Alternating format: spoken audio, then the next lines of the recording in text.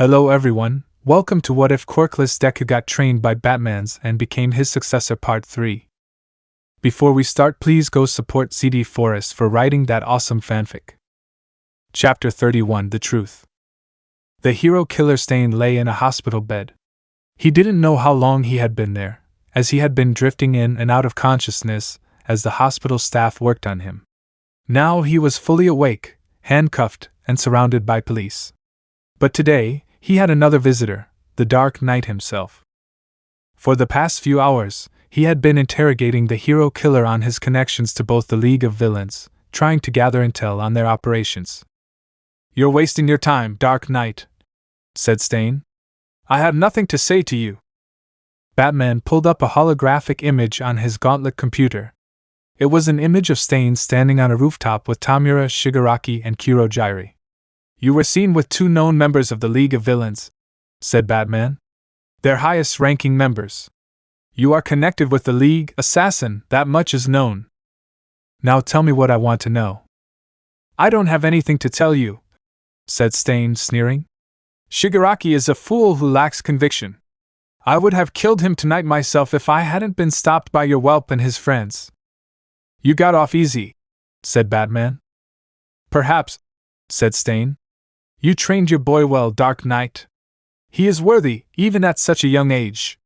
Perhaps one day he will fulfill the destiny you have rejected and succeed the Master as head of the demon." "Roz won't come near him," snarled Batman. "And neither will you." "It's not me you should be concerned about, Batman," said Stain. "What are you talking about?" "Shigaraki has it out for your boy," said Stain. "He wants him dead, almost as much as he does Almight.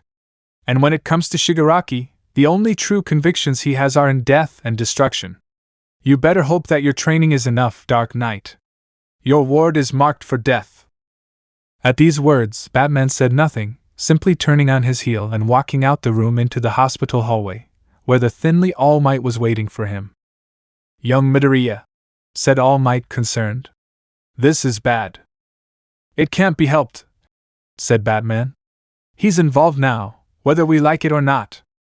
"What do we do?" said Almight. "We have to tell him the truth," said Batman. "Your Quirk. The League. All for one. All of it." Izuku had never been so hounded in all his life. Ever since it became public that he took down the hero killer, everyone wanted a piece of him. Reporters had flocked outside of the hospital he was recovering in hopes to get the inside scoop. They were turned away by the police and hospital security, but they were persistent nonetheless. One daring reporter even dressed up as hospital staff in an attempt to get an interview with Izuku. Thankfully, she was recognized and escorted out by security before she reached him. Izuku had spent a few hours going through the texts that he had received. Most of them were from his classmates, all wanting details on the situation. Uraraka had been the first one to call him, and after enduring a long scolding from her about taking on dangerous villains, Izuku explained his cover story to her and then to the rest of his classmates, which had been prepared for him by the Hosa chief of police. He was separated from Nightwing during the Nomu attack, and had stumbled upon the hero killer by accident, who had attacked him after mistaking him for a hero. He had managed to subdue Stain long enough for the pro-heroes to show up and take him away. Luckily, there weren't many witnesses, and the pros that were there corroborated the story, as they felt he deserved the credit just as much as Todoroki and Ida felt he did. They accepted his story, and they all pressed him for more details, but he retained his silence, sticking only to the cover story. He had a feeling, however, that he wouldn't hear the last of it when he returned to school. But that was the least of Izuku's concerns. Izuku was standing outside his apartment building, waiting for Alfred to pick him up, lost in thought. Alfred, Bruce, and Hick had all stayed in Japan, picking up on the lead on the sludge villain. He hadn't heard much about over the past few days. It was only a small lead, and he had managed to evade them for over a year, but Bruce assured him that the ground was slowly shrinking beneath the villain's feet, and he wouldn't be able to hide much longer. Izuku was broken out of his thoughts by the sound of Alfred pulling up in the Rolls-Royce. He stepped out of the car and opened the door for Izuku, a gesture that always made him uncomfortable, but Alfred would hear none of it. Good morning, Master Midoriya, said Alfred, nodding to him. Or should I say, the hero Deku? Good morning, Alfred, said Izuku, ignoring Alfred's jest. The truth was, he didn't mind taking the train, but Bruce had sent Alfred around as he felt it would be best to avoid being accosted on his way by people who wanted to see the boy who took down the hero killer. I dare say, it must be quite something to have one's image plastered all over the telly, continued Alfred, driving away from the curb. Mind you, Master Bruce never cared for such notoriety. Most of the time his primetime spotlights consisted of warrants for his arrest. He looked back at Izuku, who remained silent. Is something amiss, Master Midoriya? Sorry, said Izuku. I'm just preoccupied, I guess. I understand, said Alfred knowingly. Master Bruce and Master Grayson are both hot on the sludge villain's trail. It shan't be long before he is caught. Alfred paused, considering Izuku. Though, that is precisely what is bothering you, isn't it? Izuku didn't answer. For the past year, his burning desire to be a hero was based on finding the sludge villain. He wasn't even a proper hero yet, and that goal was already within his grasp. Gone were the days of wanderlust when he dreamed loftily about being the next Almight, replaced instead with grounded reality. If I may, Master Midoriya, said Alfred, you are not alone in this fight. Master Bruce has always had to fight this battle alone. And though I have been there for him, he had to pave the path you now walk by himself. But you do not have to bear such a burden alone. Remember that. We're here, sir, Alfred added, pulling up to you high. Thanks, Alfred, said Izuku, climbing out of the car. For everything. My pleasure, Master Midoriya, said Alfred. Midoriya! Class 1A collectively began to swarm Izuku as he entered the room. He had to steel himself for this the moment he entered the school, as many people stared and whispered at him as he walked through the hallways. Several people even cheered and congratulated him. He found the attention overwhelming, but it paled in comparison to his classmates' reaction. Hail the conquering hero! Said Kirishima, patting Izuku hard on the back. I still can't believe you took down the hero killer, said Mineta. What's so hard to believe about it? Said Tokoyami. He was trained by the Dark Knight. Still, we were worried, said Yaoyorozu. It was a good thing the pros showed up when they did, though, said Sato. Who knows how much longer you could have kept him subdued? What was it like when you were fighting him? Said Ishido. Terrifying, said Izuku truthfully. They say that he was somehow connected to the League of Villains, said Ojiro. Can you imagine how terrifying it would have been if had been there when they attacked the USJ? He's scary, yes, said Kaminari. But have you seen him in that weird video? It's all over the internet. I didn't know there was a video, said Ojiro. Yeah, said Kaminari. He once wanted to be a hero, inspired by All Might, but felt disillusioned with society and set out to correct it on his own. He's evil and all that, but he's super tenacious. It's kinda cool when you think about it. Kaminari! Izuku snapped. Kaminari looked at Izuku, only noticing that Ida was standing right beside him. Realization dawned on him, and he covered his mouth in shock. I'm so sorry, he said. No, it's okay, said Ida. I can see why people would find the hero killer interesting. His beliefs are almost noble. But instead of helping the world, he turned to cold-blooded murder. No matter his motives, killing cannot be condoned. Kaminari cleared his throat awkwardly. The fun atmosphere dropped immediately, and everyone went back to their seats. Izuku was impressed. Ida had already showed a lot of growth since their time in Hosu. Aizawa entered the room and everyone fell silent. He instructed them to get into their gear and to head to Training Field Gamma, where All Might would be there to meet them for hero training. All Might stood outside the gates of Training Field Gamma and watched as Class 1A gathered around. All Might had been growing more and more impressed by Midoriya, especially seeing him on the news. By taking down the hero killer, he had already accomplished more than most pros in their entire careers, and he wasn't even done with school yet. Today he was going to see just how strong he has become. I am here! He shouted to the class. Hope you're ready to return to your lessons. Today is Hero Basic Training. It seems like I haven't seen you in a while. Good to have you back. Today, we're going to be doing something a little different, tactical espionage. The class glanced around, surprised. Almight was a little out of his element when it came to espionage, something that was more Aizawa's specialty. Without missing a beat, Ida's hand shot straight up in the air. Sir, he said, if we are focusing on espionage, shouldn't we be in the other training field, like when we did the battle training? A good question, said Almight. But this isn't your regular espionage training. This is also a race. Training Field Gamma is an area full of factories that form an intricate labyrinth. You're going to be tasked with seeking out and finding an evildoer hiding somewhere in this great maze. But the caveat is that you have to find him before he finds you, or you lose the exercise. This is going to be so great, said Hagakure. Being invisible, she would have a great advantage in this exercise. Who are we going to be finding? Said Tsuyu. For that, I asked a special guest to assist me, said Almight. He pressed a button on a remote control and the doors behind him opened up. Izuku stared in surprise and the class gasped collectively. They saw the familiar large, powerful figure step forward from the darkness. Batman!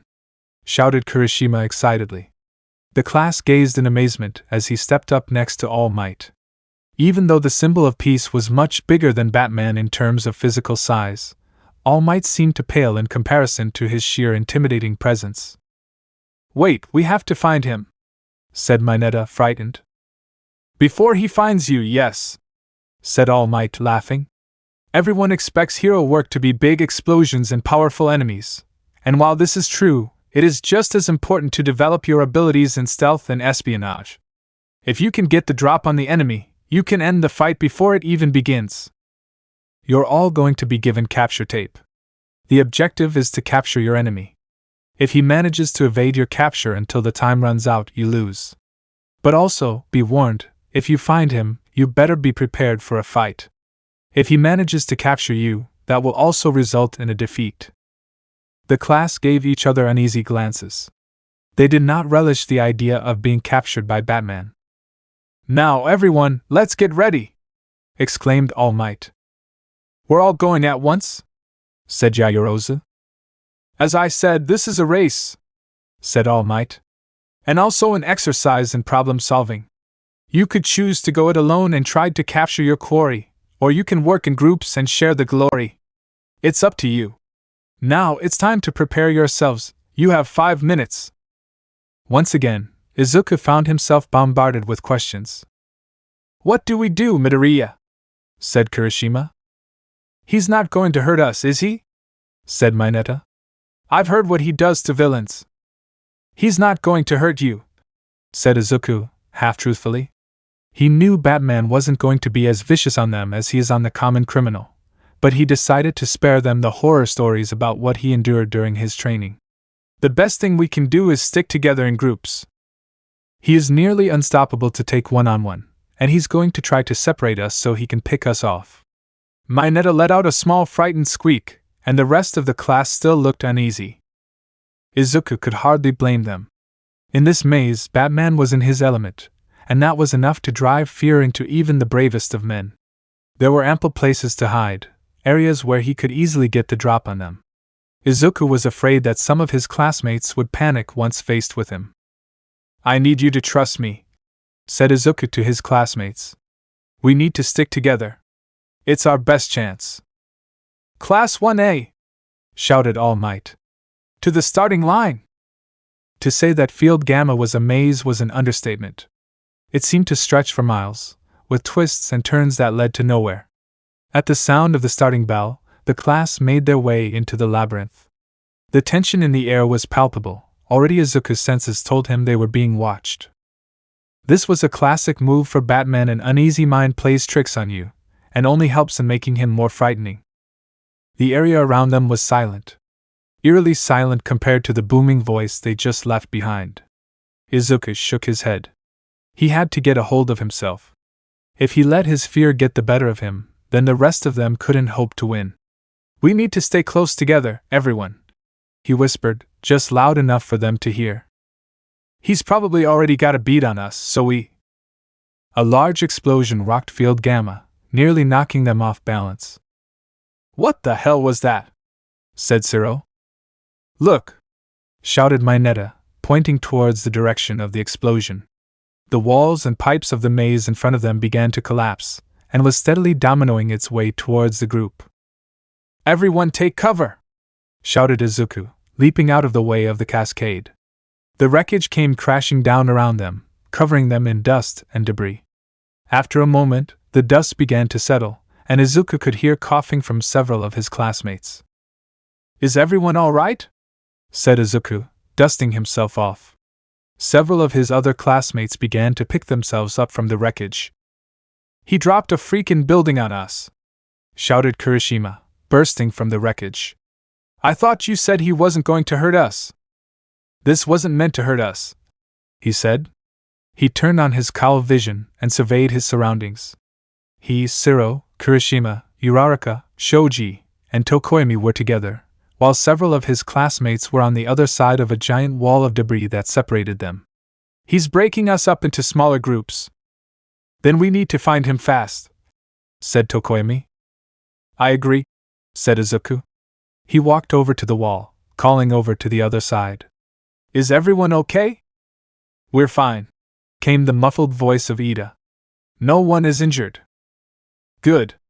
Let's make use of this situation and spread out, but not too far, said Izuku. We'll find a rendezvous point where we can meet up later. Izuku pulled out a radio from his utility belt and threw it over the wall. Use this to keep in contact with us. Don't let him separate you further. Just make for the center of the maze, we'll meet you there. Okay, said Ida through the radio. See you there. Mineta was coughing, his eyes watering from the dust around him. He was disoriented and couldn't hear any of his classmates around him. After the dust settled, a quick glance around him confirmed that he was indeed alone. Alone with the Batman. He had to find the others, and fast. He began to make his way deeper into the heart of the training area. At least, he thought it was deeper in. The crash had turned him around, and it was already easy enough to get lost in this maze. The deeper he went into the maze, the quieter it got. He realized he was shaking. His mind kept drifting back to the USJ incident. He steeled himself and pushed forward, sticky balls at the ready. He could hear voices out in the distance.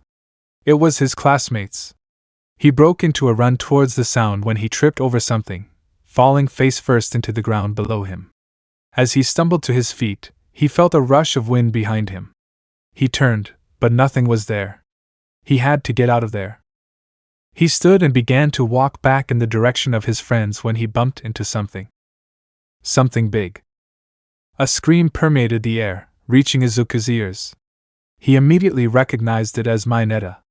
Over there! He said, pointing in the scream's direction. Izuku and his classmates ran as quickly as they could, finally reaching Mineta, only to find him tied up and hanging from one of the pipes above him. He's crazy! Shouted Mineta, terrified. He's freaking crazy! Izuku and the others began detaching Mineta from the pipe when they heard All Might's voice over the speaker system. Mineta, you're out! Report back to the starting area! Which way did he go? Asked Tokoyami. I don't know, said Mineta. I barely saw him. Izuku pulled up his detective vision in his cowl, attempting to search the area for clues. As soon as he did, the connection went fuzzy and blacked out. Damn it, said Izuku. He's jamming my detective vision. I'm not able to see where he went. So what do we do, Deku? Said Uraraka. I need to think, said Izuku.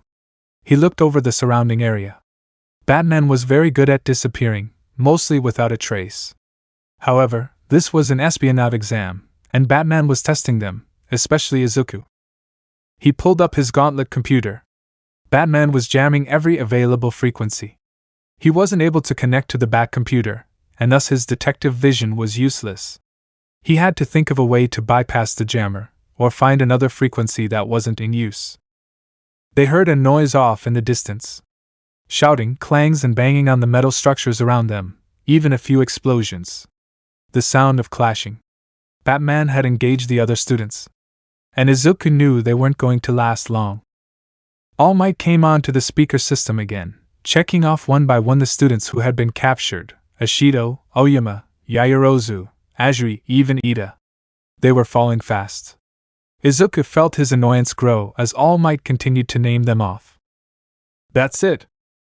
Izuku pulled up the radio frequency tuner on his gauntlet computer. If he could just get the right frequency. Got it, he said excitedly. All Might's loud voice was projected into the speakers in his cowl.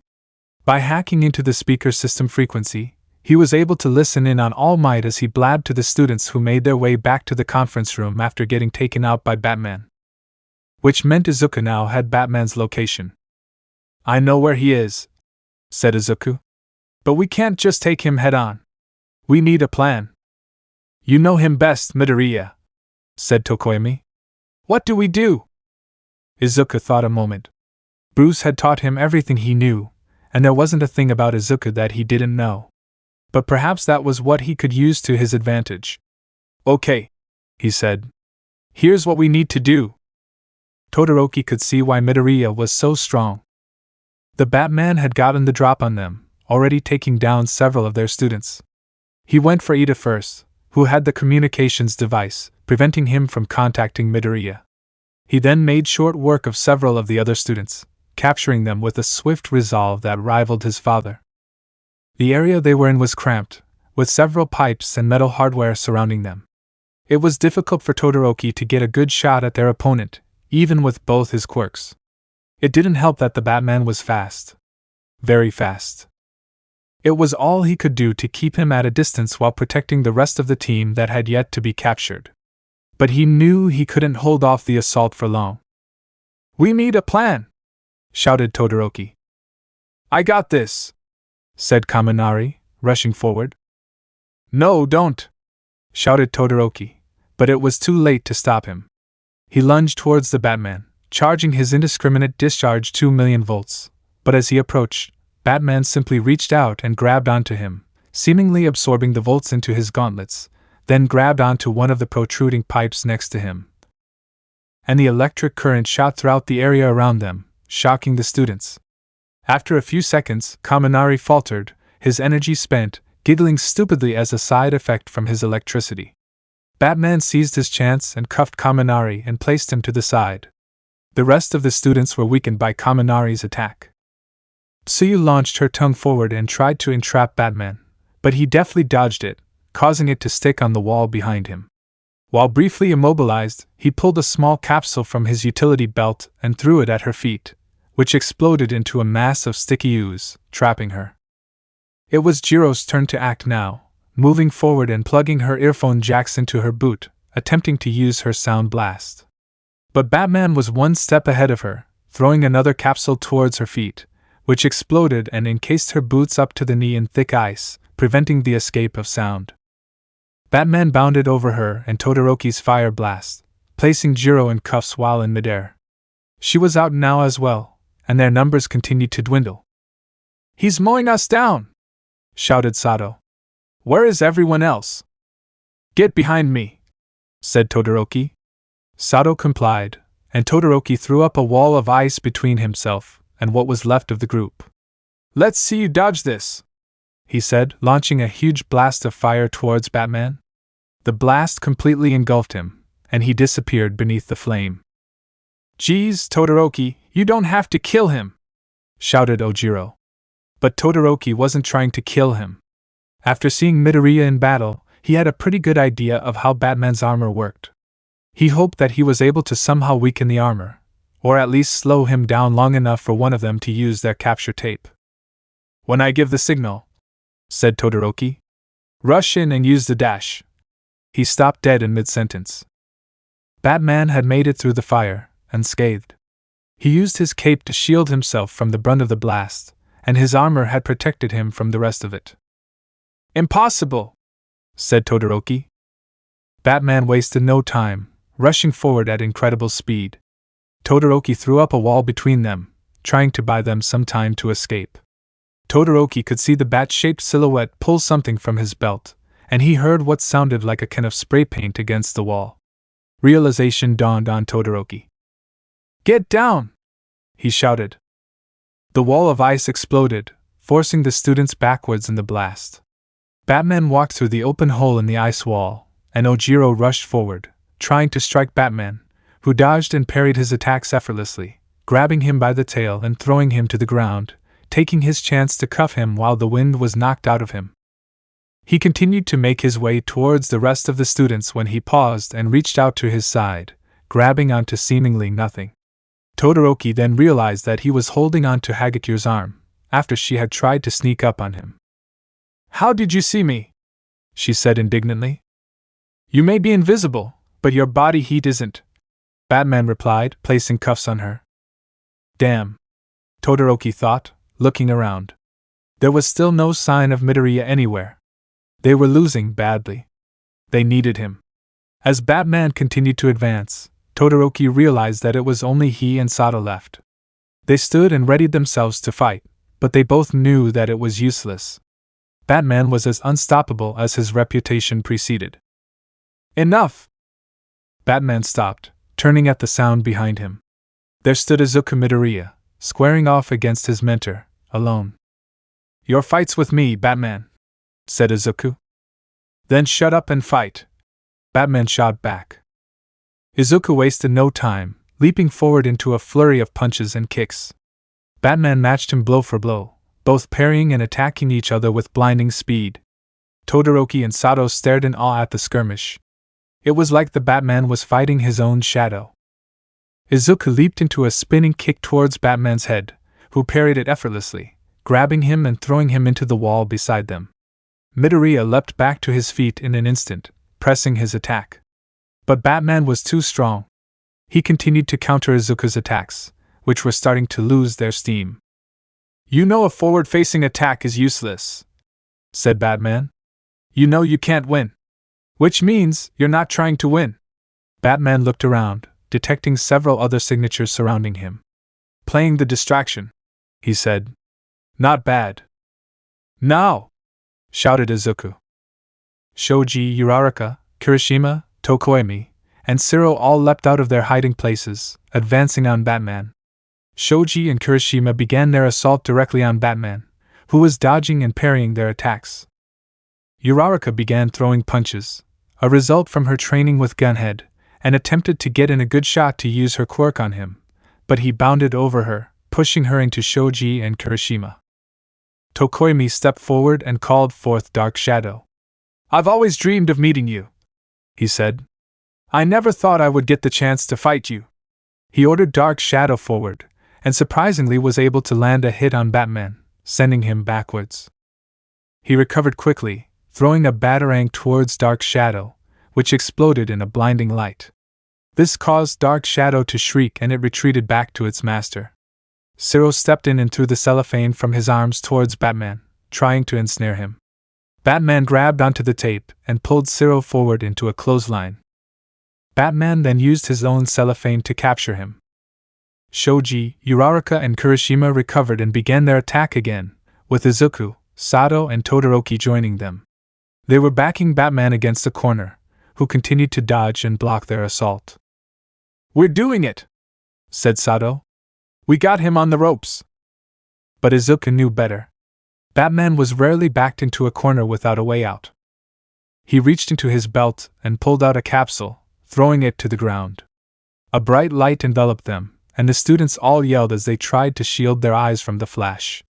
When their eyes adjusted, Batman was gone. "Where'd he go?" said Kirishima.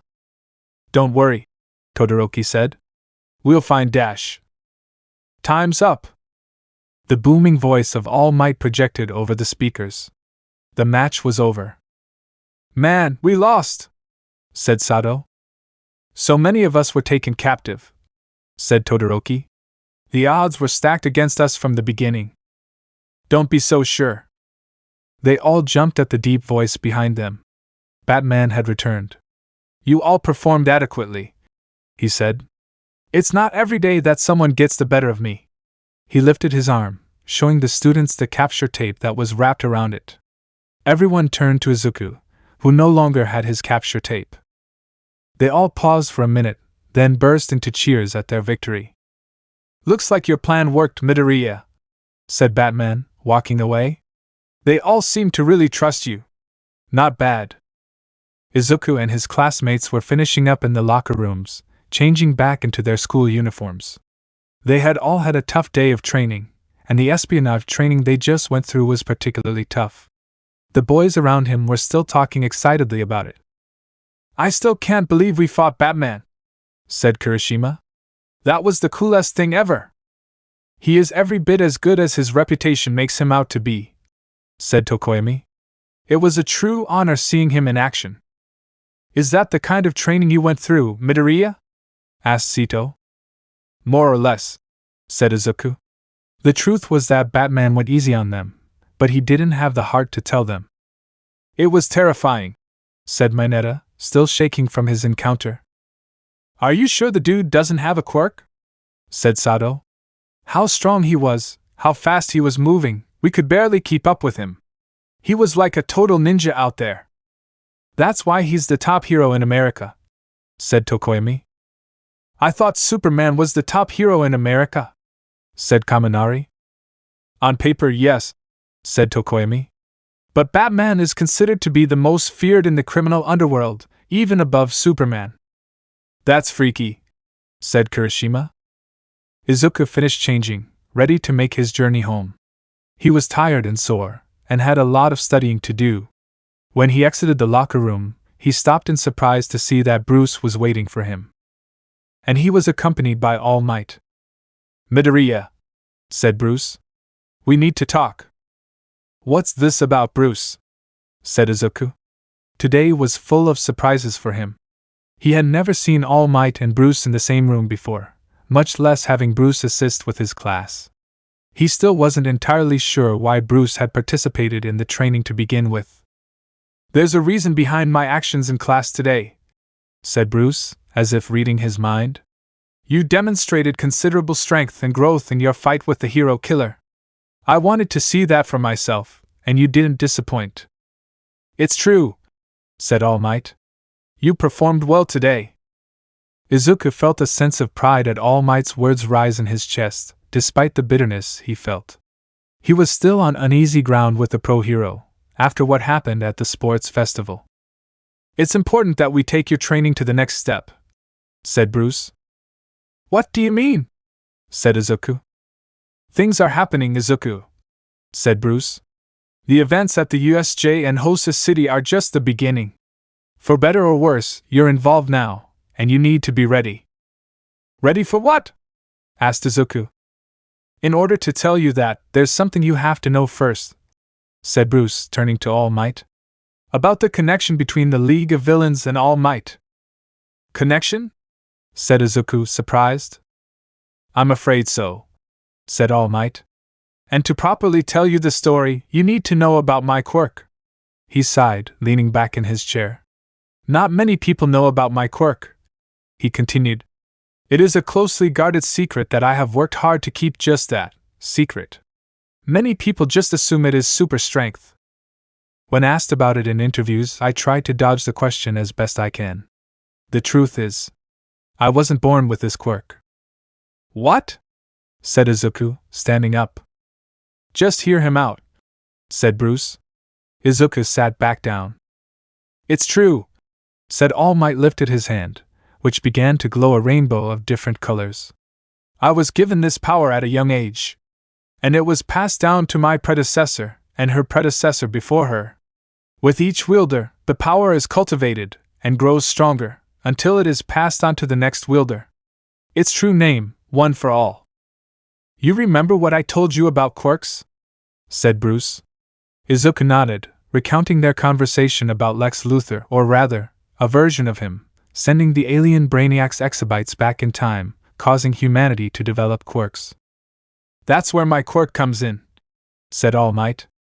"Around the time Luthor introduced the exabytes." "You know about Luthor and Brainiac?" said Izuku, surprised. "He was training in America at the time, and was part of the task force that helped to take down Brainiac," said Bruce. "My quirk," All Might continued, is derived from another quirk, a very old and powerful quirk that allowed the user to take quirks from others. The user could then keep and use the quirk as his own, and even give it to others. When people started developing quirks due to the exabytes, society didn't quite know how to deal with the increased rate of superpowered individuals. Suddenly it was impossible to determine what it meant to be normal. Laws and human rights were hotly debated. Civilization's progress stalled and society decayed, just like Luther said it would. But during that chaotic change, there was one person that managed to rally a bunch of people together. He went by the name of his power, All for One. He developed the ability to steal quirks from others, Bruce said. And with his overwhelming abilities he was able to spread his influence across the country. He manipulated people to serve his purpose, and committed evil acts with little resistance. In a blink of an eye, he became the leader of villains and ruled over Japan. Izuku remembered reading about this online, but it was always assumed to be just a legend. It was never talked about in their history books or through any reputable source. If it wasn't coming from Bruce and All Might, he would scarcely believe it.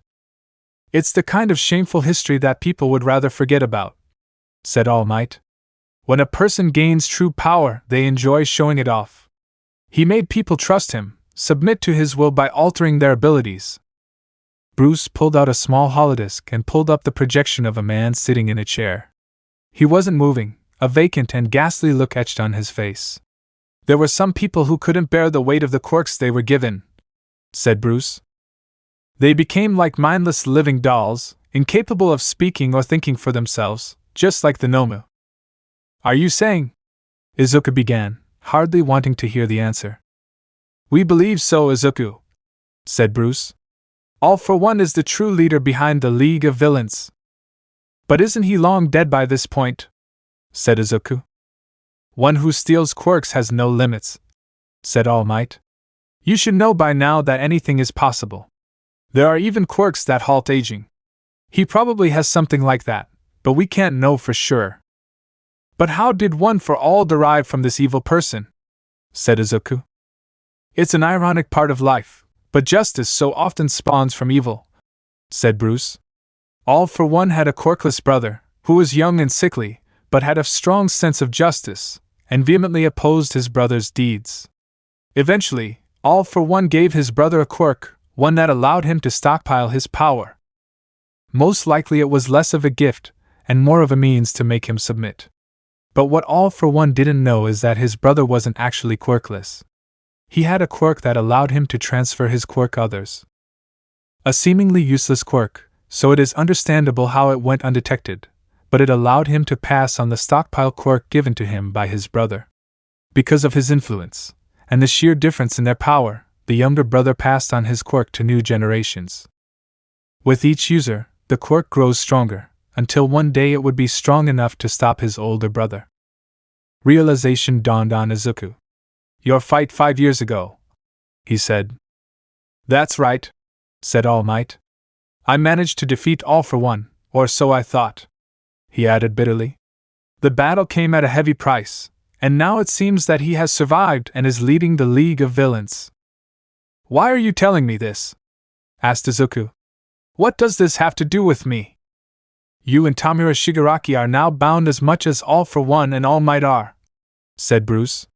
I'm sorry, Izuku, but it is an inevitability of the mission. You are no longer just a pebble in his path, you are his target. Izuku swallowed. So that was it. Shigaraki wanted him dead. He supposed he shouldn't be surprised, considering their last meeting at the USJ, but it still filled Izuku with a sense of fear, knowing that somewhere out there was someone who was seeking his destruction. We won't let anything happen to you, young Midoriya, said All Might. I promise you that. So now you care what happens to me? Izuku snapped. All Might recoiled slightly. I've always cared, young Midoriya, he said quietly. But I see now that what I said to you on that rooftop was wrong. In fact, I see now more than ever that you are worthy. Worthy? Izuku scoffed. Of what? Of inheriting my quirk, said All Might. Izuku fell silent, speechless. He looked back and forth from All Might to Bruce, whose face remained passive. You want me to inherit your quirk? said Izuku finally. Yes, said All Might. My body is failing, and my power along with it. Someone must succeed me as the new symbol of peace. I see now that you are the correct choice. I hope you can forgive this old man for not seeing it sooner. Will you accept this responsibility and become the next holder of One for All? Izuku hesitated. This was something that he dreamed of every day since he was a child. Every day he hoped and prayed for a miracle that would bring him his power, true power.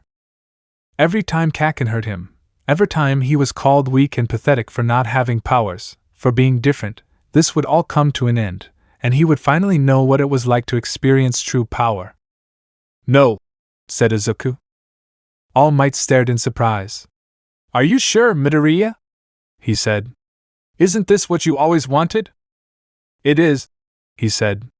Or at least, it used to be. But I don't need it. He looked up at All Might fiercely. You may think I'm worthy now, but you're wrong. I've always been worthy. Shigaraki may come after me, All for One himself may come after me, they are welcome to try. I'll be ready for them. He stood and began to walk out the door. Think about this, young Midoriya, said All Might. Are you sure this is what you want? Izuku nodded. I already have a power, All Might, he said. I never give up. He closed the door and left without another word. All Might sank back down into his chair and heaved a great sigh. Well, that's it then, he said sadly. My search for a successor continues. And I'm running out of time. Bruce said nothing, standing up and suddenly reaching over and yanking a strand of hair from All Might's head. Oh! What the hell, Bruce? Said All Might indignantly. For safekeeping, Bruce replied, following Midoriya out the door, leaving the bewildered All Might behind. Chapter 32, The Sludge Villain. Izuku was lying awake in bed. It was fast approaching 3 a.m., and his mind was racing from what Bruce and All Might had told him. All for one, one for all, it was all so much to take in. He was barely a few months into his training at UA, and he already made several enemies. An assassin with taste for blood, a maniac with a penchant for hands, and one of the most dangerous criminal masterminds in all of Japanese history. He knew that this was all part of being a hero, but he didn't expect to make such dangerous adversaries so quickly. He was being dragged into a conspiracy that was not his business. More and more connections were made between him and All Might, but now these connections put his life at risk, and perhaps those he cared about. He wanted to be brave, but the truth was the fear continued to creep into his heart. He wished he had never met All Might on that rooftop, but deep down he knew that if he hadn't, then it was possible that he would have never met Bruce, and he never would have come close to achieving his dreams. He turned over in his bed onto his side. His mind drifted back to the video he watched of Jason Todd's murder. Would they be burying him next? Was this the ultimate destiny of those who came under the house of Batman? Perhaps this was the inevitability of every hero, as evident with the sickly and dying All Might. Eventually, no matter how fast you tried to run, death would eventually catch up to you. He thought of Kaken.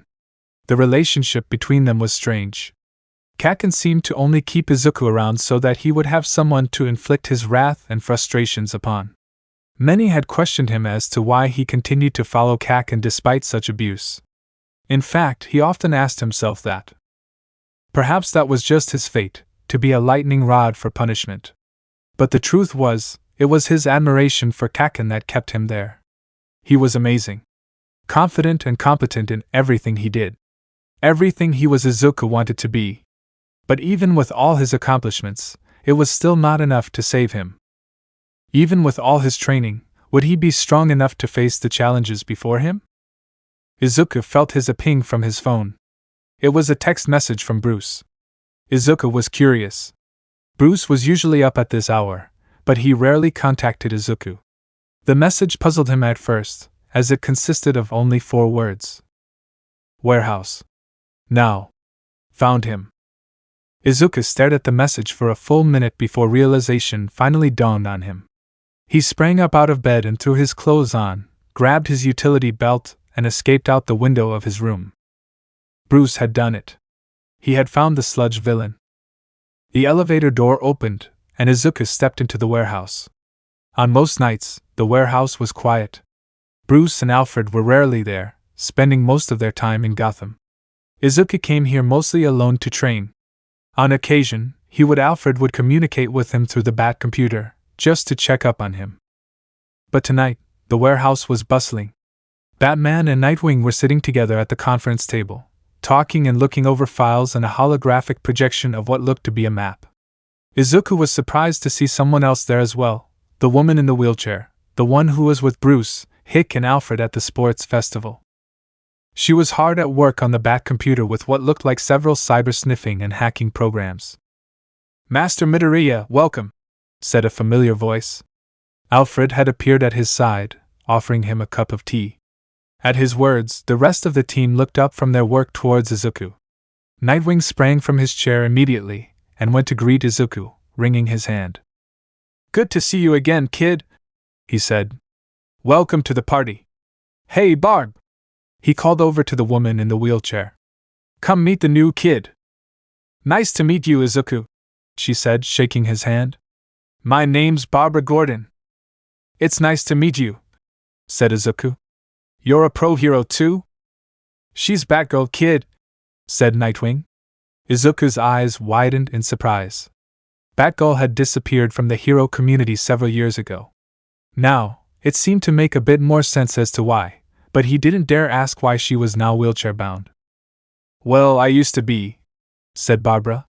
"These days I tried to keep these guys out of trouble, serving as their eyes and ears. You can call me Oracle." "I don't know how we got along without her, really," said Nightwing. "She's more use now than she ever was as Batgirl." "You're just jealous because you were always in my shadow," said Barbara, smacking Nightwing lightly on the shoulder, who chuckled. Izuku was enjoying their discourse, but his smile quickly faded when his eyes fell on the projection on the conference table. The map had changed to a different image, one with a large, greenish-brown mass of sludge, with large yellow eyes and jagged rounded teeth protruding into a grotesque smile. Izuku clenched his teeth. It was a face he hadn't seen in over a year, and it still chilled him to his core. "Where is he?" said Izuku. "An abandoned Toei subway station in Tokyo," said Batman. "He has been scurrying in and out of sewer systems for months, which is why he has been so hard to track." "How did you find him?" asked Izuku. "The money he took from the drug lord," said Nightwing. "The bills were unmarked, but a significant amount was laced with traces of a drug compound that matched with his unique blend. We were able to isolate the compound and triangulate his location based on local shops where the money was used," said Batman. "When I last faced him, he escaped into an open sewer grate. By doing a deep scan of the sewer systems, we found they connected with the old subway station. We then tested the water near the system for his genetic signature and cross-referenced it with the local criminal database." Batman pulled up the database as he spoke, revealing a positive match. "No mistake, he's there." "How has he been able to spend the money if there's a manhunt after him?" said Izuku. Oracle wheeled towards the projection of the conference table.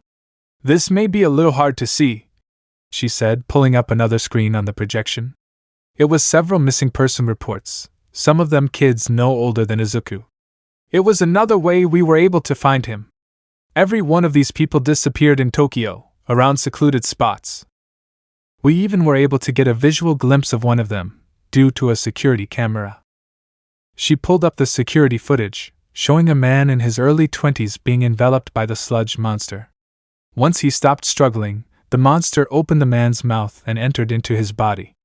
After a moment or so, the villain had simply walked away with his new disguise. Izuku was silent, feeling his stomach drop at the sight. His mind flashed with images of the last time he saw the sludge villain. This was exactly what the villain had in mind when he had attacked Izuku. His encounter couldn't have lasted more than 10 seconds, but it felt like the longest in his life. No matter how hard he struggled, the fingers tore and slipped through the sludge uselessly. He had never been so scared as he felt his lungs burn from lack of oxygen, everything around him going black. "You okay, kid?" said Nightwing, snapping Izuku back to reality. "You don't have to do this. Bruce and I can handle him." No, said Izuku. I'm ready. This monster's been free long enough, and has cost too many lives as it is. He needs to be stopped. Batman nodded approvingly, pressing a button on the console next to him. The floor opened adjacent to them, and a large cylinder container rose from the opening. Once it finished, the side of the cylinder opened to reveal Izuku's hero costume. Fresh upgrades, said Batman. Get suited up.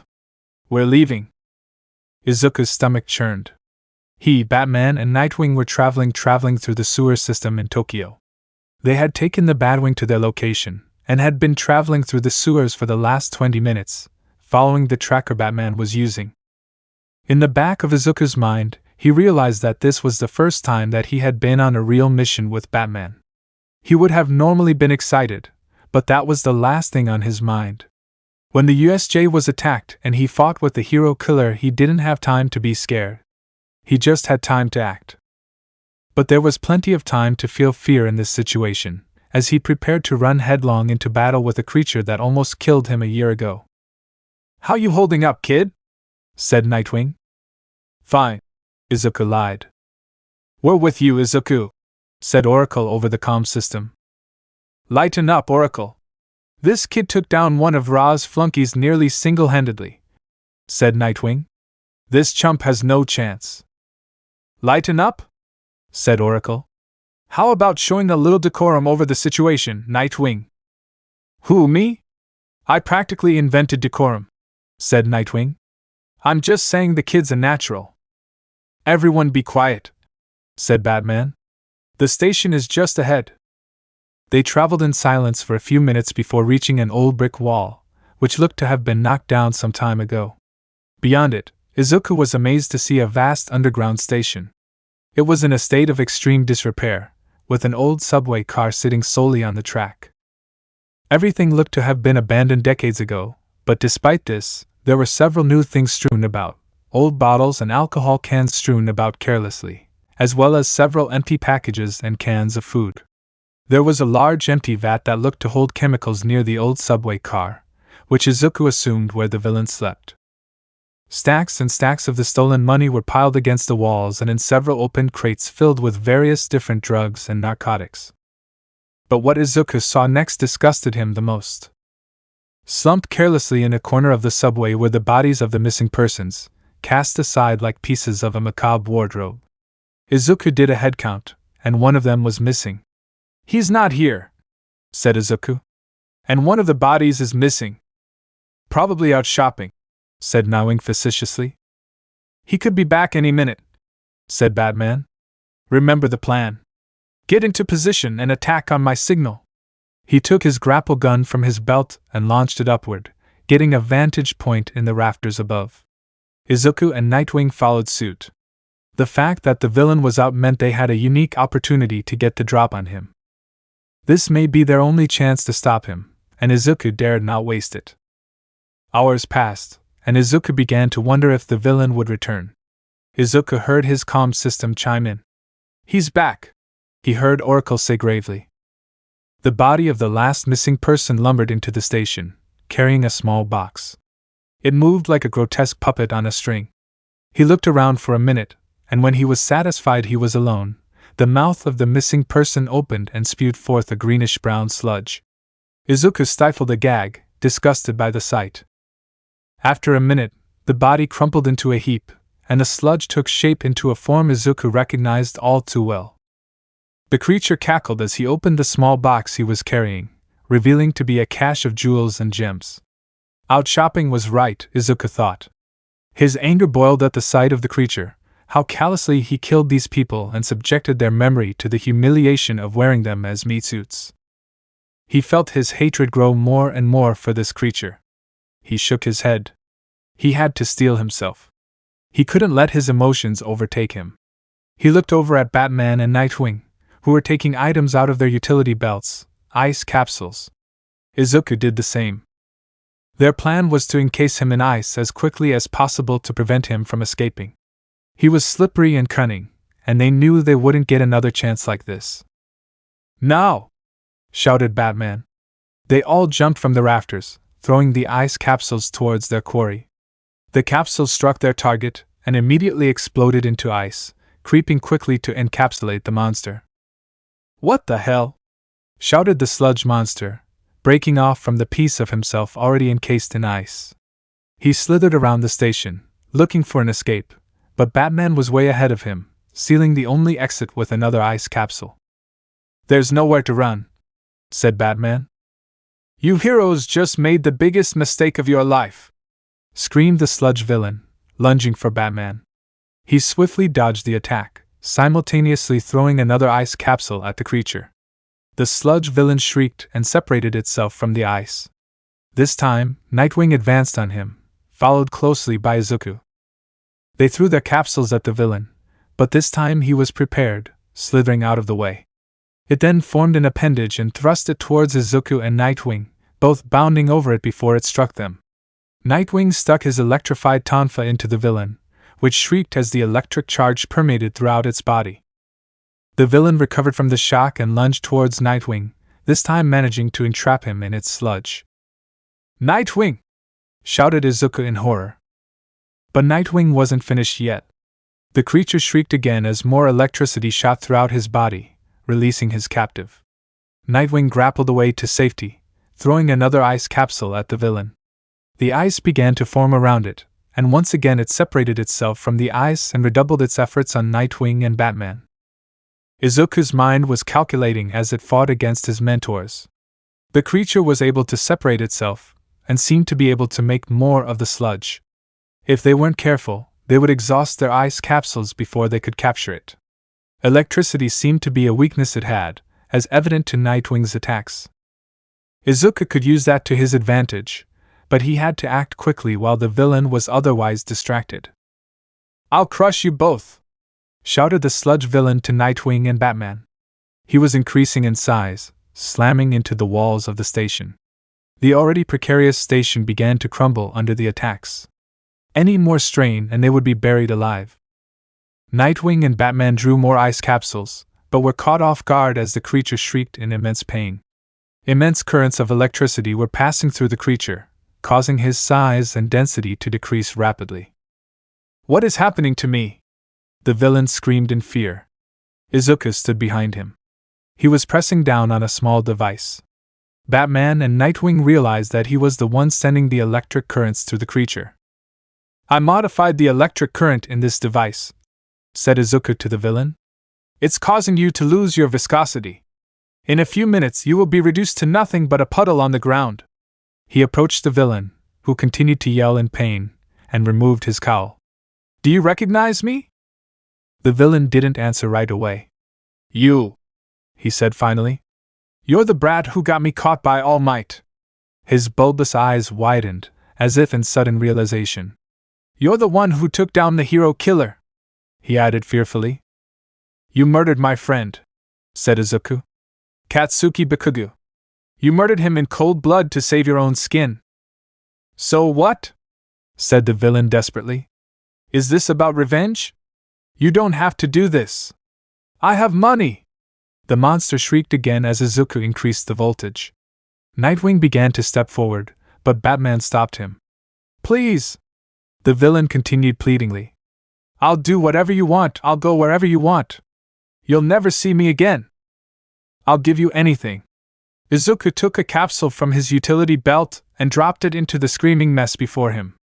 In an instant, ice began to form again around the villain, his screams finally nullified as he was encased in his frozen prison. "I want justice," said Izuku. Izuku, Batman and Nightwing stood on the rooftop of a building, overlooking a crowd of police officers hauling the frozen sludge villain into custody. They had put in an anonymous tip, and had been there within minutes of the end of the battle, but Izuku and his mentors had already left the scene. "I'm proud of you, kid," said Nightwing, placing a hand on his shoulder. "You may well be suited for this business after all." "How do you feel?" asked Batman. In truth, Izuku wasn't sure. As the police hauled away the object of his hatred for the past year, he felt a sense of completion that he never had experienced before. It wasn't a satisfied feeling, or a happy feeling. Rather, it was a feeling of acknowledgement. Despite everything that he had been through the past year, The biggest obstacle that he was facing was not an external one. Rather, it was within himself. There was always that sense of doubt, that nagging feeling that he was only playing hero, a dangerous game of pretend. There was always that feeling that because of the circumstances of his birth, he would never truly be a hero. But today, that feeling was taken away, along with the villain who had killed his friend. He finally believed it. He could be a hero. "I feel great," said Izuku. "You sure you don't want to go down there?" said Nightwing. "I'm sure they'll want to interview the hero who took him down." "No," said Izuku, turning to walk away. "I've gotten enough fame and praise lately. Let's get out of here. It's like looking at a smaller version of you," said Nightwing to Batman as Izuku walked away. He couldn't be sure, but Nightwing thought he saw a small smile cross Batman's face. Chapter 33 Final Exams. All Might sank onto the couch in his home, exhausted from the day's work. Being a teacher was more tiring than he could have imagined. Gran Torino made it look so easy when he was his homeroom teacher. All Might couldn't help but find it a little amusing, considering he was able to bring peace to an entire society but was a complete novice at teaching. He sipped from his freshly brewed tea and turned on the television set, ready to relax for the night. The television sprang to life onto a well-dressed anchor on a news program. "Our top story tonight," the anchor said. "The creature that the media has dubbed the elusive sludge villain, who was responsible for the deaths and disappearances of several people across several cities, has finally been brought to justice." All Might spit his tea out in surprise, coughing violently. "The villain had eluded capture for over a year," continued the anchor, "before finally being apprehended by police due to an anonymous tip received by police. When the police arrived, the creature was encased in a thick layer of ice, but has refused to cooperate with police, so there is no indication of who took down this villain. The only lead we have is this strange device found at the site." The image on the television cut to a small, broken metal shard, which looked oddly like a bat. He didn't recognize it at first, but after a moment, All Might was sure of it. It was a broken batarang. "They did it," said All Might, laughing. "They really did it." Among various crates of drugs and assorted contraband, the bodies of several missing persons were discovered as well, said the anchor. No more information has been put forth on the discoveries of the missing persons, and their families were not available for comment. However, we were able to get in touch with Masaru and Itsuki Bakugo, the first victim of the villain who was killed over a year ago, sparking the start of this manhunt. The program then began presenting information on the Bakugo family, showing various pictures of the young man who was murdered. All Might remembered that day vividly, and continued to relive it since it happened. It had been a source of great shame to him, representing a failure he had not felt since he had watched his master, Nanashimura, die at the hands of All for One. Since that day, he vowed he would never fail to save someone in need. And until that day, he had kept that promise. The report cut to an interview with the parents. "We are relieved and happy to hear that our son's murderer has finally been brought to justice," said Mitsuki Bakugo, the boy's mother. She looked to All Might like a strong, powerful woman. Tears began to well in her eyes, something that he was sure was completely foreign to her. She turned away from the reporter and towards the camera. "For the hero who brought down this monster, I understand your desire to remain anonymous. But from the bottom of our hearts, thank you. Thank you so much." All Might turned off the television, leaning back on his couch. "Well done, young Midoriya," he said quietly. "And wherever you are in this universe, young Bakugo, I hope you realize what a great friend you have." Izuku's life had returned to normal, relatively speaking, after the events with the sludge villain. He had dreamed about bringing this creature to justice for over a year, and now that it has happened, he felt as if his steps were lighter now, like a heavy weight was removed from his shoulders.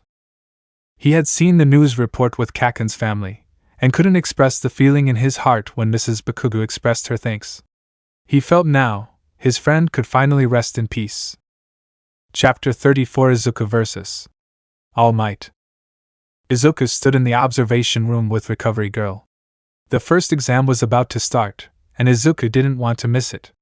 Many of the other students were off preparing themselves for the exams and strategizing with their partners.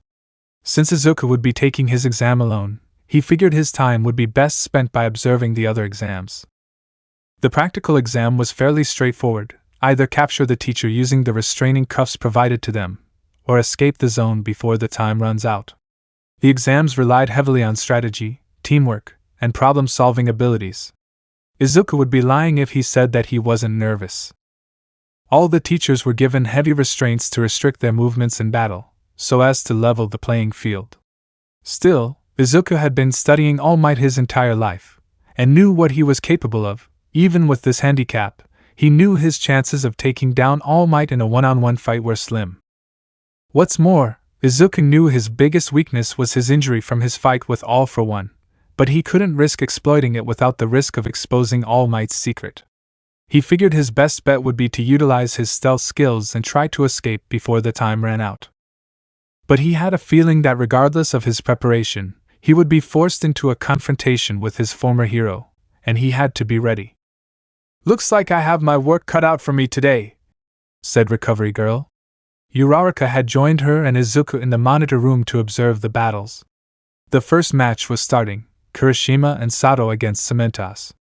This exam took place in a city environment, like the entrance exam and the battle training. Izuku realized that this sort of environment was brimming with cement, giving Cementos a strong advantage against the students. Sato and Kirishima appeared on the monitor before them, and they began running down the vacant street of the city. A few seconds later, they stopped short in their tracks as the pavement before them morphed into a large wall in front of them.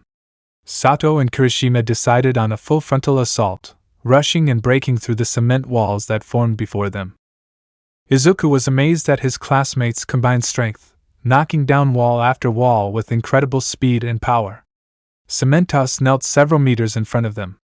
He didn't appear particularly worried, generating more cement walls as fast as they could knock them down. In the end, their chosen tactic had proved to be ineffective against their opponent, who was able to produce a seemingly endless supply of cement walls. Eventually, Sato and Kirishima hit a wall of their own, unable to keep up with the physical demands of their quirks, and were soon defeated. Next up, Tokoyami and Azuri against Ectoplasm, taking place inside a building environment. Ectoplasm is an intimidating pro-hero who is able to make over 30 copies of himself at a time. On top of that, he is a formidable martial artist and tactician.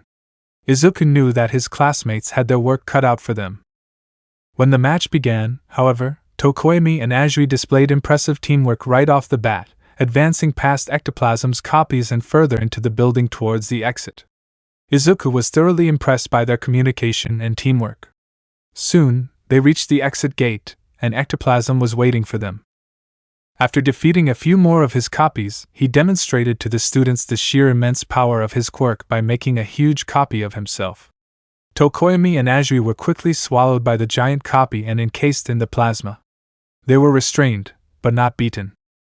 Tokoyami threw forth Dark Shadow to fight against the real Ectoplasm while Tsuyu utilized the rarely used aspect of her quirk. She had swallowed and regurgitated the capture cuffs to get them past Ectoplasm undetected, and then used Dark Shadow to place them on Ectoplasm. Tokoyami and Azuri passed with flying colors. The next two matches were as followed: Ida and Ojiro against Power Loader, and Todoroki and Yaoyorozu against Aizawa. Ida and Ojiro passed relatively quickly, with Ida using his reciproburst to launch Ojiro towards the exit gate. It was the next battle with Aizawa that Izuku was looking forward to the most. Izuku had noticed that since her loss at the sports festival, Yaoyorozu seemed to have lost a lot of her confidence. This put the team at a serious disadvantage, as she had an amazing quirk and was fiercely intelligent. Coupled with Todoroki's talent and intelligence, they promised to be an unstoppable team. Right out of the gate, Aizawa proved to be a formidable opponent. Despite the injuries he sustained during the USJ attack, he didn't appear to have lost a step. He was able to immobilize Todoroki and lay a trap to prevent him from escaping his bindings, then pursuing Yaoyorozu, who Todoroki had told to run to the exit gate. She had managed to lose Aizawa briefly and returned to Todoroki, freeing him from his restraints, before launching an attack of her own. She had been producing nesting dolls with her quirk continuously as a way to determine Aizawa's whereabouts. Inside these nesting dolls, however, were small flashbang grenades, temporarily blinding Aizawa and allowing them to escape. Once they had gotten away, Todoroki had used his ice wall to offer them some protection against Aizawa while they carried out the rest of their plan, using bindings similar to Aizawa's, created by Yayorozu on the fly, to entrap him. Thanks to Yayorozu's strategic thinking, the exam was passed and her confidence restored. Uraraka excused herself from the monitor room after this match. It was time for her and Aoyama to take their practical against 13. Izuku was looking forward to seeing Uraraka in action again since her training with Gunhead. She had asked him to spar with her on occasion, and coupled with her training against the Amazo robots, she had really improved in hand-to-hand combat. The problem with this matchup, however, was that it was difficult to get close to 13 due to his quirk. Soon, she and Aoyama were holding on for dear life as 13 threatened to suck them up with his quirk. However, in a surprising twist, Uraraka seemed to let go of the structure she was holding onto, and came rushing towards 13, startling him into stopping his quirk. Uraraka used this opportunity to make use of her combat training and attach the restraining cuffs to her captor, passing the exam. Izuku had to admit for a minute he was worried, and was happy for her that they had passed. When Uraraka had returned to the monitor room, she seemed rather flustered and embarrassed about something, but quickly changed the subject when pressed about it. It was time for the 6th match, Kaminari and Ishido against Principal Nizu inside the factory setting they fought Batman in. Izuku had done a lot of research on Nizu after learning about him. Many people developed animal-like quirks that gave them the appearance and natural abilities of the animals they personified, such as with Azuri and her frog quirk. However, Principal Nizu was simply the opposite of that, an animal of unknown origin who developed a quirk that made him hyper-intelligent. This afforded him the ability to develop sentience and an intellect that surpassed most men on the planet. Even Bruce admitted that it was a strong possibility that Nizu was more intelligent than both he and Lex Luthor, arguably the most intelligent people on the planet. Izuku hoped for Kaminari and Ishido to emerge victorious, but privately he wasn't sure if they stood a chance. His fears were later confirmed during the match. The principal had commandeered a tractor with a wrecking ball and was knocking over buildings in such a way that would cause a chain reaction, causing other buildings to fall. Kaminari and Ishido had no idea that he was using the falling buildings to sequester them away from the escape gate, one step ahead of them the entire time. Eventually, time expired and they failed the exam. Kota and Jiro were up next against Present Mike. Both were at a heavy disadvantage considering Kota's soft-spoken nature and Jiro's sensitivity to sound. However, both were able to demonstrate strength of mind and strategic thinking by utilizing Kota's ability to talk to animals to communicate with bugs, making them able to crawl through the ground where present mixed sound waves couldn't reach them, buying them enough of a distraction to make it to the escape gate. After Kota and Jiro were Hagakure and Shoji. Their adversary, Snipe, had a unique quirk called homing that allowed him to change and control the trajectory of the bullets from his guns, allowing him superb accuracy. When the villains attacked the USJ, he was able to shoot many of them from anywhere within the facility while he stood at the entrance. This was made possible because his quirk also allowed him to sense the presence of individuals, even if they were hidden, assisting him in directing his shots to his target. Hagakure and Shoji's quirks allowed them to develop advanced skills in stealth and espionage, but Snipe's unique quirk would allow him to be able to find them easily. During the match, Snipe had used a smoke grenade in an attempt to conceal himself from Hagakure and Shoji, hoping to draw them out. However, the duo were able to adapt their plan with Shoji serving as a distraction, while Hagakure placed the capture cuff on Snipe. Finally, they reached the final 2 exams, Mineta and Zero against Midnight, and then Izuku against Almight. Izuku could honestly say that he was surprised at how much Mineta had grown as a hero in training since the incident at the USJ. While Zero was quickly apprehended by Midnight, Mineta was able to use his knowledge of their teacher's sadistic disposition to his advantage, using his sticky balls quirk to trap her to her whip, allowing time for Mineta to rescue the unconscious Zero and escape the arena, passing the exam. "All right, they did it," said Ida. "Wow, they actually had a solid plan," said Yayorozu. "Now your next Deku dash," said Uraraka. Izuku was gone. Izuku stood at the starting gate, the final exam of the day. He'd be lying if he said he wasn't nervous. He'd be lying if he said he wasn't terrified. He was about to face the #1 hero in the world, his former hero, in one-on-one combat. Even if he was hindered by the weights, and was pulling his punches, Izuku had seen what All Might could do all his life. The odds were stacked against him. He would be fighting in an urban environment. He should have plenty of places to hide, as he wanted to avoid a confrontation with All Might. He figured his best bet would be to use stealth and subterfuge to his advantage to make it to the escape gate. He would have to.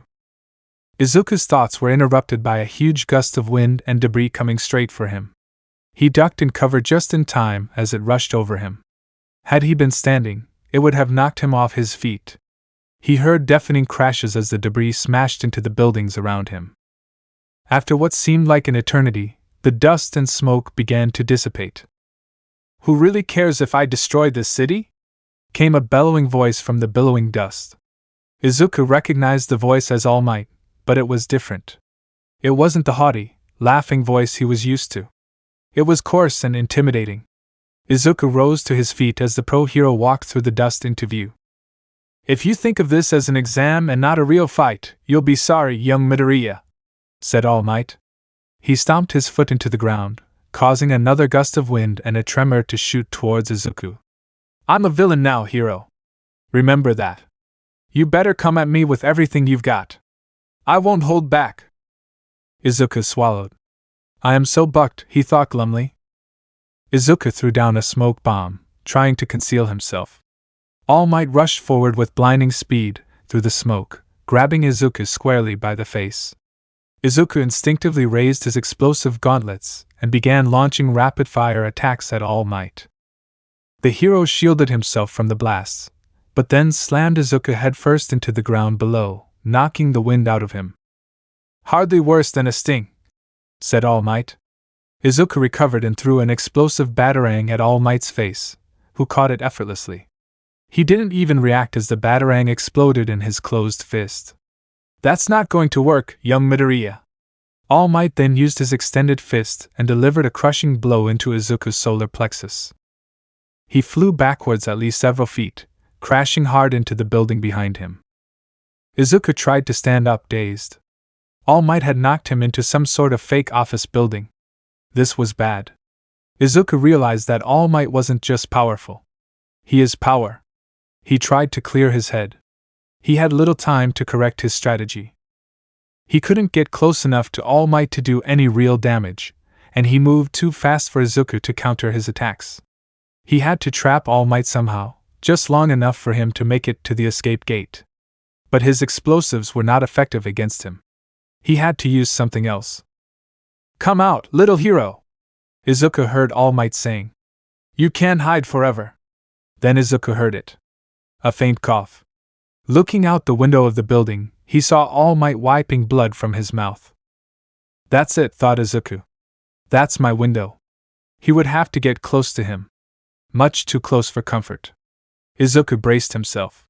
This was going to hurt. All Might was patrolling outside the building where his attack launched Midoriya. He wasn't going to bother going after him. He knew that Midoriya would either come to him, or try to escape towards the gate. He only had a few minutes left in the exam, so whatever he was going to do, he had to make it quick. "Come on, hero!" said All Might. "I haven't got all dash." All Might started in surprise. The side of the building Midoriya was in just exploded, debris raining down on him as he shielded himself from the blast. Looking upward, he saw the form of Midoriya leaping from the building directly towards him. It seemed to All Might that Midoriya was going for the direct approach. Izuku used his explosive gauntlets and let loose a massive explosion towards his foe, forcing him to shield himself from the blast. Izuku took that moment to make his escape, running towards the exit gate. All Might coughed as the smoke around him dissipated. He noticed that Midoriya had limited the damage he did to buildings that All Might had already destroyed. He was impressed at the boy's innate sense of self-control and how knowledgeable and creative he had become to using his explosives. But now, it was time for the teacher to take him to school. Izuku was running as fast as his legs could carry him. All Might's blast had destroyed the buildings around him, so he had nowhere to grapple to. He didn't expect his blast to stop All Might, and he knew that he would be on him any moment. "A valiant effort," said All Might, appearing suddenly beside Izuku. He quickly grabbed Izuku by his explosive gauntlets, who struggled in vain against the hero's grasp. He heard a loud crunch, pain shooting up his arms. Both his hands and his gauntlets were broken. "Without your gauntlets, you've lost your heavy attack. What will you do now, hero?" Izuku was trembling, kneeling and hanging his head. All Might began to wonder if maybe he had gone a little overboard with destroying his gauntlets and injuring his hands. But to his surprise, Midoriya began to laugh. "You may have everyone else here fooled, All Might," he said. "But I know the truth. I know your weakness." All Might instinctively reached for the scar on his side. It was still healing after the fight with the Nomu. "Not that," said Izuku, looking up finally. He was wearing his mask. "It's hubris. Pure, unmitigated hubris. Easy to have when you're the toughest guy in the room. It allowed me to get close to you, and now you're mine." A large puff of smoke erupted into All Might's face. It burned his eyes and lungs, and he began coughing violently. All Might's head began to swim as he steadied himself, his vision blurring. "Anesthetic gas," he heard Izuku say. "Not enough to knock you out, but it'll buy me the time I need to get the hell out of here." All Might's eyes began to clear, watching Midoriya run towards the escape gate. He tried to stand, but his lungs were weakened by the gas. He coughed, wiping blood from his mouth. "Not bad, kid," he said, smiling. "Not bad." Chapter 35, Encounters. Tamura Shigaraki was pissed off. Very pissed off. If one was to observe Tamura Shigaraki, then one would argue that this was hardly unusual. However, not many people knew Shigaraki like Kurojiiri did, and his current disposition was beginning to worry him. Shigaraki was leaning on the bar, brooding and staring at a photo he held aloft in his hand. Clutched tightly in his other hand, so tightly that it was beginning to bleed, was a black shuriken-like object, carved in the shape of a bat. The photo was of the boy who had taken second place in the UA Sports Festival, the same one who had stabbed him with the very shuriken he was holding. The boy had shown considerable skill and ability during their attack on the USJ.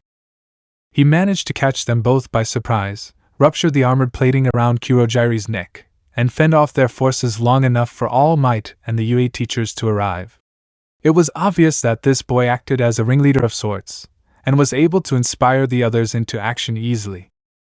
The sports festival had showcased this further, demolishing any doubt about this young upstart's abilities and skills from even the most seasoned of pro heroes.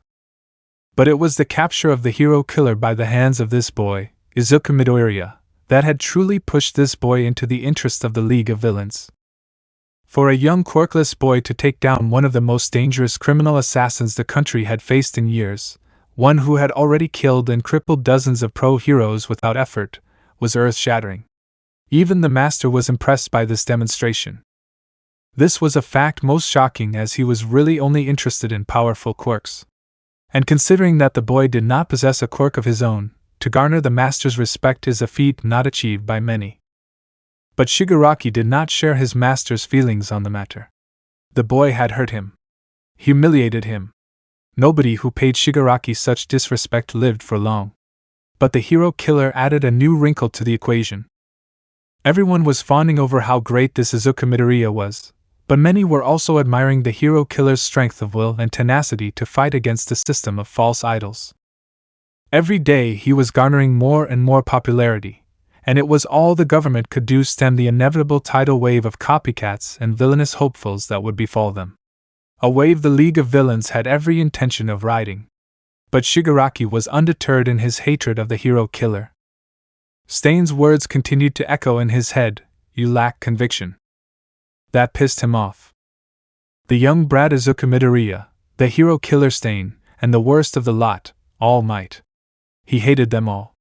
He wanted them dead, and they were so close he could almost feel them with his fingertips, but still annoyingly out of reach. He felt his blood boiling in his veins as he continued to brood over the picture of this brat, this quirkless upstart, and all that he represented. Are you curious, Tamura Shigaraki? Asked Kurojiri suddenly. About the boy? The bell above the door jingled before Shigaraki could answer. Someone had entered the bar. Shigaraki, came the familiar, drawling voice of Jiren. He walked into the bar with an annoying smug look on his face, his speech slightly skewed as he tried to hold the lit cigarette between his lips. Jiren was a broker who allied himself with the League years ago, supplying them with resources to fuel the Master's war machine. You've been the talk of the town for the past few days, he continued. I hear you're on to something big dash. Who are they? Shigaraki interrupted. Jiren's smug look was undeterred, stepping aside as two individuals entered the bar. One was a tall male, between mid to late 20s in age. It was difficult to tell, as most of his exposed body seemed to be a mix of purple patchwork skin sewn onto his natural epidermal layer. He carried himself in an aloof manner, as if he was here against his will. Standing beside him was a young woman, in her late teens to early 20s.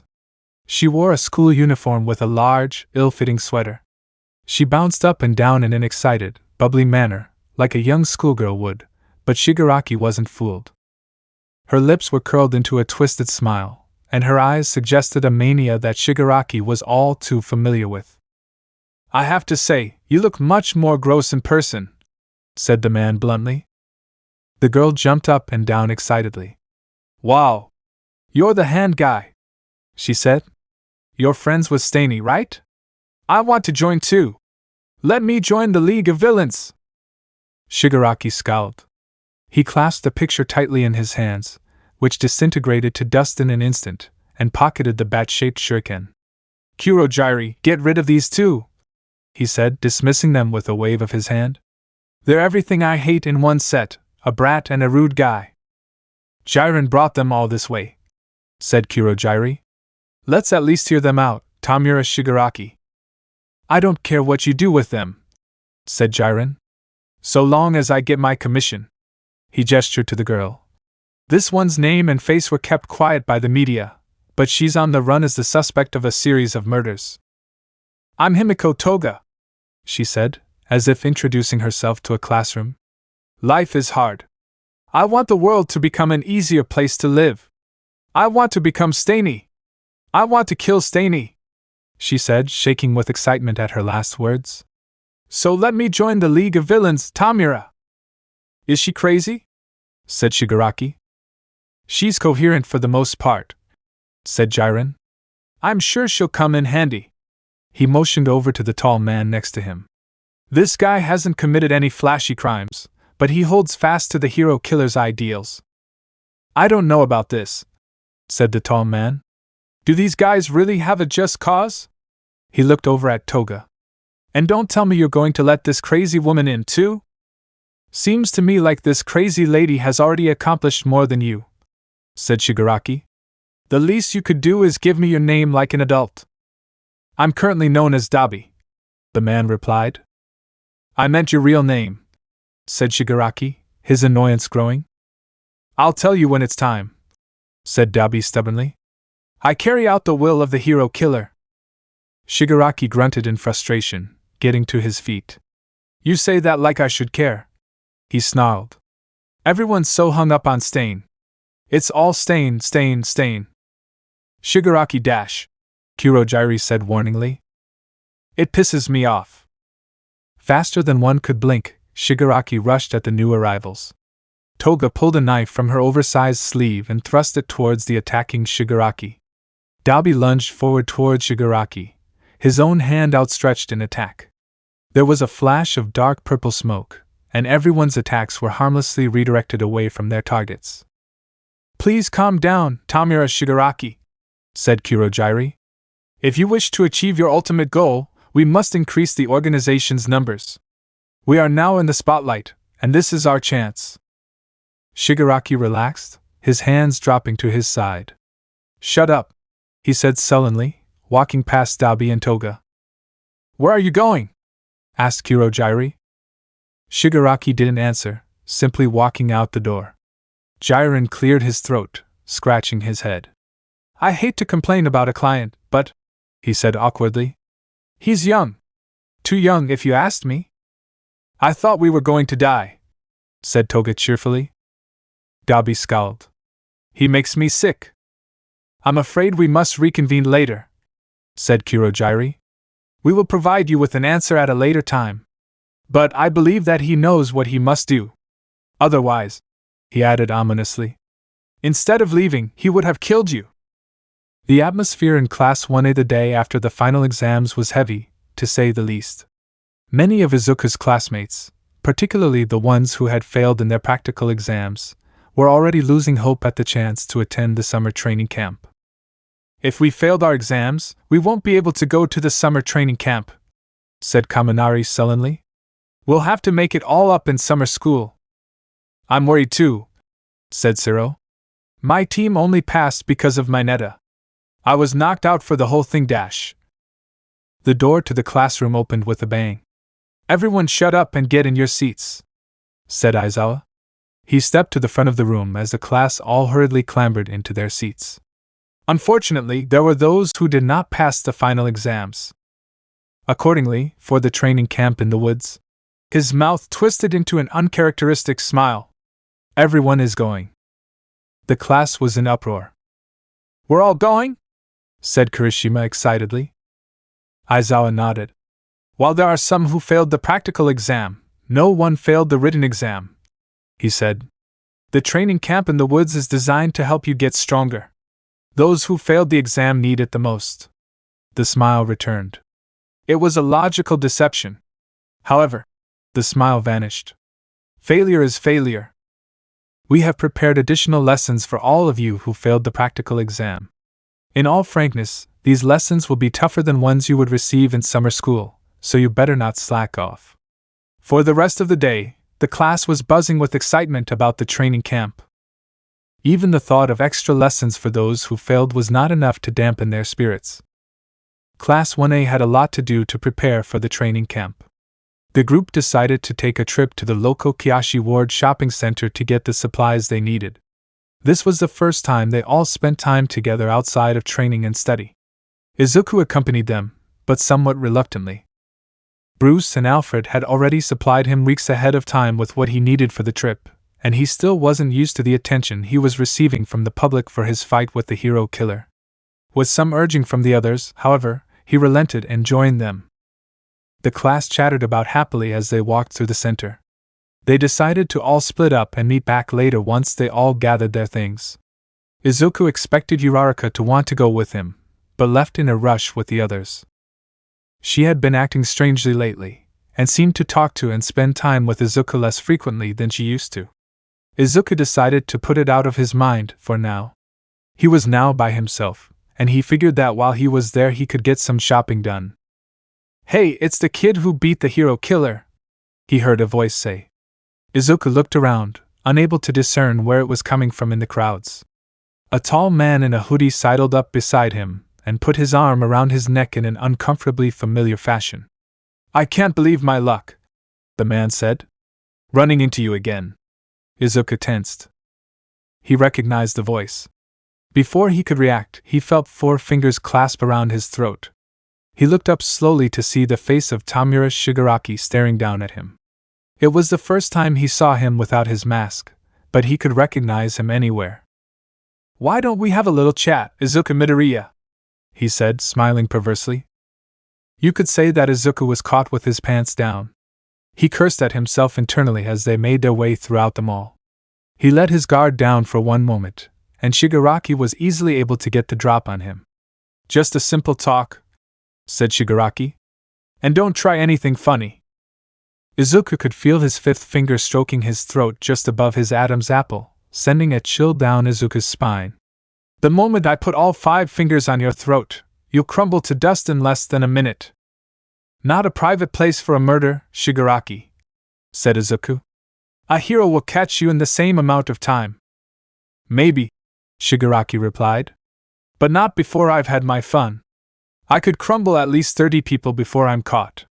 And they would all be on your head. Izuku looked at his surroundings. There were families, children, men, women everywhere. If there was one thing he was certain of, Shigaraki wasn't the bluffing type. Even if he did get caught, the collateral damage would be catastrophic. He had no choice. "What do you want to talk about?" he asked. "You know," Shigaraki continued as he and Izuku sat down on one of the mall benches. "I still have that bad shuriken you stabbed me with back at the USJ. My hand still hasn't healed completely. I should have cut your fingers off." Izuku spat back. "A lost opportunity." "What do you want, Shigaraki?" "I hate everything," said Shigaraki. "I hate you, and I hate Almight. But what pisses me off the most right now is this stupid hero killer." "He's not with you," said Izuku, surprised. "I don't acknowledge him as a member of the League of Villains, but that's how the news has portrayed him," Shigaraki replied. "That's the problem. Everyone is obsessed with the hero killer. The attack on Yue, the Nomus I released on Hosa City, everything I have done has been completely upstaged by him." He looked at Izuku. "And then there's you. Everyone is fawning over you for taking him down. Even the hero killer himself saw you as an equal to All Might. Why? What makes you so important? What makes him so important? In the end, he just destroyed what he didn't like. What makes him so different from me, Midoriya?" "Is that what this is?" said Izuku. "An identity crisis? I don't care what anyone says, Stain is a murderous psychopath who tried to kill my friend. But at least I can understand him." "What are you talking about?" said Shigaraki. "I understand what drives him, what makes him what he is," said Izuku. "In his own twisted way, he wants to follow in All Might's footsteps and bring about a better world. He doesn't kill just because he wants to. But you," Izuku continued venomously, "all you care about is death and destruction. You kill out of annoyance, anger, or even your own amusement. You're wasting your time comparing yourself to the hero killer. To me." He stared into Shigaraki's eyes. "You're no better than the Joker." Shigaraki's bloodshot eyes stared into Izuku's very soul, but Izuku didn't falter. A smile twisted onto Shigaraki's cracked and scarred face, and he began to laugh. "So that's it, huh?" said Shigaraki. "It's like a weight off my chest." "What? What are you talking about?" Izuku said quickly. "When all is said and done, it all boils down to one person, All Might," said Shigaraki. Izuku could feel Shigaraki's grip tighten on his throat.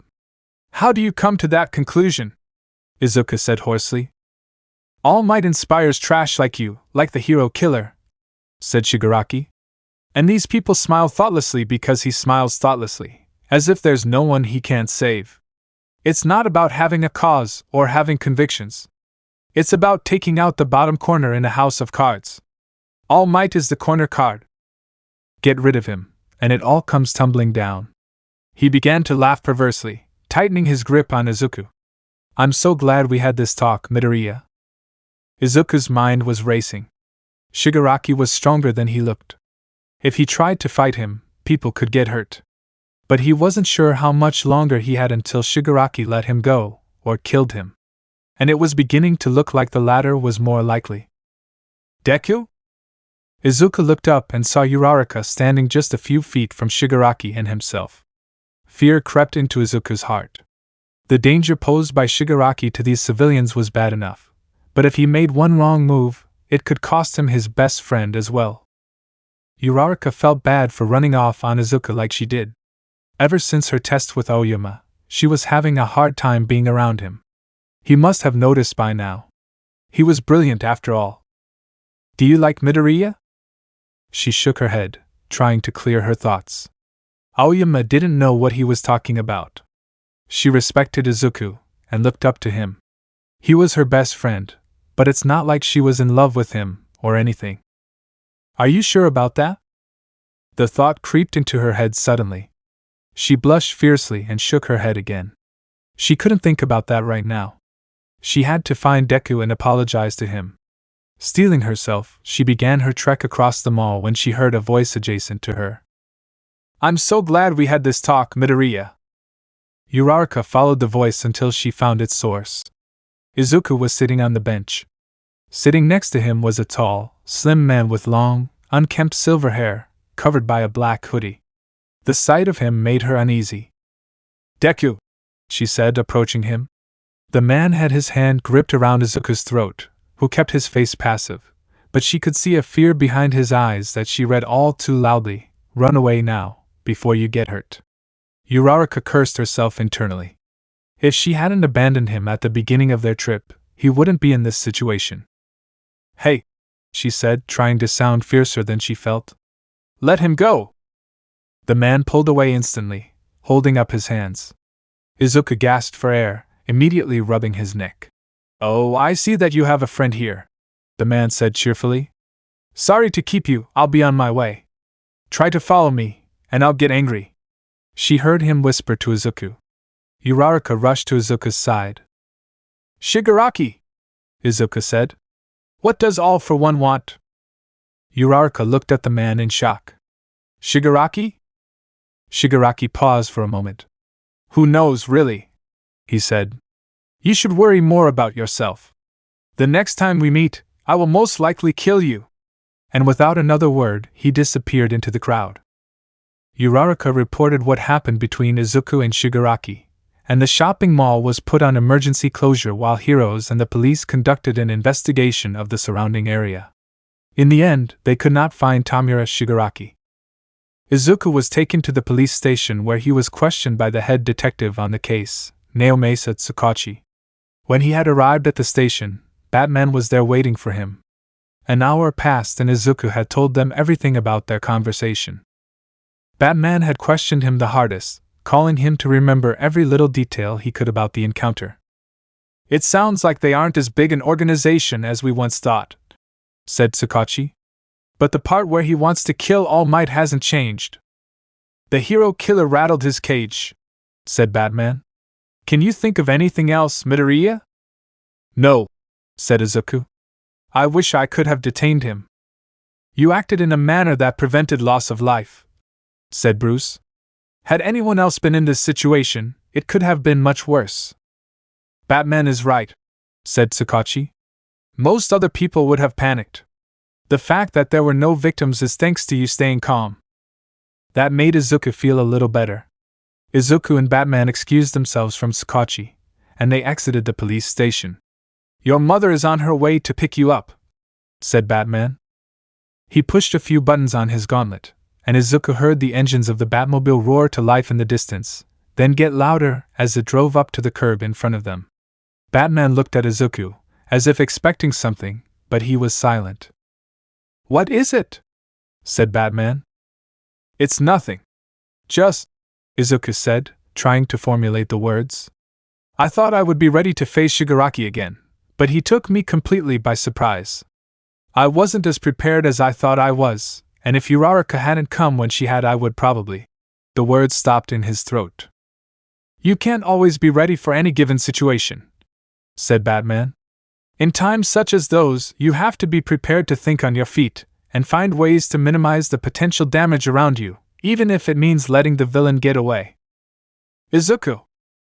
Izuku turned at the sound of his name to see his mother running towards him. Her eyes were puffy and wet with tears as she embraced him. I can't do it anymore, she said. My heart can't take it. It's okay, Mom, said Izuku. I'm fine.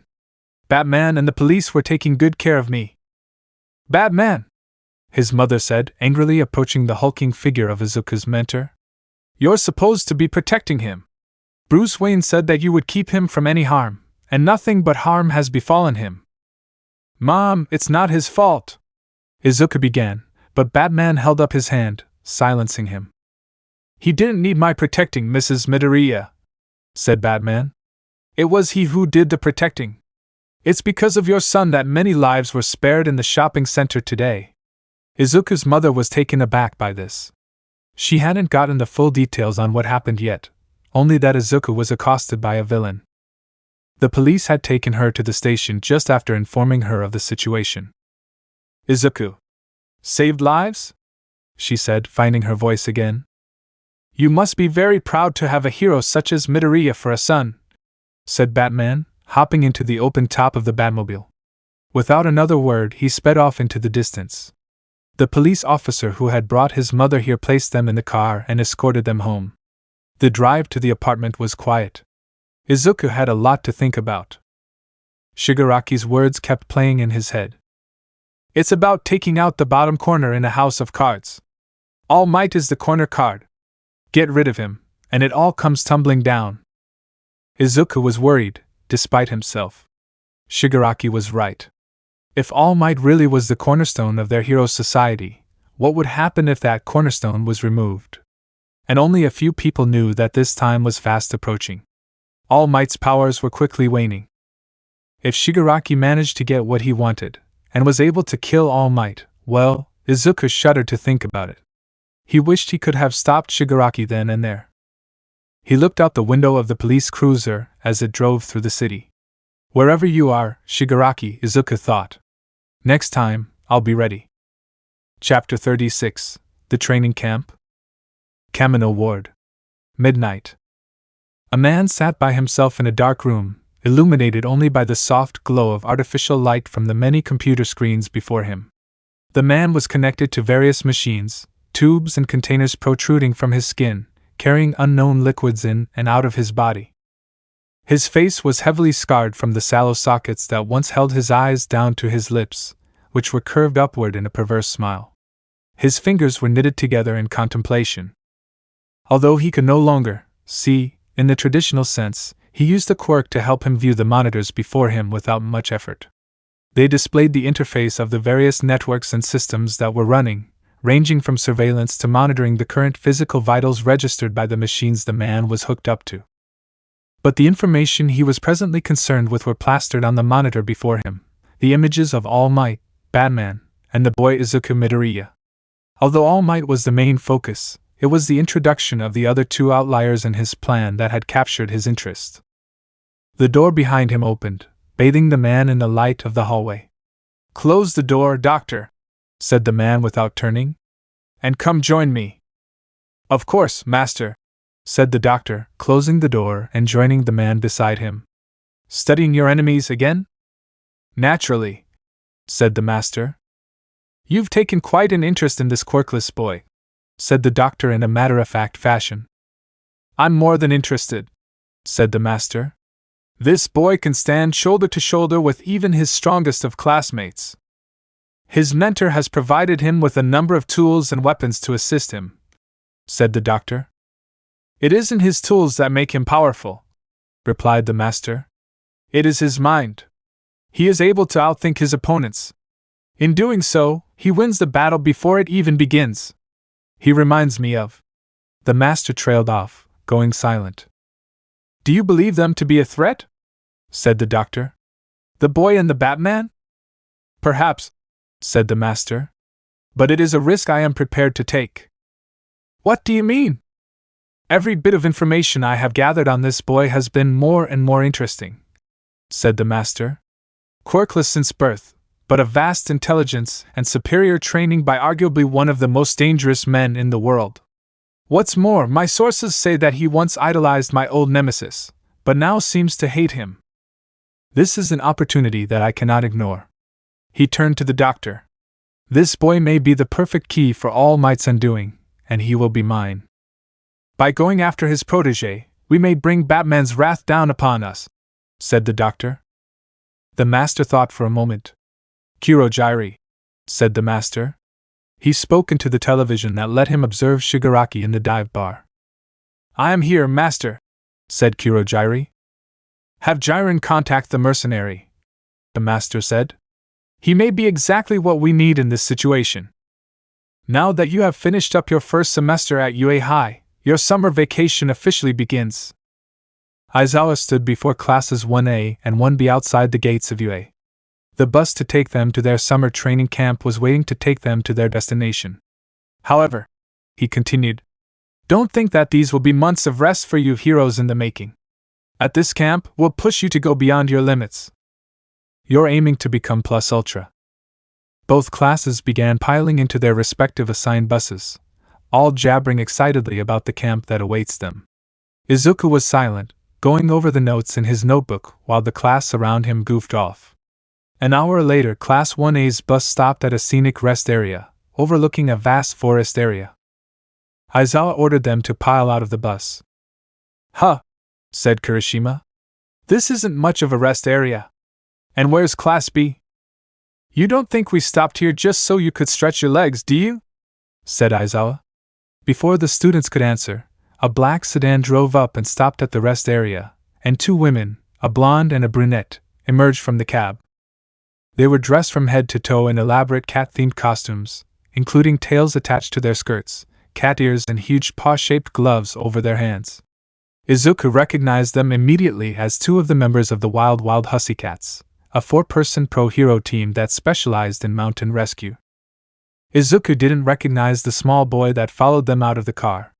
He wore a red hat with large protruding spikes that did little to hide the scowl that lined his face. These are the pros you'll be working with during your training, said Aizawa, bowing to the Hussycats. Long time, no see. Hey, Eraser, said the blonde Hussycat, Pixie Bob. So these are the students we'll be tormenting this year, eh? Izuku didn't like the sound of that tormenting comment. Say hello, everyone, said Aizawa. Nice to meet you, the class said in unison. Hello, kids, said Mandalay, the brunette Hussycat. We own this whole stretch of land out here. The camp that you'll be staying at is at the base of that mountain. She pointed towards the far end of the forest. That's pretty far, said Uraraka.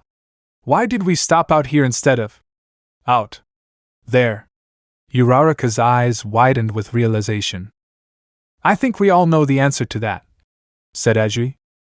That can't be right, said Sato. Maybe we should get back on the bus, said Siro nervously. The current time is 9:30 a.m., said Mandalay, smiling viciously. If you're fast about it, you might make it there by noon. Kiddies who don't make it there by 12:30 won't get any lunch. You can use your quirks as much as you want to. Save yourselves! Shouted Kirishima. All the students tried to run back to the bus, but Pixie Bob was waiting for them. She crouched and extended her hands to the ground. A faint blue glow began to shine around them, and the ground beneath her began to shift. Izuku realized she was using her quirk, the ability to manipulate Earth's soil, similar to Cementos with concrete. As you have already guessed, class, said Aizawa, the training camp has already begun. Class 1A screamed as the ground beneath them swallowed them up like a tidal wave, throwing them over the rest stop overpass and down into the forest below.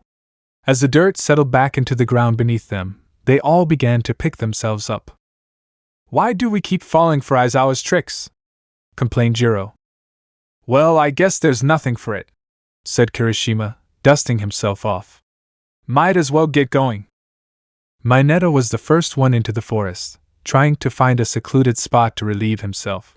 He stopped dead in his tracks, however, screaming as he stared into the toothy, gaping maw of a gigantic creature the likes of which Izuku had never seen. We're all gonna die! Shouted Kaminari and Siro in unison. Mineta! Get out of the way! Shouted Izuku. Mineta was frozen in fear of the beast before him. Izuku used his grapple gun to latch onto Mineta and drag him away as the monster slammed its large clawed foot onto the spot he was standing. Kota attempted to speak to the creature, as his quirk allowed him to speak to animals, but the creature largely ignored him. Could this monster be immune? Izuku thought to himself. But as Izuku looked closer, he noticed something off about the creature. Its hide had a rough, grainy texture to it, as if it was made of dirt. That's when it dawned on Izuku that this monster was just a giant dirt clod. Pixie Bob must still be using her quirk against them. Izuku launched an explosive batarang into the creature's mouth, causing its head to explode into a cloud of dirt and debris. They're just dirt mounds! Shouted Izuku. Take them down! Don't you think you've got these kids on a crazy schedule, Eraser? Said Mandalay back at the rest stop. Yeah, said Aizawa. We're hoping to fit in an entire second semester's worth of knowledge in them here. That's going to take an intense amount of work, but the rewards will be worth it. They'll be able to get permits to use their quirks, and they'll get provisional licenses so they can act as heroes in an emergency. Plus, with all the villainous activity we've been tracking, they need to be able to defend themselves. What about your quirkless student, Midoriya? Said Mandalay. Don't you think he'll have a hard time keeping up? I don't think you have to worry about that, Mandalay, said Pixie Bob, adjusting her visor. She was using it to monitor the students' activity from her vantage point, while using her quirk to create the monsters they were facing. He's taken down 3 of my beasts by himself already. Seriously? Said Mandalay, surprised. That's a common reaction when it comes to Midoriya, said Aizawa. He leads by example, surpassing all expectations. And his classmates tend to fall in line behind him. So I have no doubt that they'll surpass expectations as well. The young boy continued to watch disdainfully as the heroes in training fought through Pixie Bob's onslaught. Idiots, he thought angrily. How pointless. Wanting to be a hero. Dusk fell on the grounds of the training camp. Aizawa, Pixie Bob and Mandalay all waited for Class 1A outside the community center. The litter is almost here, said Pixie Bob cheerfully. That took a lot longer than expected, said Mandalay. One by one, the students of Class 1A slowly emerged from the edge of the forest, looking as if they were marching out of the gates of hell. They were covered in dirt, cuts, mud, and all sorts of abrasions. Ida was limping, a small smoke stream billowing from his injured calf. Todoroki was covered in frost on his left side. Uraraka was having trouble walking a straight line, looking sick and covering her mouth to prevent vomiting. Shiro, Kirishima, Sato, and Shoji all came lumbering out of the forest, their clothes torn from the use of their quirks. Aoyama couldn't stand up straight, doubled over as he clutched his stomach. Izuku had exhausted most of his supply of explosives. His hands ached from the use of his explosive gauntlets. Finally, the last of the students came lumbering out of the woods, coming to a stop outside the community center with their instructors. You said we'd get here by noon, said Shiro. I guess we timed it based on how long it would take us to do it, sorry, said Mandalay. Now you're just rubbing it in, said Sato glumly. I'm starving, said Kirishima. This is hell. I thought it would take you kids even longer to get here, said Pixie Bob. You did much better against my dirt monsters than I thought you would. Especially this young boy, she added, pointing to Izuku. I call dibs on that one. She licked her lips, sending a slight chill down Izuku's spine. Aizawa rolled his eyes. Has she always been like this? He said to Mandalay. It's been a bit worse lately, she said. She hasn't had a date in years. Izuku looked away from Pixie Bob and noticed the young boy he saw from earlier standing next to Mandalay. He stood there quietly, but Izuku could almost feel the intense anger emanating from his glaring eyes. Excuse me, but who is this? Izuku asked Mandalay. Oh, this is Kota, Mandalay replied. He's my cousin's son, he lives with us now. Don't be shy, Kota, say hi to everyone. Kota continued his glaring silence. Izuku figured perhaps he should make the first friendly gesture, approaching the boy. Hello, Kota, he said, extending his hand. My name is Midoriya, from UA High. Kota said nothing, but instead, with a speed faster than Izuku had seen any child move, threw a solid straight punch into his groin. Izuku doubled over in the pain, seeing spots in his vision and nearly throwing up. What a low blow, said Ida, shocked, running to Izuku's aid. You fiend of a child! A punch to the scrotum is unforgivable. The boy turned and walked away. The last thing I want is to hang with some wannabe heroes. Izuku couldn't help but smile through the pain. It was like looking at Kaken as a kid. The class all gathered into the community center for dinner, prepared by the wild hussycats themselves. Izuku was still slightly reeling from his punch to the groin, but that didn't stop him from gorging himself. He was so hungry that he would have said their food tasted almost as good as Alfred's. Almost. This is the only night we're doing this for you, said Pixie Bob. So make sure you enjoy it. After dinner, they all went to bathe before turning in for the night. The bathhouses were ornately designed around natural mountain hot springs, decorated with large bonsai trees, boulders, and an expensive mahogany boardwalk leading to the baths. The warm water felt like heaven to Izuku's aching body. Midoriya, don't you go anywhere without that utility belt? Said Kirishima, gesturing to the belt on the platform next to Izuku, who merely shrugged. Mineta stood on the platform by the large wooden fence that separated the male and female baths. This obstacle did not serve as a deterrent for Mineta, using his quirk in an attempt to scale the fence to get a peek on the other side. "Get down from there, now!" shouted Ida. "What you are doing is shameful for the girls and yourself." Mineta ignored the class representative's scolding and continued to climb, nearly to the top before coming face to face with. "Before you become a hero," said Kota, standing over Mineta on the top of the wall, "you should learn how to be a good human." He then pushed Mineta off the wall and back down into the bath below, where he landed directly atop Ida. "Thanks so much, Kota babe." Kota turned behind him to see who was addressing him, only to catch a full view of the girls of Class 1A below in the baths, thanking him for stopping Mineta. Startled, he slipped on the ladder he was standing on, and fell backwards down towards the male baths. Izuku instinctively snatched the grapple gun from his belt and launched himself towards Kota, grabbing him before he hit the boardwalk below. Once out of the bath, Izuku realized the boy was unconscious, and quickly rushed him to the management office where the Hussycats were. "The rush from the fall likely caused him to faint," said Mandalay after inspecting the unconscious Kota. "Thank you. Eraser warned me one of you boys was a little girl crazy, so I stationed Kota up there to keep watch." She placed a warm rag on Kota's head. "Well, I'm just glad he's all right," said Izuku, shifting awkwardly. He only had a moment to drape himself in a towel before taking him to Mandalay, and he felt slightly embarrassed at his appearance, especially considering he was in the presence of a pro hero.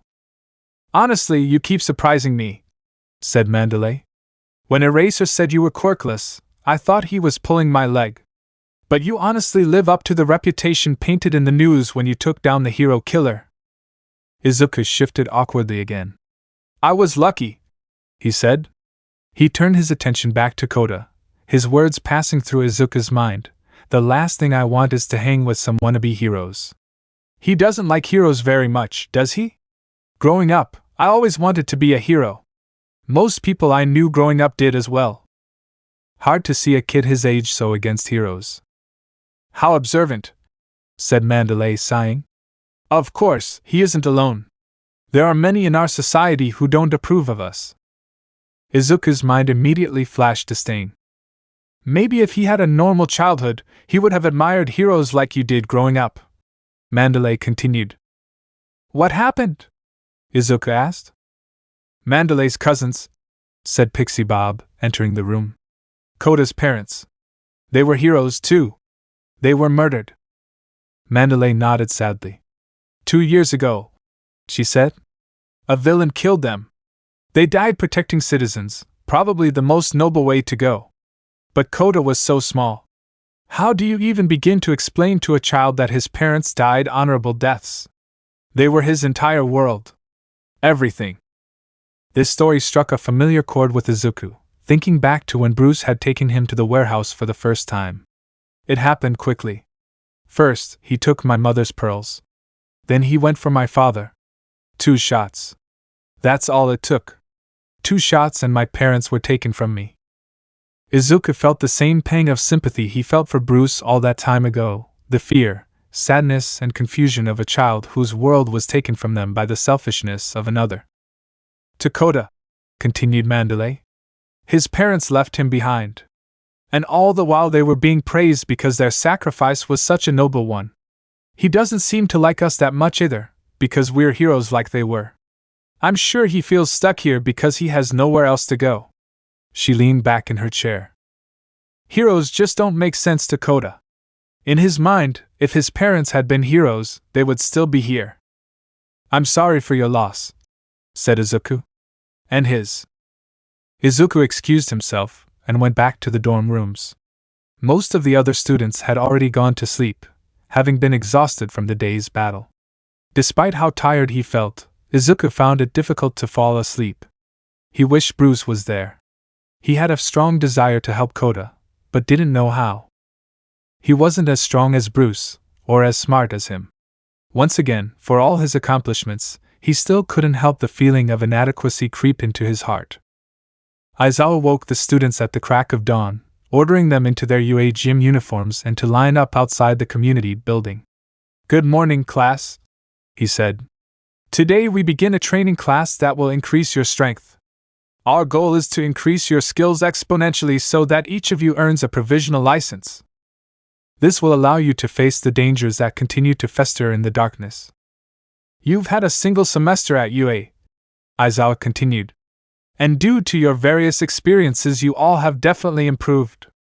But those improvements have mostly been limited to mental prowess and technical skill, with a slight increase in stamina thrown in along the way. But on a fundamental level, you haven't grown much stronger. That's why we're going to focus on increasing upon your strengths and powers. Aizawa's twisted smile returned, sending chills among the class. This will be so hard you'll feel like you're dying. Let's hope you all survive. Tamura Shigaraki sat at his usual spot in the hideout at Kamino Ward. He was carefully constructing a house of playing cards while he and Kurojairi waited for word from Jiren, the broker. The master is good, he said, placing another card in the tower. I tried so hard to find out where those brats were going, and he figured it out in an instant. It was worth having a team on standby then, wasn't it, Tamura Shigaraki? I guess. I only hope that idiot broker is able to procure the mercenary the master requested, said Shigaraki. Speak of the devil, said a voice from the doorway. And he shall appear. Jiren approached the bar, trademark cigarette in hand and smug smile on his face. I heard back from the union today, he continued. You can expect shipment tomorrow. It was thrown together quickly, so it might not look like much but quality is guaranteed. And what about the master's special request? Said Shigaraki. The mercenary? Said Jiren. He'll be here tomorrow as well. I must apologize for making such unreasonable requests, but it was necessary, said Kurojairi. Don't be, said Jiren. I have to say, this mercenary doesn't come cheap, but once I told him we were going after one of Batman's brats, he couldn't sign up fast enough. Besides, he added, turning to Shigaraki, the union approved of these outlandish requests because they have such high expectations of you, Shigaraki. If the League of Villains steps into the light, then the scum hiding on the sidelines will follow suit. And if that happens, it means brokers like me win big. Shigaraki turned back to his house of cards, pushing it over with his finger. The board is set with my pawns and their prey, he said, smiling perversely beneath the hand mask on his face. Finally, it's time for the game to begin. Chapter 37, Ambush. Aizawa made good on his promise. Class 1A was pushed to their breaking point, each of them tasked with a different hellish exercise designed to improve the strength of their quirks. Todoroki sat in a vat of water where he would use immense blasts of fire and ice in different intervals to regulate the temperature of the water in an effort to gain better control of his quirk. Zero was forced to continuously produce tape from his arms in an effort to increase his output proficiency and overall tensile strength of the tape. Kirishima and Ojiro were pitted against each other, sparring to simultaneously increase the strength and endurance of Kirishima's hardening quirk and Ojiro's tail. Kaminari was hooked up to a high-capacity battery while large currents of electricity passed through him, attempting to increase his ability to handle larger amounts of electricity without short-circuiting his brain. Kota was placed on the edge of the forest and forced to yell as loud as possible to increase his animal speech range and combat his shy nature. Aoyama was instructed to continuously fire his naval laser into the sky in an attempt to move past the stomach issues that arose when he overused his quirk. There was a portable toilet next to him, just in case.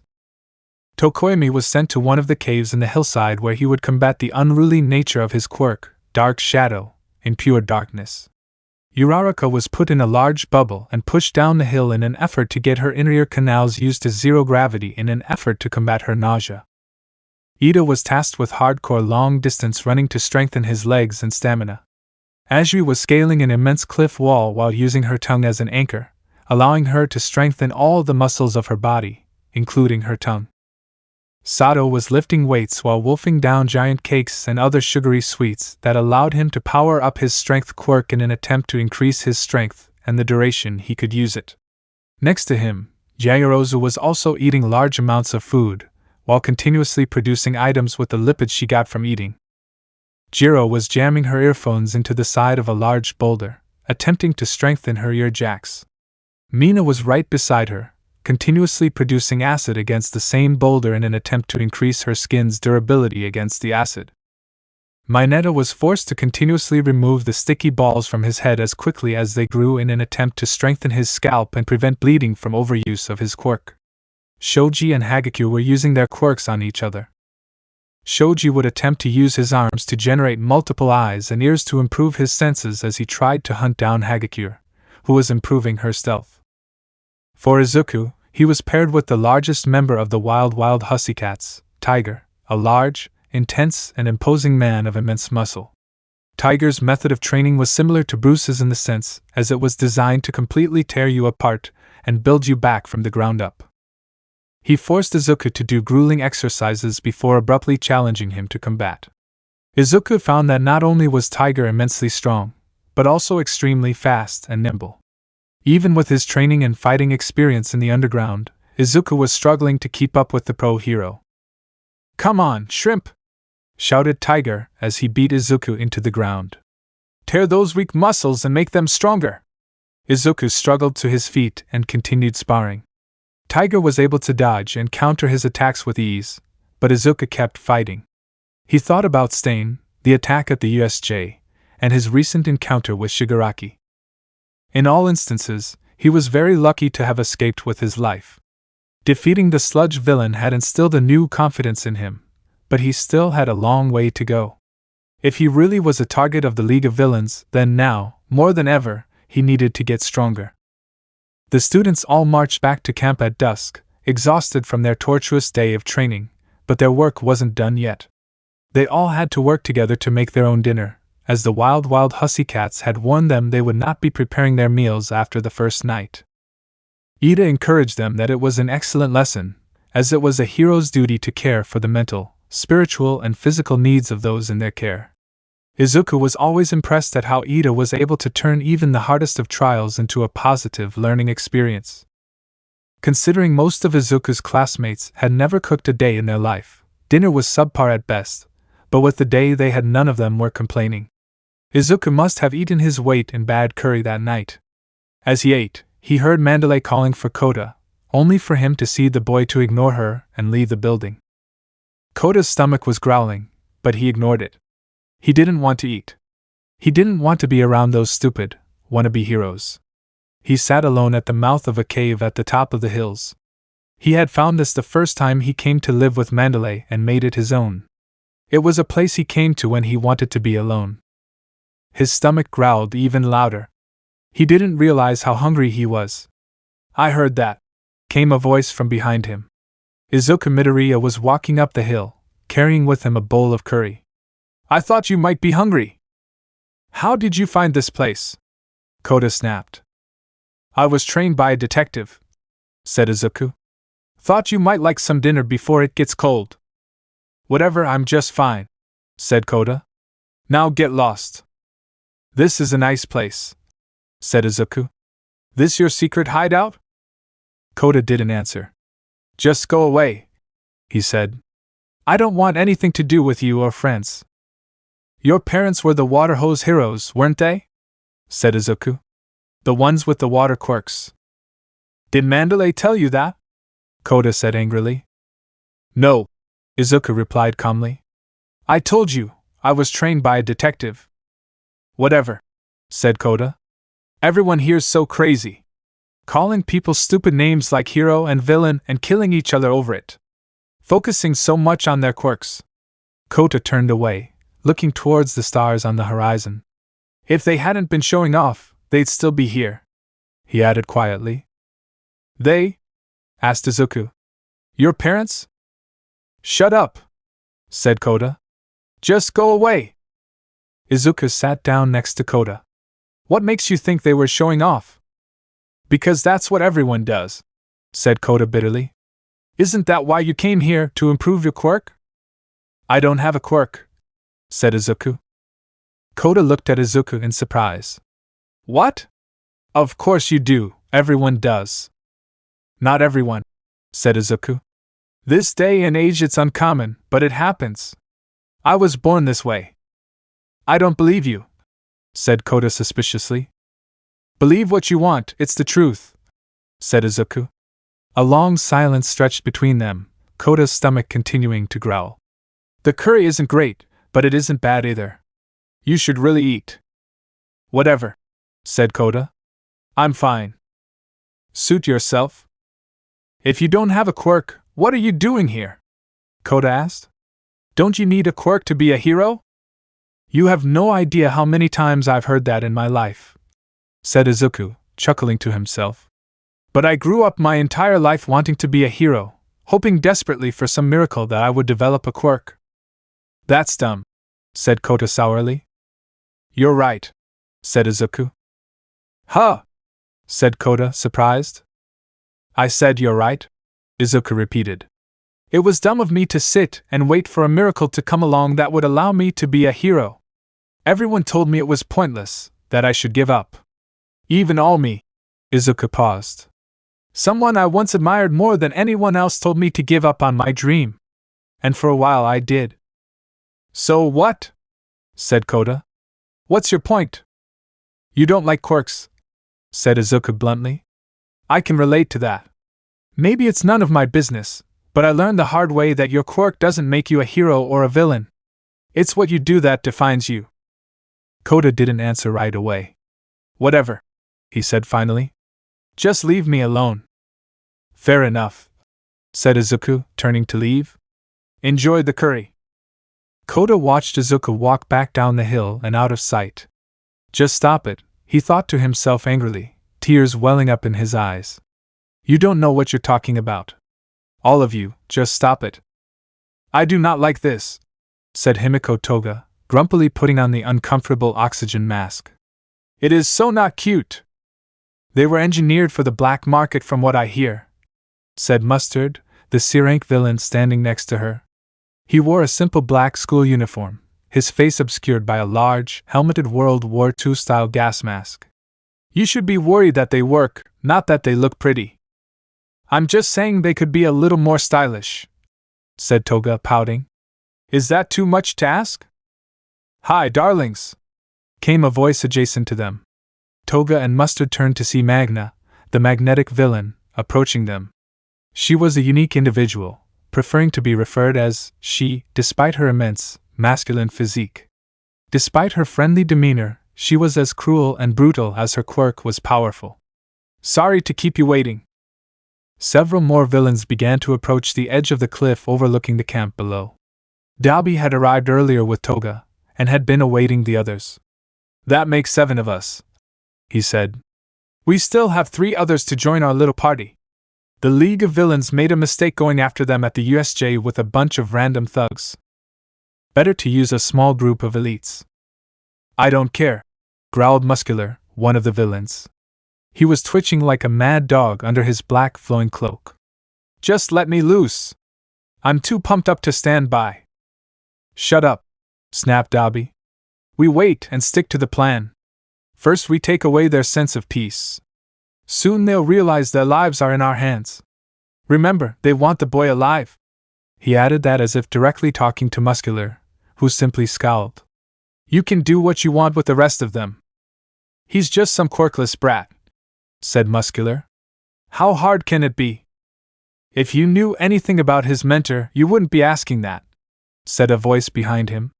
A lone man stood away from the group, leaning against one of the forest trees. His face was obscured, but that did little to hide his imposing and foreboding presence. Everyone, shut up, said Dabi. We all know our part. For now we wait. Darkness fell quickly after a hard day of training. The wild Hussycats had promised the students a night of fun for their hard work over the past few days. They were all gathered in the woods, splitting up by class, to go through a test of courage. Class 1A would traverse a circular path through the woods while Class 1B would use their quirks in an attempt to scare them. The students were split up into pairs and sent into the woods.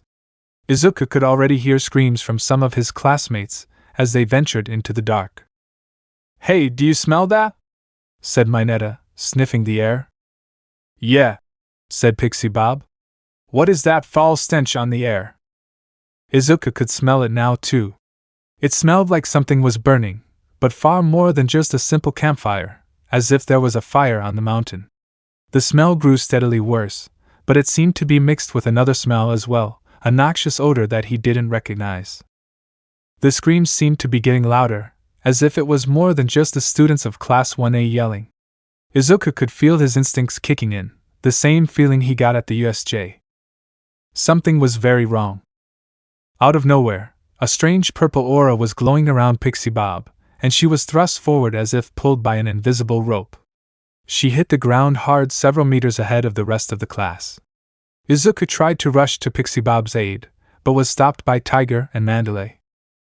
Two individuals had come out of the woods, standing over where Pixie Bob lay unconscious. One of them was tall with long hair and a masculine appearance with large round lips. The other had the appearance of a large man-lizard, carrying a wide array of weapons on its back. They both smiled viciously as the first villain put their foot on Pixie Bob's head as she lay unconscious.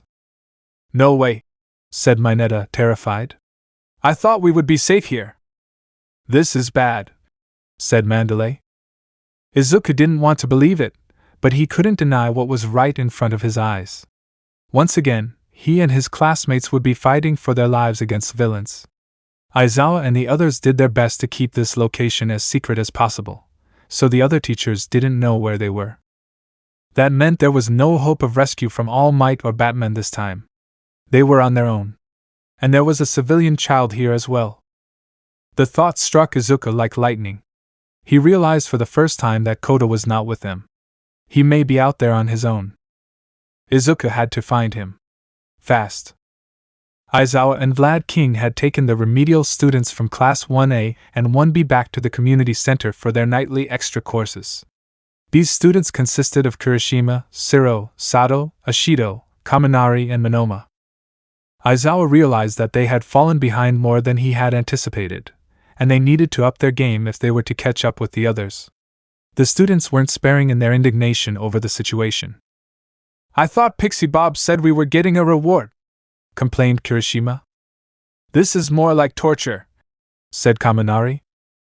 "For tonight's lesson we'll be talking about how to behave in an emergency," said Aizawa. "If you don't become more aware of how you're falling behind your classmates, then the gap will keep on growing. In a broad sense, this knowledge is your reward." Aizawa turned to Vlad King. "Maybe we should with practice maneuvers." "I was thinking the same thing," said Vlad. "Maybe we dash." "Everyone." Mandalay's voice appeared suddenly in their heads. She was using her telepathic quirk to communicate with them. Aizawa and Vlad tensed like a cat. She sounded in trouble. "Everyone be quiet," he said sharply. "Two villains attacked us," Mandalay continued. "It's possible there are more coming. Everyone, return to camp immediately, we're regrouping. Do not engage any enemies. I'll look after the other students. Protect the students here," said Aizawa. Vlad nodded, and Aizawa dashed towards the entrance of the community center. If this was a full-scale attack like the one at the USJ, they were in big trouble. As he ran outside to the campsite, he looked in horror as the woods around them burned. "Looks like your concern has left you distracted, Eraser," said a voice next to him. Before he had a chance to react, a huge blast of blue flame engulfed him. "You pros ought to lay off," said Dobby, the source of the flames. "We didn't come here for any of you, so just stay out of our way." "How are you this evening, UA High School?" said the lizard villain. He was speaking with dramatic bravado, as if he was trying to impress them. "We are the Vanguard Action Squad of the League of Villains." "What's the League of Villains doing here?" said Ojiro. "I could crush this kitty's head so easily," said the other villain, standing over Pixie Bob. "How about it, dears? Should I?" "You get away from her," snarled Tiger. Now, hold on, Sister Magna," said the lizard villain. "You too, Tiger, try to be calm. When deciding if someone should live or die, we must do so by Stain's principles." "Stain?" Izuku repeated. "So you're his followers?" "At your service," replied the lizard. He did a double take when looking at Izuku. "I knew you would be here, but I didn't expect to see you so soon. You're the one who defeated Stain. And you, Four Eyes, you were with him," he added to Ida. "This will be fun. Allow me to introduce myself, you can call me Spinner." He drew an immensely large sword from his back. It looked to be a hodgepodge mix of several swords, blades, axes, and daggers slapped together to make one big sword. It must have weighed a ton, and would be comical if the villain didn't wield it so easily. "I don't care who you are," Tiger shot back. "You're criminals, and I'm taking you down." "Students, return to camp now," said Mandalay. "We'll stay here and hold them back, don't engage anyone." Ida began shepherding the students back towards camp, but Izuku stayed put. "Midoriya," he said. "We have to get out of here." "Go on without me," said Izuku. He pulled out his grapple hook. "Mandalay, I know where Kota is. He may be in danger. I'm going after him." He grappled away before anyone could protest, and disappeared into the night. Kota sat on the cliff of his secret hideout. The conversation he had with the kid Midoriya kept playing over in his head. He didn't want to think about it, but for some reason, he couldn't shake it. Mandalay's words to him when he first arrived at the campground was playing in his mind as well. "One day you'll see," Mandalay had said. "You'll meet someone who will show you what it means to be a hero. They will risk their life for yours, and you will know why your parents did what they did." "No such person exists," Kota said bitterly. "Heroes, villains, they're all." Kota paused, standing up as he saw the fire down below into the forest. This wasn't part of the training camp, that much he knew. He began to feel afraid. He should get back to Mandalay, warn her what's happening. Well, what have we here?" said a voice behind him. Kota turned to see a large stranger, draped in a black cloak, walking towards him. "I came up here to get a good vantage point, and here I find someone who's not on our list." Kota turned and ran towards the trail leading towards camp, but the stranger was fast. He tore off his robe and activated his quirk. His muscle fibers seemed to sprout from his skin like plants, crawling and growing at an immense pace, increasing the stranger's size. Kota recognized that quirk immediately, images of the news report from 2 years ago flashing through his mind. The villain who killed his parents, who hadn't been caught to that day, was standing before him. And now, he was about to share their fate. "We're gonna have a little fun up here, kid," said the villain, lifting his heavily muscular fist. One blow was all it was going to take, and Kota would be no more. He braced himself for the inevitable, wishing his parents were here with him. Kota heard a faint sound on the air, as if something was flying towards them at a rapid pace. The villain let out a small yelp of pain and Kota opened his eyes. 2 black objects were sticking out of the villain's arm. They looked to Kota to be like throwing stars. A second later, they began to beep, and Kota felt something lift him up and carry him away. The throwing stars in the villain's arms exploded, throwing him backward with immense force. Kota looked up to see Izuku Midoriya carrying him quickly away from the blast using some kind of grapple gun. "Are you okay, Kota?" said Izuku, landing a safe distance away. I'm fine," Kota stammered. "I recognize you," said the voice of the villain. He stepped out of the smoke that billowed around him, looking completely unharmed. "You're on the list. In fact, you're the guest of honor." What is he talking about? Izuku thought, then shook his head.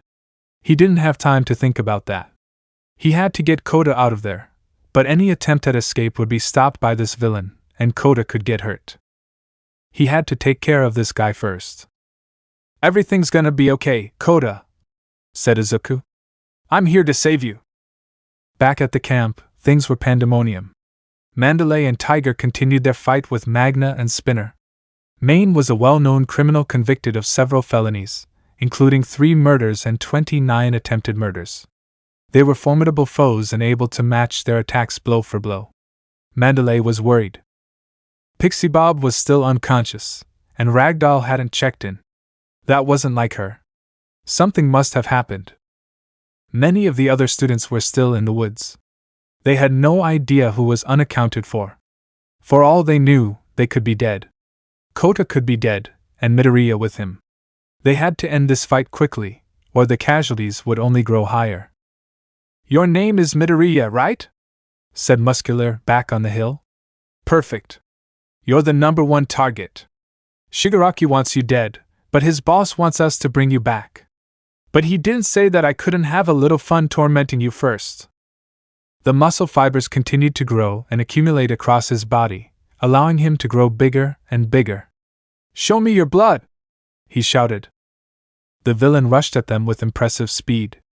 Izuku dodged only by the skin of his teeth. If it wasn't for his training, he would have been hit for sure. Izuku bounded over the villain and began throwing explosive batarangs at him. They may as well have been firecrackers as they popped uselessly against the villain's muscles. Despite his immense bulk, the villain did not sacrifice speed. It was all Izuku could do to keep up with him. He continued to bombard him with explosives in an attempt to find a weakness. Is that all you've got, kid? Said Muscular. Didn't you say everything is going to be okay? How's that working out for ya? He threw a solid punch that connected with Izuku's face, sending him careening.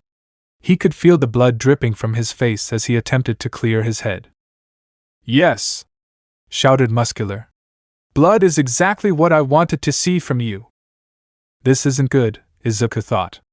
I need a plan. His mind drifted back to the Nomu at the USJ. His attacks were useless against it as well.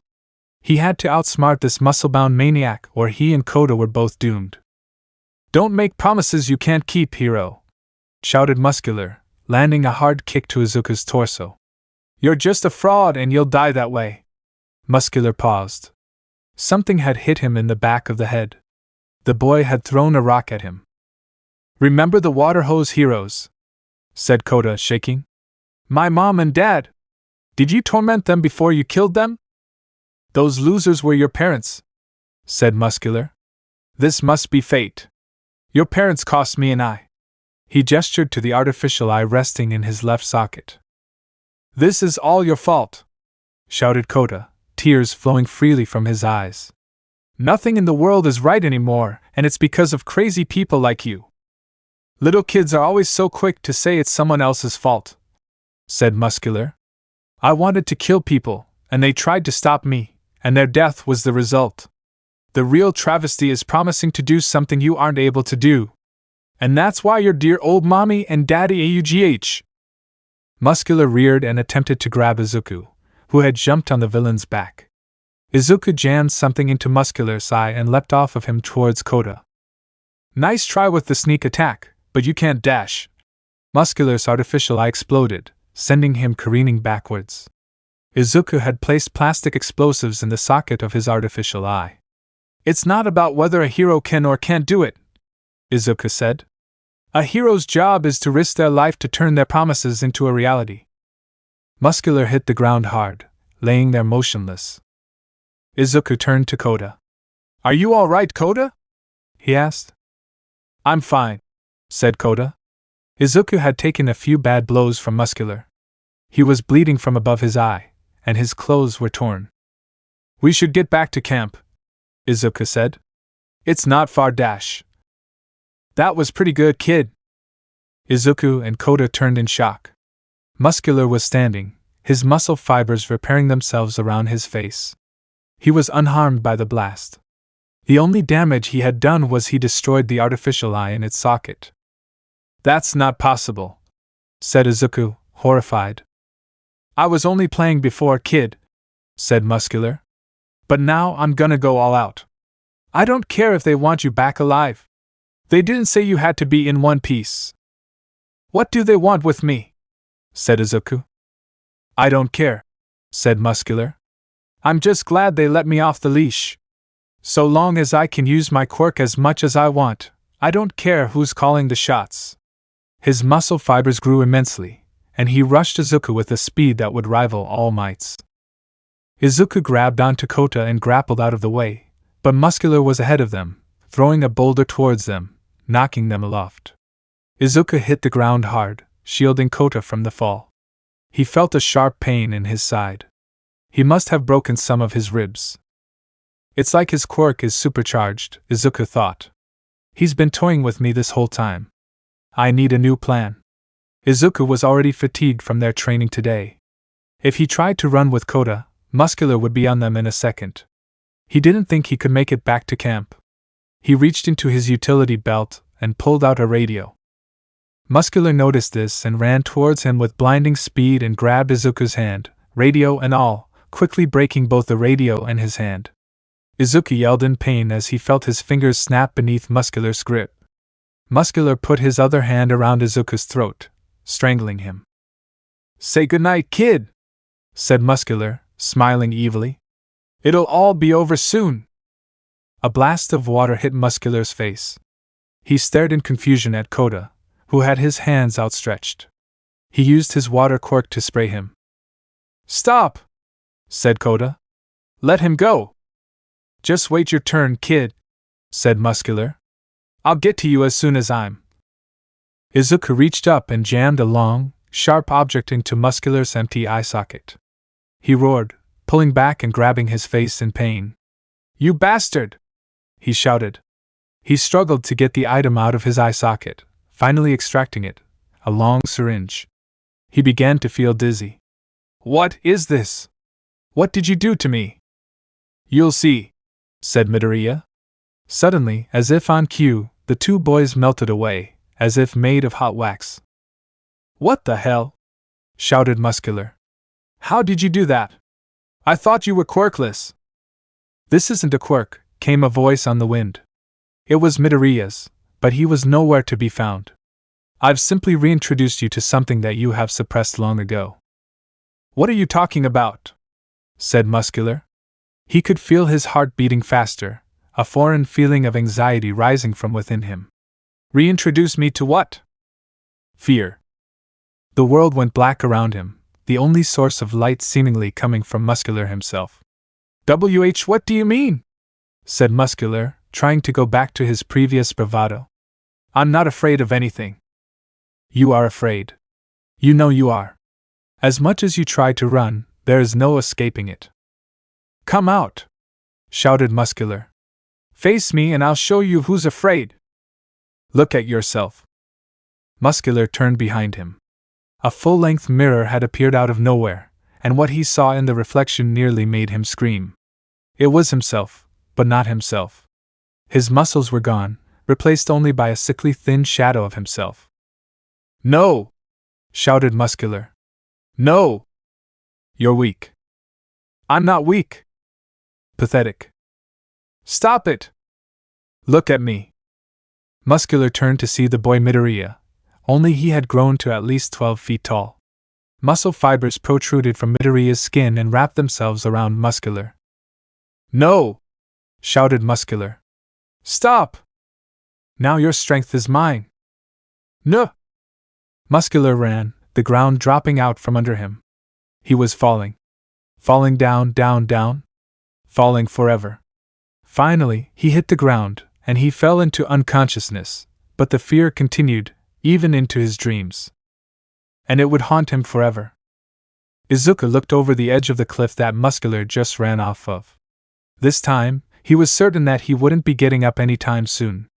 Even if he did, the fear toxin would make him useless to his allies. "What did you do to him?" said Kota. "I just threw a little healthy fear into his diet," said Izuku. His voice was hoarse from being strangled, and his side was aching from his broken ribs, but he was otherwise okay. He knelt down next to Kota. "Are you okay?" "I'm fine," Kota said, his tears flowing freely. "Why did you risk your life? Why did you try to save me, even though you don't know me at all?" "Because he's a hero, boy." Izuku turned, half expecting to see Muscular returned, but it wasn't him. Someone else was coming up the mountain pathway. "I almost didn't believe it," said the man. "But after that display there is no doubt in my mind. You truly are a disciple of the Batman." Izuku looked at the man in horror. He was tall, wearing an orange and black combat suit, armed to the teeth with swords, a staff, guns, grenades and various other weapons. His face was obscured by a mask, half black and half orange, with only one eye showing from the orange side. Izuku recognized him immediately from Batman's case files. "Deathstroke," Izuku whispered. If he was here, then things were much worse than Izuku thought. Chapter 38 Taken. If Aizawa had been a second slower in his reaction time, he would have been engulfed in flames. As he saw the villain in the corner of his eye, he had a split second to leap out of the way of the flames. As the blast faded, the villain taking his opponent's momentary surprise to his advantage, Aizawa used his quirk to erase the villain's flames and entangled him in his bindings. He pulled the villain upward and threw him hard against the ground. Aizawa wasted no time, leaping onto him and pinning him to the ground. "Who are you?" he snapped. "How many are with you?" "How many of whom?" said the villain snidely. Aizawa snapped the villain's arm at the elbow. He let out a loud grunt in pain, but didn't scream. "Your right arm is next," said Aizawa. "Be logical about this, and at least save your legs. It would be a real pain to have to carry you off to prison without them." "Tell me, Eraserhead," said the villain. "You worried for your students? Do you think you'll be able to save them all?" Suddenly, the villain melted into a puddle of gray sludge, right before Aizawa's eyes. He leapt backward abruptly, considering what he just saw. "Mr. Aizawa!" Aizawa turned to see Ida, Kota, Mineta, and Ojiro approaching him. He breathed a sigh of relief to see that they were safe. "What was that?" shouted Ojiro. "Did that guy just melt?" said Mineta. "Get inside now!" shouted Aizawa, taking off into the forest. "I'll be back." He had to get to the others quickly. If he interpreted the villain's words correctly, that meant the students were the targets this time. This meant they had no other choice available to them. Unlicensed or not, they had to fight to defend their lives. "Mandalay!" Aizawa stopped in his tracks. There was a voice coming from his right. He recognized it as Mandalay's young ward Kota. He ran in the direction of the voice until he found its source. The boy was running through the forest alone. "Kota!" shouted Aizawa. "What are you doing out here?" "Mr. Aizawa!" shouted Kota, running up to him. "Let's get you to safety," said Aizawa, grabbing him by the hand. But Kota stood his ground. "No," said Kota. "You have to help Midoriya." "Why? What happened?" said Aizawa, alarmed. "He stopped a villain from trying to hurt me," he said. "But now he's fighting another one. He told me to run and get to safety." "Where is he?" said Aizawa. "On the hill, on the edge of the forest," said Kota. "It's my hideout. Please, sir, you have to help him." "First, I have to get you back to camp," said Aizawa. He scooped up Kota and began to run back to Vlad King and the others at the community center. He was concerned about Midoriya, but if there was one thing he was certain of, it was that the student of Batman could take care of himself. Still, he had one ace up his sleeve. He pulled out a small communication device from one of his belt pouches and pressed it, holding it up to his ear. "Wayne." "Bruce," said Aizawa. "We have a situation." "I'm honored that you know who I am," said Deathstroke. Izuku eyed the villain cautiously. He had honored Izuku's request to let Kota go safely, and his demeanor was calm, almost friendly. Izuku wasn't fooled. The subject of a failed super-soldier experiment, he was a dangerous, murderous mercenary who sold his services to the highest bidder. He was a genius-level tactician, weapons master and martial artist. Injured and fatigued from his battle with Muscular, Izuku knew he didn't stand a chance against him. Not that he had any choice. "You're surprised?" said Izuku. "Not at all," said Deathstroke. "You must also know what happened the last time I faced a Robin." "I'm not Robin," said Izuku. "Perhaps not," said Deathstroke, drawing his sword. "Let's put that to the test." With lightning speed, Deathstroke lunged at Izuku, who barely had time to dodge his incoming attacks. Izuku didn't have his armor and gauntlets, so he didn't have the protection they afforded him. Deathstroke was fast and strong, and as his sword sliced through the air, he knew that if it hit him it would easily cut him down like butter. Izuku lunged back, drawing 2 batarangs from his belt and throwing them at his enemy. Deathstroke parried them effortlessly. "You'll have to do better than that," he said, kicking Izuku hard in the ribs. "Impress me, boy." Izuku gasped for air, trying to steady himself. His vision was blurred and he was struggling to stay standing. This fight was different from Muscular, who relied on sheer strength and brute force to win his battle. This man was smarter, faster, and much more skilled. Izuku changed tactics. He drew his collapsible staff from his belt, parrying Deathstroke's sword and using its momentum to carry the blade forward, allowing him to kick it out of his enemy's hand. "That's more like it," said Deathstroke, drawing his own staff. "Fight like your life depends on it." "What does the League want with me?" said Izuku, continuing to exchange blows. "It's not my business to ask questions, kid," said Deathstroke. "All I care about is the fact that losing another son will cripple Batman." "I won't let that happen," said Izuku. "You don't have a choice," Deathstroke shot back. "Batman can't save you this time." Deathstroke drew several blades from his belt and threw them at Izuku, who felt them breeze past him as he leapt out of the way. In response, he threw several explosive batarangs, with Deathstroke avoiding each one effortlessly. The two warriors charged, locking their staves together in a struggle. Izuku was injured, and his opponent was stronger, and was quickly overpowered. Deathstroke seized Izuku by the throat, slamming him against the stone cliff behind him. Izuku struggled against his captor, who threw several blows into Izuku's abdomen and face. Izuku had to get free before he lost consciousness. He drew a small pellet from his belt and threw it at their feet, smoke erupting seconds later. Slightly stunned, Deathstroke released Izuku, who seized his chance to land a kick squarely to his face. "Surprising," said Deathstroke. "But not good enough."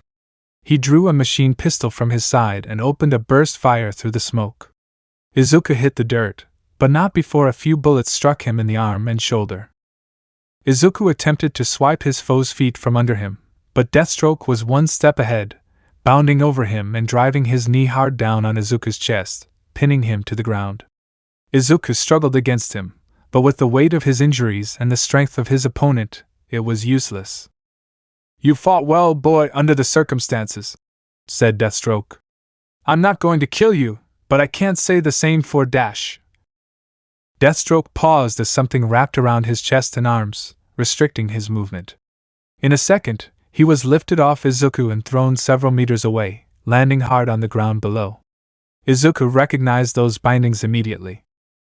"Get away from my student," said Aizawa, standing between Deathstroke and Izuku. "Mr. Aizawa," Izuku said weakly. "Midoriya, you and I are going to have a long talk about taking unnecessary risks," said Aizawa, picking Izuku up. "We need to get you out of here." "Behind you!" shouted Izuku. A sword cut through the air where Aizawa's head used to be seconds before ducking. Without missing a beat, Aizawa landed a hard kick to Deathstroke's chest, who corrected himself seamlessly with a back handspring. "Grab hold, Midoriya," said Aizawa, throwing his binding at Izuku. Grabbing tightly, Aizawa threw Izuku forward towards Deathstroke, who twisted into a spinning kick, landing squarely on Deathstroke's mask, cracking it in two and knocking the villain over. He bounded up without hesitation, reached up and discarded the broken mask, revealing the man underneath. He was older, middle-aged with white sheet hair and an eye patch over his right eye. "Nice moves," said Deathstroke, drawing a second sword as Aizawa and Izuku encircled him. "But don't think for a second that this fight is over. I hope your reflexes are fast enough." He pulled a pineapple grenade from his belt and tossed it at their feet. Aizawa instinctively grabbed Izuku with his bindings and threw him out of the way of the blast radius, down towards the forest area. Izuku looked back as he flew through the air only to see the explosion from where he was seconds before Aizawa threw him. He couldn't see Aizawa or Deathstroke. He was falling fast and would soon hit the ground. Twisting quickly to position himself, he hit hard against the top of an evergreen tree before falling and hitting nearly every tree branch down to the trunk, finally hitting the ground hard and losing consciousness. "This is all your fault, Spinner!" shouted Magna. She and Spinner were finally apprehended and subdued by Mandalay and Tiger. Stan continued to struggle against Mandalay as she pinned him to the ground and placed him in cuffs. "This isn't defeat!" he shouted. "Stain endures! Do you hear me? His will is alive and well right here. I embody it. I will purge you degenerate heroes to avenge his name." "Will you shut up already?" said Mandalay. "Yes," said a voice behind her. A purple mist began to swirl around them, 2 yellow eyes protruding from its center. Let's move the 2 of you someplace more fitting. Aizawa continued his struggle against Deathstroke. The 2 fighters were even in fighting prowess, matching each other blow for blow. Aizawa was at a slight disadvantage, as Deathstroke did not have a quirk that he could erase. He had to rely on his fighting prowess to combat this enemy. Truth be told, said Deathstroke, ducking under a kick to his head, I've always wanted to test my strength against you.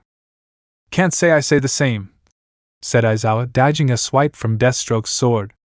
What do you want with my students? Your students are collateral damage, said Deathstroke. We only want Midoriya. What? Said Aizawa. Why? What do you want with him? Don't ask, don't tell, said Deathstroke. This has been enlightening, but I have to wrap this up. He swept Aizawa's legs from under him, flipping up and driving his sword into Aizawa's shoulder. Aizawa yelled in pain and tried to move, but the sword had gone through his shoulder and out the other end, pinning him to the ground. Deathstroke drew a dagger and thrust it down towards Aizawa's face. Aizawa grabbed Deathstroke's hand, struggling against the knife, but with Deathstroke's enhanced strength and Aizawa's weakened arm, he was losing the struggle. Out of nowhere, a large, heavy boot connected with Deathstroke's head, knocking him off Aizawa and several feet away. A gauntlet hand reached down and yanked the sword from Aizawa's shoulder with a swift jerk. Aizawa grunted in pain, and was then helped to his feet. Took you long enough, said Aizawa. Where is Midoriya? Said Batman. He pulled a syringe-like device from his belt and placed it in Aizawa's wound. A substance sprayed from the device and sealed the wound, stopping the bleeding. Somewhere in the forest, said Aizawa. I had to get him away from this villain. I'll find him, said Batman, turning to leave. There's more, Batman, said Aizawa. It's not the other students they're after. They want Midoriya. Batman paused. Without a word, he marched over to Deathstroke, who was starting to regain his senses. So, it looks like you did show up after all, said Deathstroke. Shigaraki thought you. Batman stomped his heavy boot onto Deathstroke's face. Why do they want Midoriya? Talk. Go to hell, said Deathstroke, his voice muffled under Batman's boot. I will break every bone in your body, Slade, Batman growled. Do you worst? If you insist. Batman seized Deathstroke's sword and plunged it into his shoulder, who screamed in agony. You're lucky I have knowledge of human anatomy, said Batman. But that also means that I know every location of every nerve ending you have throughout your body. I don't know or care why they want him, said Deathstroke. Not good enough, said Batman, driving the sword in deeper. Shigaraki is a fool, but I don't think he's the one pulling the strings, said Deathstroke through gritted teeth. He was obviously put off by the fact Midoriya was to be brought in alive. Someone there wants him for something, but I didn't ask questions. How many more villains are here? Said Aizawa. At least 10, said Deathstroke. And then there's the monster. What monster? Said Batman sharply. I don't know, but it doesn't look natural, said Deathstroke. Like some sort of abomination created in some freak's lab. Noma, said Aizawa quietly. Anything else? Said Batman. Your boy is tough, said Deathstroke. You better hope he doesn't die as easily as the last one. Batman said nothing, but thrust his knee into Deathstroke's neck, knocking him unconscious with one swift blow. Bruce, I'm sorry, said Aizawa. I thought this place was kept quiet.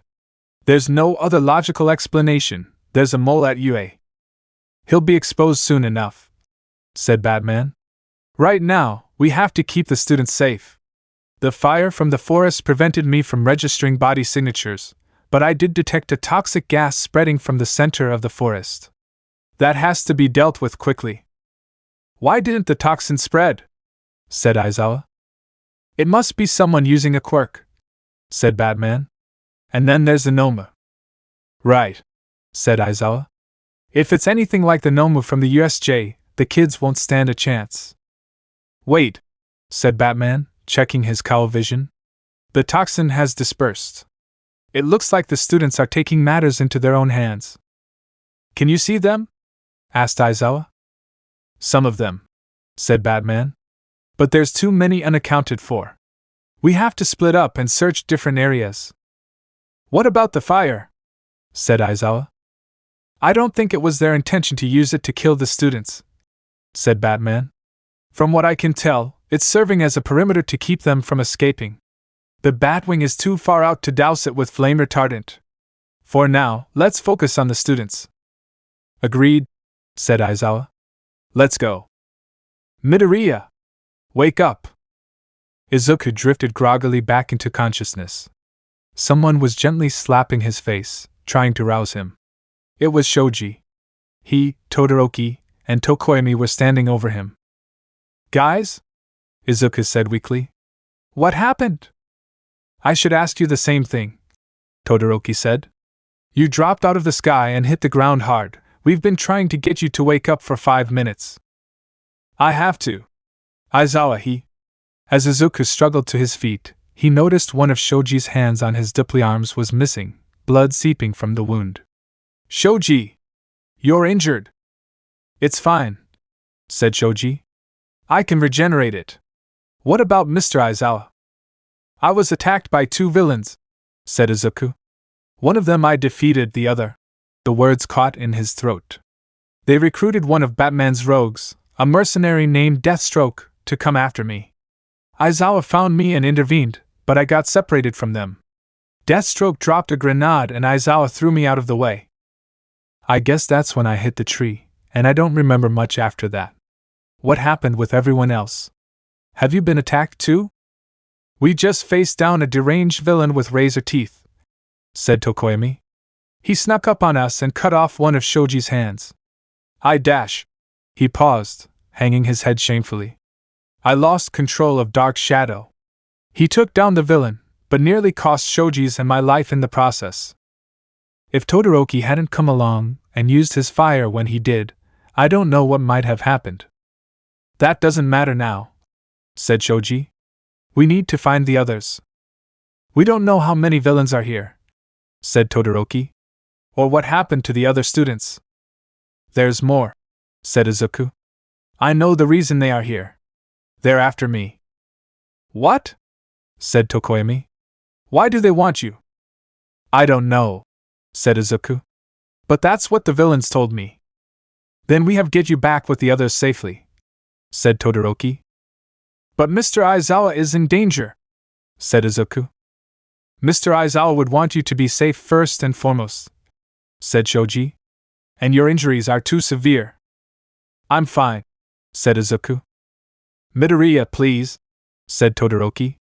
Once we've regrouped with the others, then we can form a plan. But right now we're sitting ducks. Trust us. Izuku sighed deeply, though it pained him to do so. All right. Achiko, is your arm okay? Ajui asked, concerned. I'm fine, it's just a scratch, said Uraraka. They stared at the woman standing before them. She had appeared from the woods out of nowhere. She was dressed in a school uniform they didn't recognize, wearing a mask and a large apparatus attached to her back. At first they thought she was part of the test of bravery. But then, without warning, she drew a knife and slashed Uraraka across the arm. Shallow, said the woman, inspecting the blood on the knife. Not much blood. What kind of person just slashes someone out of nowhere? Said Ajui angrily. Just who do you think you are? I'm Toga, said the woman. You two are super cute, Uraraka and Ajui. She pointed the knife at the 2 girls as she recited their names. A cold chill ran down Uraraka's spine. How does she know who we are? Maybe from the sports festival? Said Ajui. We don't know anything about her, so we're at a disadvantage. Stay on guard. Not enough blood, said Toga. Normally I'd suck it directly from the cut to make it flow, but there's no time. She reached back and pulled out a cylindrical metal piece connected to the apparatus on her back with a long tube. She flipped a switch on the cylinder to reveal a long, sharp needle from the end. This machine will start pumping it out as soon as I stick it in you. I'll get my fill and move on. Who's first? Toga rushed Uraraka and Azuri, blade and needle at the ready. Azuri instinctively wrapped her tongue around Uraraka and threw her out of harm's way. Azuri barely had time to move out of the way of Toga's attack, nicking her tongue with the outstretched knife. "Tsu!" shouted Uraraka. "Are you all right?" "Tsu?" said Toga. "What a cute nickname. I think I'll call you that too." "Don't even think about it," said Azuri, leaping away from her attacker. "Only my friends can call me that." Toga launched the needle end towards Azuri's direction as she leaped away, which tangled into her hair and embedded itself in a tree behind her, pinning her to it. "That must mean I'm your friend too," shouted Toga, cheering happily. She got in close and put her knife on Azuri's throat. "Ah, you're bleeding too," she said. "You couldn't be more adorable. I just love blood. I know we're going to be such good friends." "Get away from her!" shouted Uraraka, rushing to Azuri's aid. Toga turned on her heel and thrust her knife at Uraraka, who deftly dodged the knife. Pivoting and grabbing her arm, she threw Toga forward and pinned her to the ground, one knee on her back. Her training with Gunhead had paid off. "Achiko, that was amazing!" shouted Azuri. "Achiko?" said Toga. "You're delightful too. You've got the same smell as me." Uraraka felt the chill return. Looking into the eyes of Toga was like looking into utter madness. It frightened her immensely, but she couldn't look away. "You've got a crush on someone, don't you?"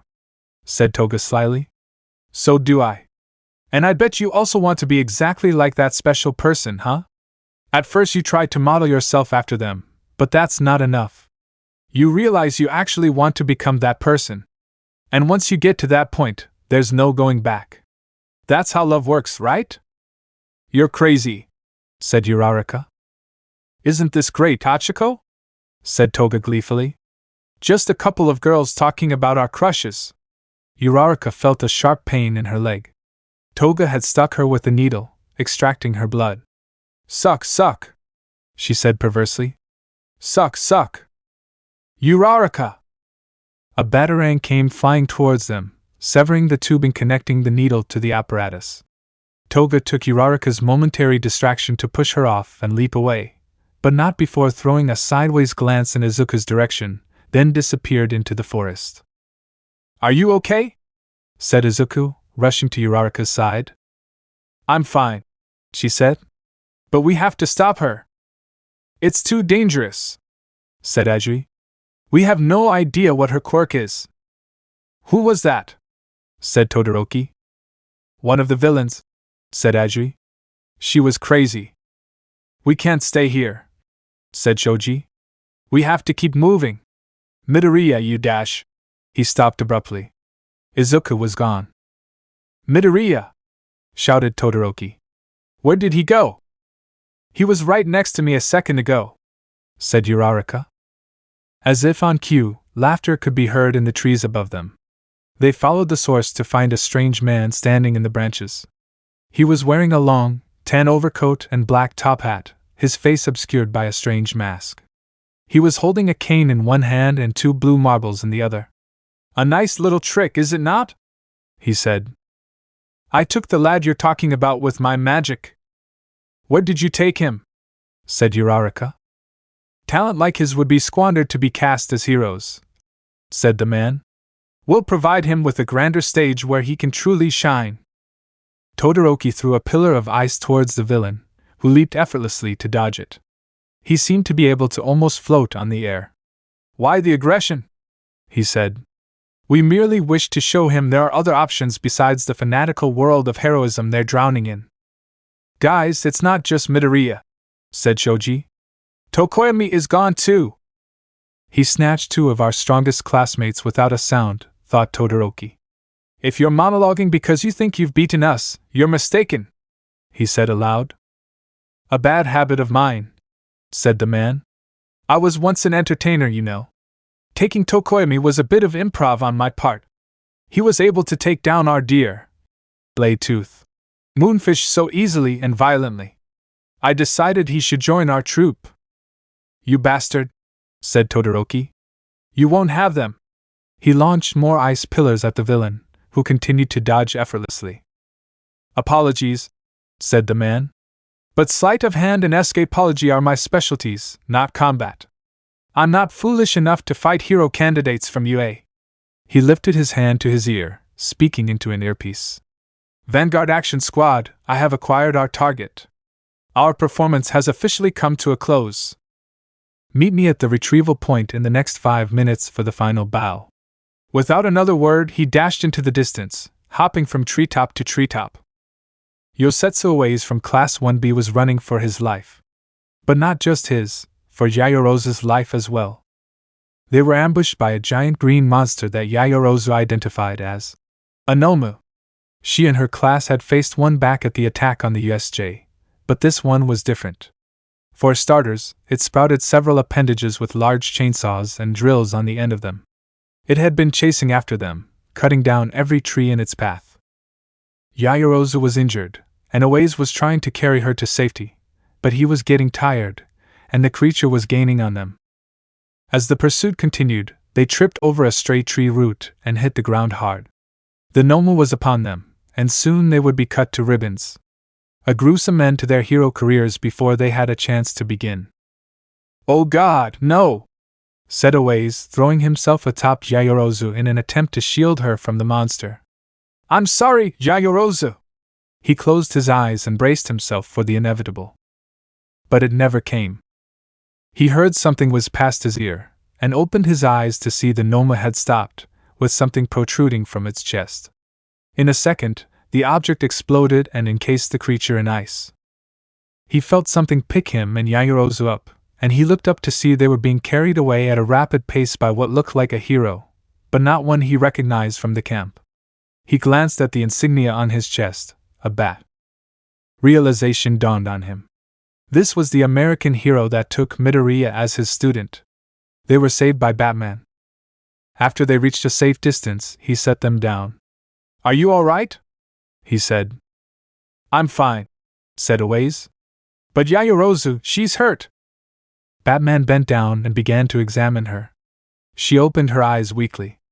"Batman?" she said, trying to sit up. "Don't move too much," said Batman, holding her down. "We're going to get you to safety." Suddenly, he paused, looking back in the direction they came. The sound of the Noma's chainsaws had started up again. Ue's realized, to his horror, that the Noma was free.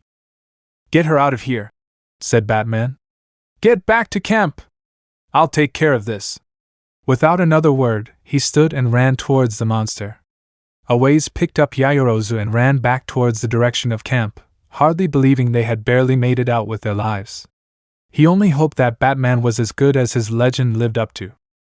Meanwhile, Batman had re-engaged the Noma, who had broken free of its ice prison. He had to get in close enough to put explosive gel on its brain, but it was difficult getting past its appendages. Deftly avoiding its many drills and chainsaws, Batman attached explosives to the ends of each tendril holding them, but every time he destroyed it, it would regrow another appendage. The monster continued to press its attack, knocking over trees and destroying everything in its path.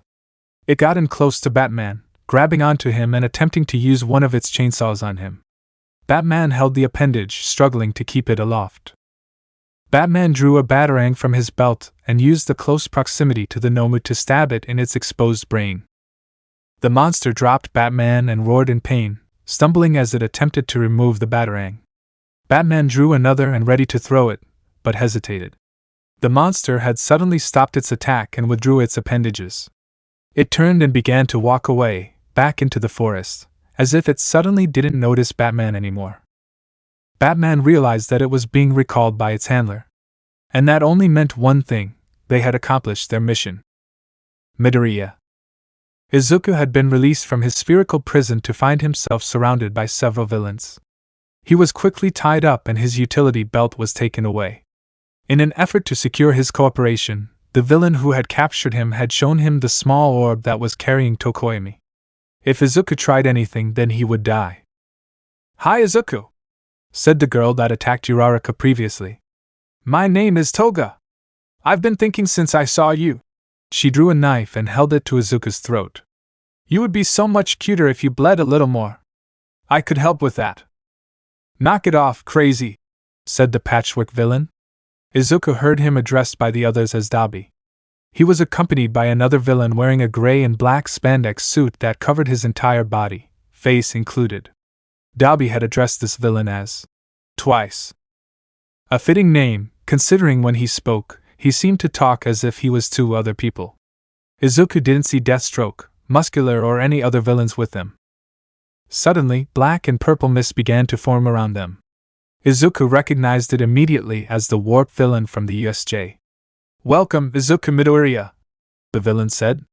"It has been a while since our last encounter." "I remember," said Izuku. "How's your armor doing?" "Such petulance," said the warp villain. "I hope you are more polite when you meet the master." Izuku swallowed. "So you're taking me to see All for One? Is that it?"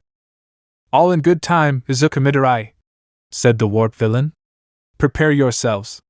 We need to dash."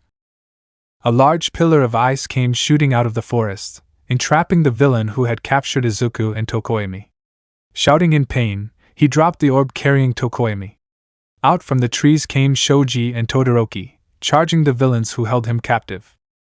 Izuku seized his chance. Leaping to his feet, he kicked the orb carrying Tokoemi towards Shoji, shouting, "Shoji!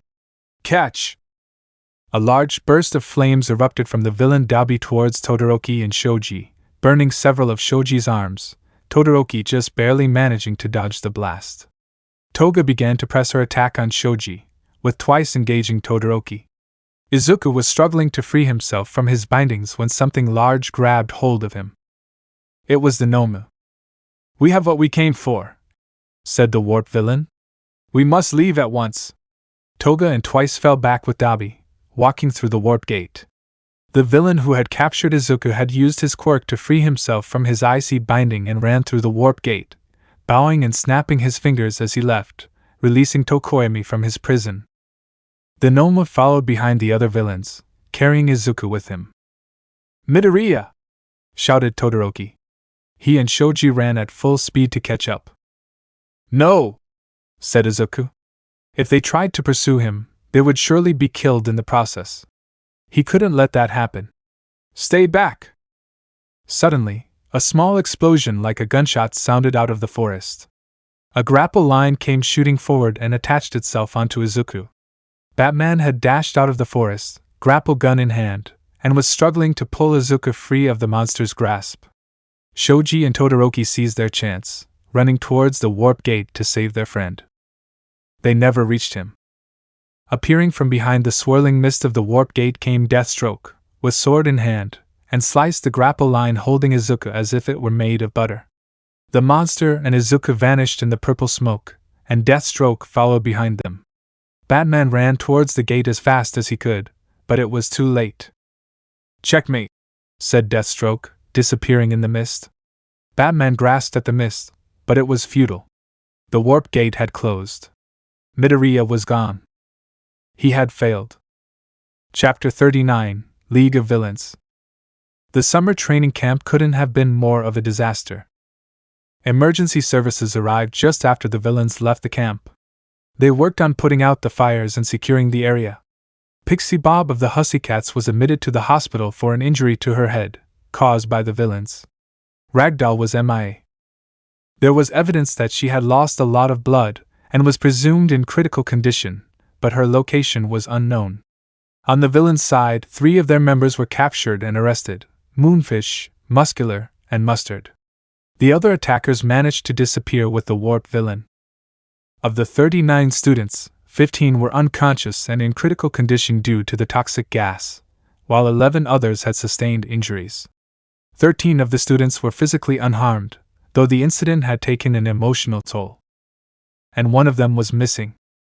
The media outlets had gone mad with the news, citing gross negligence on the side of UA High for endangering the students, and allowing one of them to be kidnapped. Dozens of reporters stood outside the gates of UA, demanding them to take responsibility for such a travesty.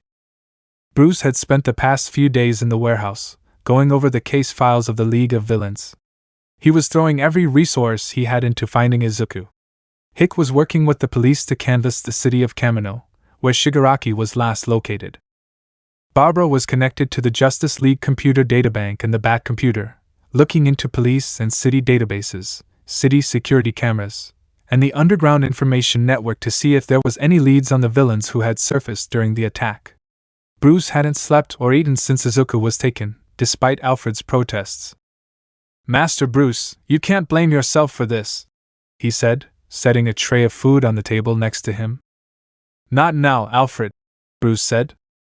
"Sir, please," implored Alfred. "We are all worried for Master Midoriya, but you are no good to him if you can barely stand yourself." "Have you spoken to his mother?" asked Bruce. Alfred paused. "Yes," he said. "She is beside herself with grief." "I promised her that I would keep Izuku safe," said Bruce. "I brought him into this. I am to blame." "Master Bruce, please. Every second that Izuku is with them may be a second too late," said Bruce. "I was too late to save him at the training camp. I was too late to save his friend. I was too late to save Jason. I will not be too late this time. Not again." The phone on Bruce's desk rang. "Detective Sukachi?" said Bruce, answering the phone. "Batman," said the detective. "We may have found something on the League of Villains. We need you to get down here. The training camp was meant to prepare students to handle villain attacks," said Principal Nizu. "The irony is shameful." Nizu, Midnight, Present Mike, Snipe, and Almight sat around the U-shaped table in the conference room. The school was closed for the remainder of summer break. Some of the students from Class 1A and 1B were still at the hospital for their injuries. Dozens of reporters continued to gather outside the gates, demanding answers, but UA only offered silence. "We knew the League would resurface, but we lacked a fundamental understanding of their plans," said Nizu. "They aim to destroy Hero Society, and they've already started their war. Even if we had understood, could we really have prevented this attack?" said Midnight. "They're moving pieces we didn't even know they possessed. Besides, All Might pretty much put an end to most organized crime here in Japan. We're all rusty. We've definitely gotten complacent during peaceful times without realizing it," said Present Mike. "I will never forgive myself for such cowardly ignorance," said All Might shamefully. "While our students were desperately fighting for their lives, I was just having a relaxing soak in the bath. We shouldn't have had the sports festival right after the USJ attack," said Snipe. "We wanted to show we were still strong. To have a student kidnapped is our greatest failure as teachers. They've not only taken Midoriya, but society's faith in heroes. Every news outlet is currently condemning UA," said Nizu. "But we're still not sure why Midoriya was their main target." That had been a common consensus around the room. The best they could guess was that it was because Midoriya had stood up against the League by taking down the hero killer. All Might believed it was more than that. All for One was targeting him, and he knew that he and Izuku were connected. He took Midoriya as a calling card. A message that said, "I am here, and you can't stop me this time." "Do you think Midoriya will join them?" asked Midnight. "Never," said All Might. "But who knows how long they'll try before realizing it's futile. They may kill him after that. If that happens, it will be the end of UA High," said Nizu. "I think there's something that has to be voiced now," said Present Mike. "We can't really deny it anymore. There's a traitor at this school." "Think about what you're saying, Mike," said Midnight. "I have thought about it," said Present Mike. "Only the Hussycats and the teachers knew about the location. But Batman was able to show up without a problem." "Batman already knew where it was," said All Might. "Exactly my point," said Mike. "How did he find out?" "Midoriya has a tracking device in his utility belt." All the teachers turned to see Batman standing in the doorway of the conference room. "How long have you been standing there?" said Present Mike. "Long enough," Batman replied. "Wait, Midoriya has a tracker?" said Snipe. "Why can't we use that to find him?" "Because they discarded his belt when they took him," said Batman. "The person behind this is no fool. He took special measures to make sure they weren't followed." "Damn," said All Might. Present Mike raises a viable point, said Batman. So you think there is a traitor here? Said Midnight. We can't start accusing people, said Snipe. None of us have proof that we're 100% innocent. If we start doubting each other, we'll destroy ourselves from the inside. Did you just come here only to feed our fears, Batman? Hardly, said Batman. I've come to speak with All Might. With me? Said All Might, surprised. Right now? No, confirmed Batman. All Might followed Batman out of the conference room and into the hallway. All Might cleared his throat awkwardly. Bruce, said All Might. I'm sorry about Midoriya. I promise you, we'll find him. We may already have, said Batman. What? Really? Said All Might. Sukachi told me about a lead he found after interviewing Aizawa and Vlad King, said Batman. And I did some reconnaissance. 2 weeks ago, an officer was sent around to gather information, and a bystander pointed out that he had seen a man with a patchwork face enter a building that was supposed to be vacant. The villain description didn't bring up any hits in the criminal database, so he wasn't thought to have any connection to the League. But Aizawa and Vlad described one of the villains as having a patchwork face, so we investigated further. What did you find? Asked All Might. There's a small dive bar located in the building, said Batman. We believe that this is where Midoriya is being kept. But there is also a secondary location. Another location? One of the students from Class 1A, Momo Yayorozu, planted a tracking device on the Noma when she engaged it in the forest, said Batman. Sukachi and I visited her in the hospital yesterday. She provided us with a frequency tracker, and it directed us to a secondary location. After doing an orbital scan, it appears to be some sort of factory, but there are several body signatures present. We believe this is where he's keeping the Noma. My God, said All Might. How many of them are there? Hard to say, said Batman. The signatures are disappearing and reappearing randomly. We believe that they are made at a separate location and kept there for storage, but we can't be sure. What do you need me to do? Said All Might. We plan to strike tonight, said Batman. We're gathering the top heroes in the city to assist us, Endeavor, Gang Orca, Best Jeanist, all of them. Gran Torino will be there as well. When that happens, be ready. We'll need your strength. You can count on it, said All Might. We will make them pay for what they've done. Izuku was surrounded. Strapped to a chair in some sort of dimly lit dive bar, huddling around him were the villains who had escaped with him from the attack at the training camp. Shigaraki was sitting on a stool at the bar counter, staring at a television screen at the far end of the room. On it was a news report going over the events of the past few days. It would appear that the principal offenders behind the UA High training camp attack called themselves the League of Villains Vanguard Action Squad, said the reporter.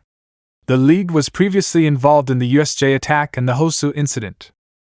We still have no report from UA or local authorities as to if the whereabouts of kidnapped UA student Izuku Midoriya has been located. Authorities suspect Midoriya was targeted because of his actions against the hero killer Stain in the Hosu incident. How could they have let one of their students, and a quirkless student nonetheless, get kidnapped? Said the co-anchor. There seems to be some sort of problem with UA's upper management. Honestly, if I had a child who wanted to be a hero, there's no way I would let them go to UA. Shigaraki turned off the TV, cackling gleefully. I'm so grateful to the media for all the free publicity lately, he said. Isn't it nice, Izuku Midoriya? Maybe you should get your face out there, said Izuku spitefully. Let the public see you. All in good time, said Shigaraki. What do you want with me? Said Izuku. If you want to kill me, just get it over with. Oh, nothing would make me happier, believe me, said Shigaraki dangerously. But they want you for something else. Who? Said Izuku. As I said, all in good time, said Shigaraki. Izuku suddenly felt a wave of sickness come over him. He was dizzy, sick to his stomach. He felt a rush of vomit coming to his mouth, and he struggled to suppress it, but the effort was futile. But instead of vomit and bile, a black ooze spewed from his mouth and began to swirl around him. Izuku tried to fight, to scream, but the ooze had rendered him silent. It continued to engulf him, and soon he couldn't breathe. His mind flashed to when he was attacked by the sludge villain.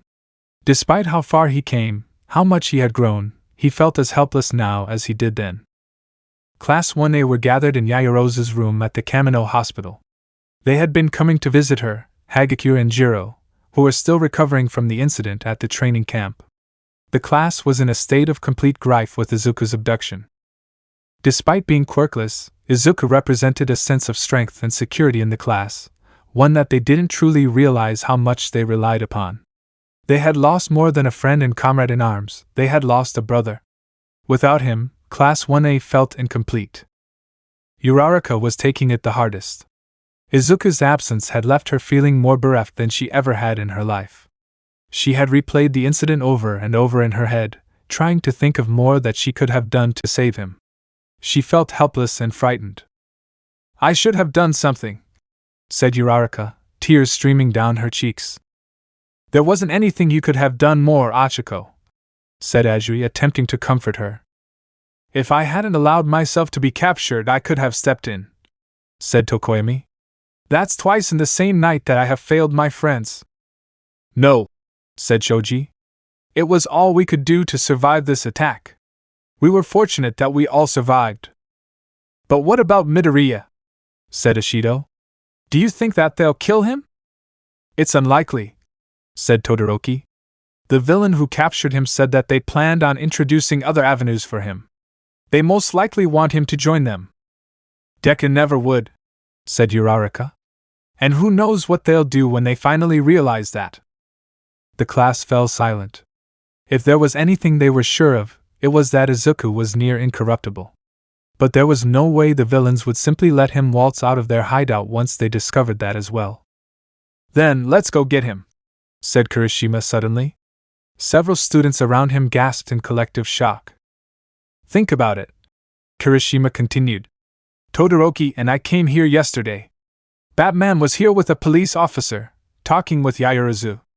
She said she had planted a tracking device on the Noma during their fight, and gave them the receiver to track it down." "You were listening in?" said Yaoyorozu. "We didn't mean to, but now we're glad we did," said Todoroki. "You're going to have her make you another receiver?" said Ida angrily. "Have the two of you lost your minds? It's not the right time for us to get involved. We have to leave this to the professionals." "All I know is that at camp, I was useless," said Kirishima. "I heard my friend was targeted, and I just stood by, helpless. So if I stand by and do nothing now, how am I supposed to call myself a hero or a man?" "What Ida said is true," said Ajui. "We're all shocked that Midoriya was taken from us, but we have to be rational. It doesn't matter how noble your intentions. If you go out there trying to find the bad guys, knowing you're breaking the rules, then you're acting like villains, not heroes. Midoriya would have risked it anyway," said Kirishima, turning to Yaoyorozu. "He's still within our reach. With your help, we can still save him." Yaoyorozu said nothing. Ida, however, wasn't done. "Listen to what I'm saying," said Ida. "No, you listen, Ida," Kirishima snapped back. "Don't you care about what happens to Midoriya? Don't you care that his life is in danger?" Ida looked as if Kirishima had struck him. "Of course I care," said Ida, trembling. "I'm the class rep, I'm worried about all my classmates. But Midoriya..." He paused, removing his glasses to wipe his eyes. "Midoriya saved my life." "Ida," said Todoroki warningly. "What are you talking about?" said Ishido. "The hero killer," said Ida, unable to hold back the tears anymore. "He crippled my brother. I was so obsessed with revenge that I went to Hosu to try and find him. Midoriya knew I would go after him and followed me. That's why he fought the hero killer. He saved me from being murdered that day." The class stared at Ida in shocked silence. "Because I didn't leave his capture to the heroes," Ida continued. "Because I wanted to kill him myself, I almost lost my life to the hero killer that day. But he still came to your rescue," said Kirishima. "He still came to save you, even though it meant breaking the rules, because you were in danger and he is your friend. That's exactly what I'm going to do." Kirishima stood to leave. If you've decided to help me, Yayorozu, meet me tonight outside the hospital. Anyone else who doesn't want to help save Midoriya better stay out of my way. Kirishima slammed the door and marched down the hallway. Kirishima, wait! Kirishima turned to see Uraraka following him. Deku saved me too, when we first met, she said after she caught up with him. He's my best friend. I have to make sure he's safe. I'm coming with you. Izuku opened his eyes, coughing and gasping for air. He looked around, trying to take in his surroundings. He was no longer in the dive bar, surrounded by villains. He was in a dark room, illuminated only by an array of computer monitors against the far wall. A large chair was placed in front of the monitors, several medical devices and machines were placed around it. Izuku couldn't see anyone in the chair, but he knew he wasn't alone. I'm afraid I must apologize, said a voice from the chair, confirming Izuku's feeling. The effects of the warping quirk take some getting used to.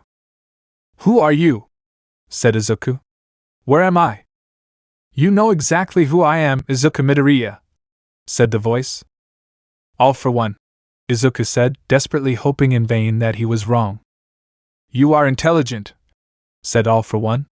As expected from a student of Batman. Brainiac tells me that he is the most dangerous man on the planet. Well, present company excluded, of course. Izuku started in shock. How? You? He stammered. How do you know about Brainiac? Brainiac and his exabytes, said All for One. The source of all quirks on this earth. Batman has undoubtedly told you. But did he tell you what happened after Brainiac was destroyed? Izuku didn't answer.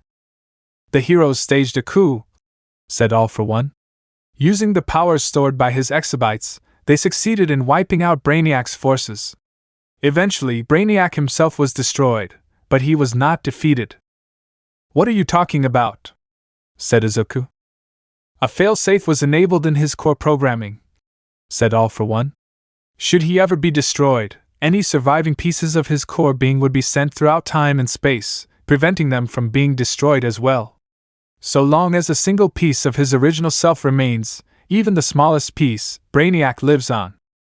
You said he talks to you, said Izuku slowly, the weight of what he was saying dawning on him. I recovered one of those discarded pieces, 100 years ago, said All for One. As soon as I touched it, it became a part of me. It gave me strength, it gave me power. In many ways, I am Brainiac, and Brainiac is me. And now you carry on his work, said Izuku, horrified. Oh, I do much more than that, Izuku Midoriya, said All for One. I am remaking the world in Brainiac's image. A world where people like you would be a thing of the past. People like me? Said Izuku. My boy, you grew up quirkless, said All for One. Watching your friends grow powers of their own around you, desperately dreaming one day that you would be given a quirk by some miracle. I'm here to make that miracle a reality. By forcing quirks onto people, said Izuku. Not everyone wants them, or even needs them.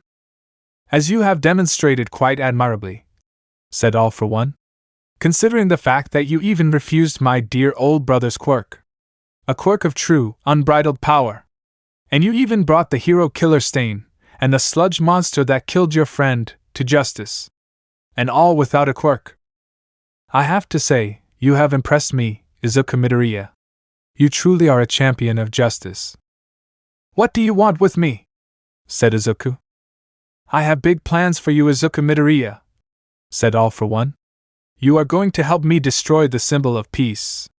You, All Might's would-be successor, will be his ultimate downfall. I would rather die, said Izuku. That would be wasteful and unfortunate, said All for One. Did you know that it takes several days after the body dies for the quirk to die with them? I have many friends in high and low places. When someone with a powerful quirk dies, I usually make arrangements to have the body brought here, so I can assimilate their power. After all, who is going to report a quirk stolen from a corpse? Izuku felt sick to his stomach. You're a monster. Come now, Izuku Midoriya, is that any way to speak to someone who is about to give you a gift? What are you talking about? As I said All for One. It is my mission, my calling, to make the dream of bringing quirks to everyone a reality. Starting with you. He stood from the chair and turned to Izuku, who let out a silent gasp. He had no eyes, nose, or face for that matter above his mouth. Gnarled, scarred skin stretched up over his nose, eyes, and bald head. Several tubes and spouts stuck out from his face and neck. The grotesque mannequin who was his enemy walked towards him. Izuku struggled fruitlessly against his chair as All for One placed his outstretched hand over his eyes. "Prepare yourself, Izuku Midoriya," said All for One. "This process can be rather uncomfortable." Izuku may as well have been in space for all he knew. For over the next several hours, no one could hear his screams. Chapter 40, All for One. Uraraka, Kirishima, Todoroki, Ida and Yayorozu all sat on the train bound for Kamino Ward. Yayorozu had decided to accompany them on their suicide mission. Ida had met them outside the hospital in an attempt to stop them. When he realized his efforts were futile, they had to swear to him, on their lives, that they were going to try to rescue Midoriya through non-violent means, and he had accompanied them to keep them to their word. "The coordinates indicate Kamino Ward," said Yayorozu. "We should be there in about 15 minutes, at 10 o'clock. "Does the rest of the class know what we're doing?" asked Uraraka. "Yes," said Todoroki. "They tried their best to talk us out of it." "Ajiri was the most against it," said Kirishima. Todoroki suddenly looked uncomfortable. "Just to be sure," he said.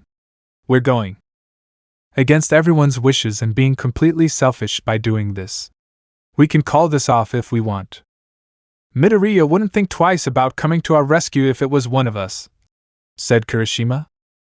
"He was trained by Batman," said Yayorozu. "We all know that from the moment we met him, he was already miles ahead of us, quirkless or no." "But Kirishima is right," said Uraraka. "Izuku stepped in to save me when I first met him, before his training. As long as I have known him, he has always been there for those in need, no matter what. He has done so much for us, and has saved us all in one way or another. We owe him that." "All right then," said Todoroki. Yayorozu leaned back in her seat, sighing. A rescue without fighting, she thought to herself. It's not plausible. The others are so driven by frustration that they're blinded. She was hoping that once they saw the situation firsthand and realized how difficult the situation was, they would come to their senses and let the pros handle it. Aizawa, Principal Nizu, and Vlad King all stood before a swarm of reporters.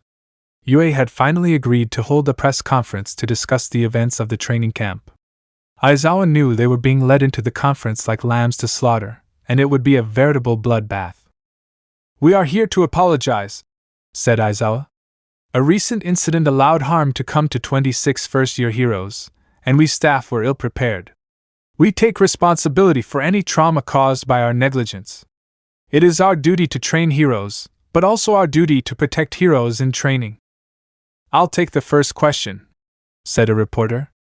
"Since the beginning of the year, UA students have had 4 encounters with villains.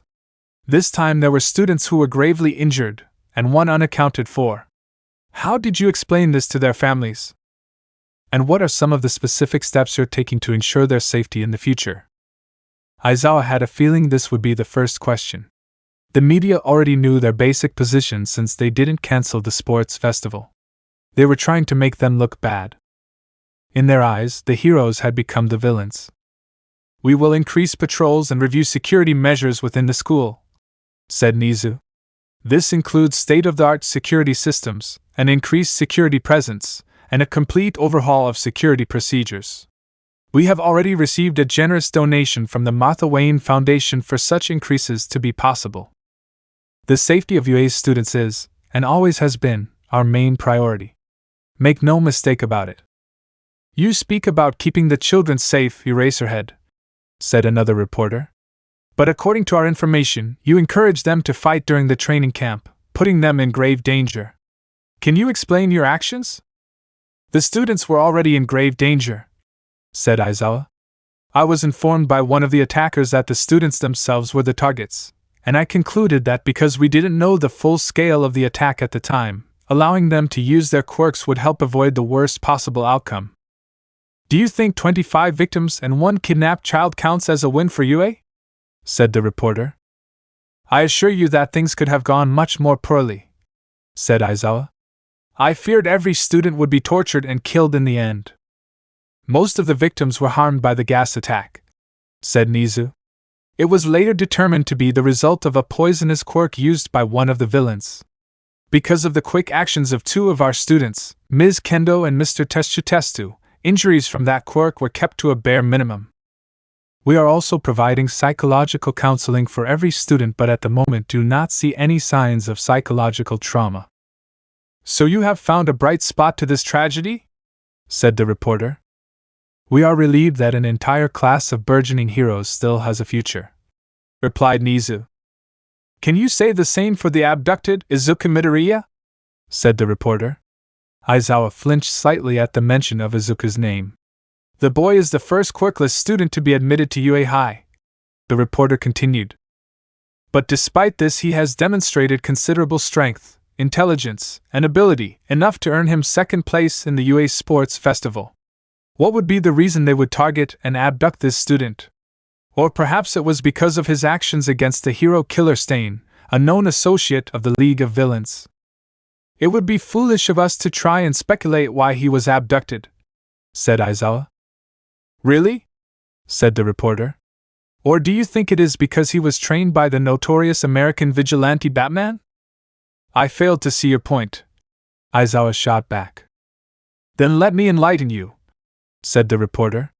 Batman has a history of using extreme methods when apprehending criminals and villains, oftentimes utilizing pain and torture to achieve his goals. According to our sources, this isn't the first time he has lost a student to villains, his last protege being tortured and killed by the notorious criminal and, I quote, clown prince of crime, the Joker. Is it a customary practice to consort with unlicensed vigilantes? Perhaps they are brainwashing him right now, attempting to sway him to the side of villainy. And considering how Batman's last student turned out, and how history seems to be repeating itself with young Izuku Midoriya, how can you say that he still has a future? Vlad King swallowed. This reporter knew what he was doing. He was baiting Aizawa into saying something damning for UA High. Already he could almost see the veins pulsating in Aizawa's neck. He was getting agitated. Whatever he said next could make or break UA High. Much to his relief, Aizawa stood and bowed to the reporters politely. Ever since I met Izuku Midoriya, I have been amazed time and time again for his sheer, unhindered ability, said Aizawa calmly. Despite being thrown aside by society as a weakling, it was through his sheer determination, intelligence, strength, and most importantly, his convictions and indomitable resolve to become a hero that he was able to accomplish so much. And what's more, he is striving to become a hero the right way, attending school and becoming licensed, something that has been supported and encouraged by his so-called vigilante sponsor. So in answer to your question, yes, I do believe that he has a future as a hero. The reporters continued to drill their questions into the UA staff, every one more scathing than the last. Aizawa could feel it, the mood was changing. People were beginning to resent heroes. If they didn't do something about it, it would only get worse. Isn't it that strange? Said Shigaraki, turning off the press conference. The heroes are becoming the bad guys. Seems like they're not dealing with this very well at all. Shigaraki and the rest of the League of Villains, consisting of Magna, Twice, Dalby, Spinner, Toga, Mr. Compress and Kurojairi, were all watching the press conference back at their hideout in Kamino Ward. They were all gathered around Midoriya, heavily chained to a large medical stretcher, a vacant expression on his face. The master had spent hours with Midoriya and had finally finished his work on him. He then had tasked the League with the final step of his conversion, turning him against heroes. So much criticism, Shigaraki continued gleefully. But everyone makes a mistake or two, right? It's not like they're supposed to be perfect. Modern-day heroes sure have it rough, don't they, Midoriya? Once a hero receives payment for saving someone, they aren't a hero anymore, said Spinner. A hero in this current system only cares about money and glory, said Shigaraki. And since society buys into those idiotic rules, anyone deemed a loser is shoved aside. You should know that more than anyone. Born quirkless, weak and pathetic, everyone wrote you off. But you showed them you were strong. You rubbed it in their arrogant faces. Now you have a chance to make anyone who's ever doubted you pay. Shigaraki stood and walked towards the catatonic Izuku, leaning over him. Tell me, Izuku Midoriya, he said quietly. Who was it who doubted you? Who is your enemy? Izuku's eyes widened at the question, his face contorting as if in pain. All might, he whispered. Shigaraki giggled gleefully. Their plan was set in motion. Soon, the symbol of peace would be dead, slain at the hands of his would-be successor, and there was nothing he could do. There was a knock at the door. Hello? Said a voice from the other side. I'm here to deliver a pizza. 6 minutes earlier. Batman gathered outside the dive bar in Kamino Ward, surrounded by an army of police and several pro-heroes, including Nightwing, Endeavor, Kamui Woods, Deadshot, Gran Torino, and even All Might himself. Several other heroes and officers were stationed at the secondary location that was provided to them by Yaoyorozu, where the Nomu were held. Now was the time they took down the League of Villains in a preemptive strike. Midoriya is in there, said Batman, using his cowl vision. He's restrained and surrounded by several villains. We need to act fast, said All Might. I'll smash down the wall and then dash. No, said Batman. I need to go in there alone. Excuse me? Said All Might. Batman, I know you're used to operating alone, but that's suicide. If too many of us get in there at once, Midoriya might be injured, Batman replied. I just need 5 minutes, and I'll signal you to move in. Now wait a moment, Vigilante, said Endeavor indignantly. He may be your student, but you can't just dictate how this operation. Simmer down, Todoroki, said Gran Torino. I suggest you let the man work. He knows what he's doing. Endeavor scoffed, but said nothing. 5 minutes? Said All Might. 5 minutes, confirmed Batman. But I need you to distract them. How? Said Tsukachi. Think of something, said Batman. With that, he pulled out his grapple gun and grappled away. The League of Villains were staring at the door in utter confusion, not a word spoken between them. Suddenly, a small orb rolled from under the door and across the floor, drawing everyone's attention. What the hell is that? Said Dabi. Realization struck Shigaraki and he rushed to destroy the orb, but it was too late. The orb exploded in a large flash, and smoke filled the room. The villains were in an uproar. Shigaraki's eyes and lungs stung from the smoke, grasping outward as he tried to steady himself. Kurogyri! He shouted, coughing. Kurogyri, get us out of here! There was a loud crashing sound, followed by a scream. It was Kurogyri's voice. He opened his eyes, though it pained him to do so, and saw a large, black figure moving at blinding speed between his comrades. After a moment of confusion, his heart sank when he recognized it. Batman! He shouted. Batman is here! The Batman wasted no time, swiftly moving through and incapacitating the villains around him. Dabi had regained his senses and attempted to use his fire on him, but Batman deftly sidestepped him, grabbing his outstretched arm and throwing him to the ground. With a sickening twist, Dabi's arm snapped like a dry twig. His angry yell in pain was cut short as Batman stomped his boot into his neck, knocking him unconscious. Mr. Compress attempted to use his quirk to capture the invader, but Batman was too quick, picking up a bar stool and throwing it hard into Compress's face, destroying his mask and knocking him unconscious. Toga drew her knives and began attacking Batman, who grabbed her by both hands and threw her against the wall, knocking the wind out of her before handcuffing her to one of the tables.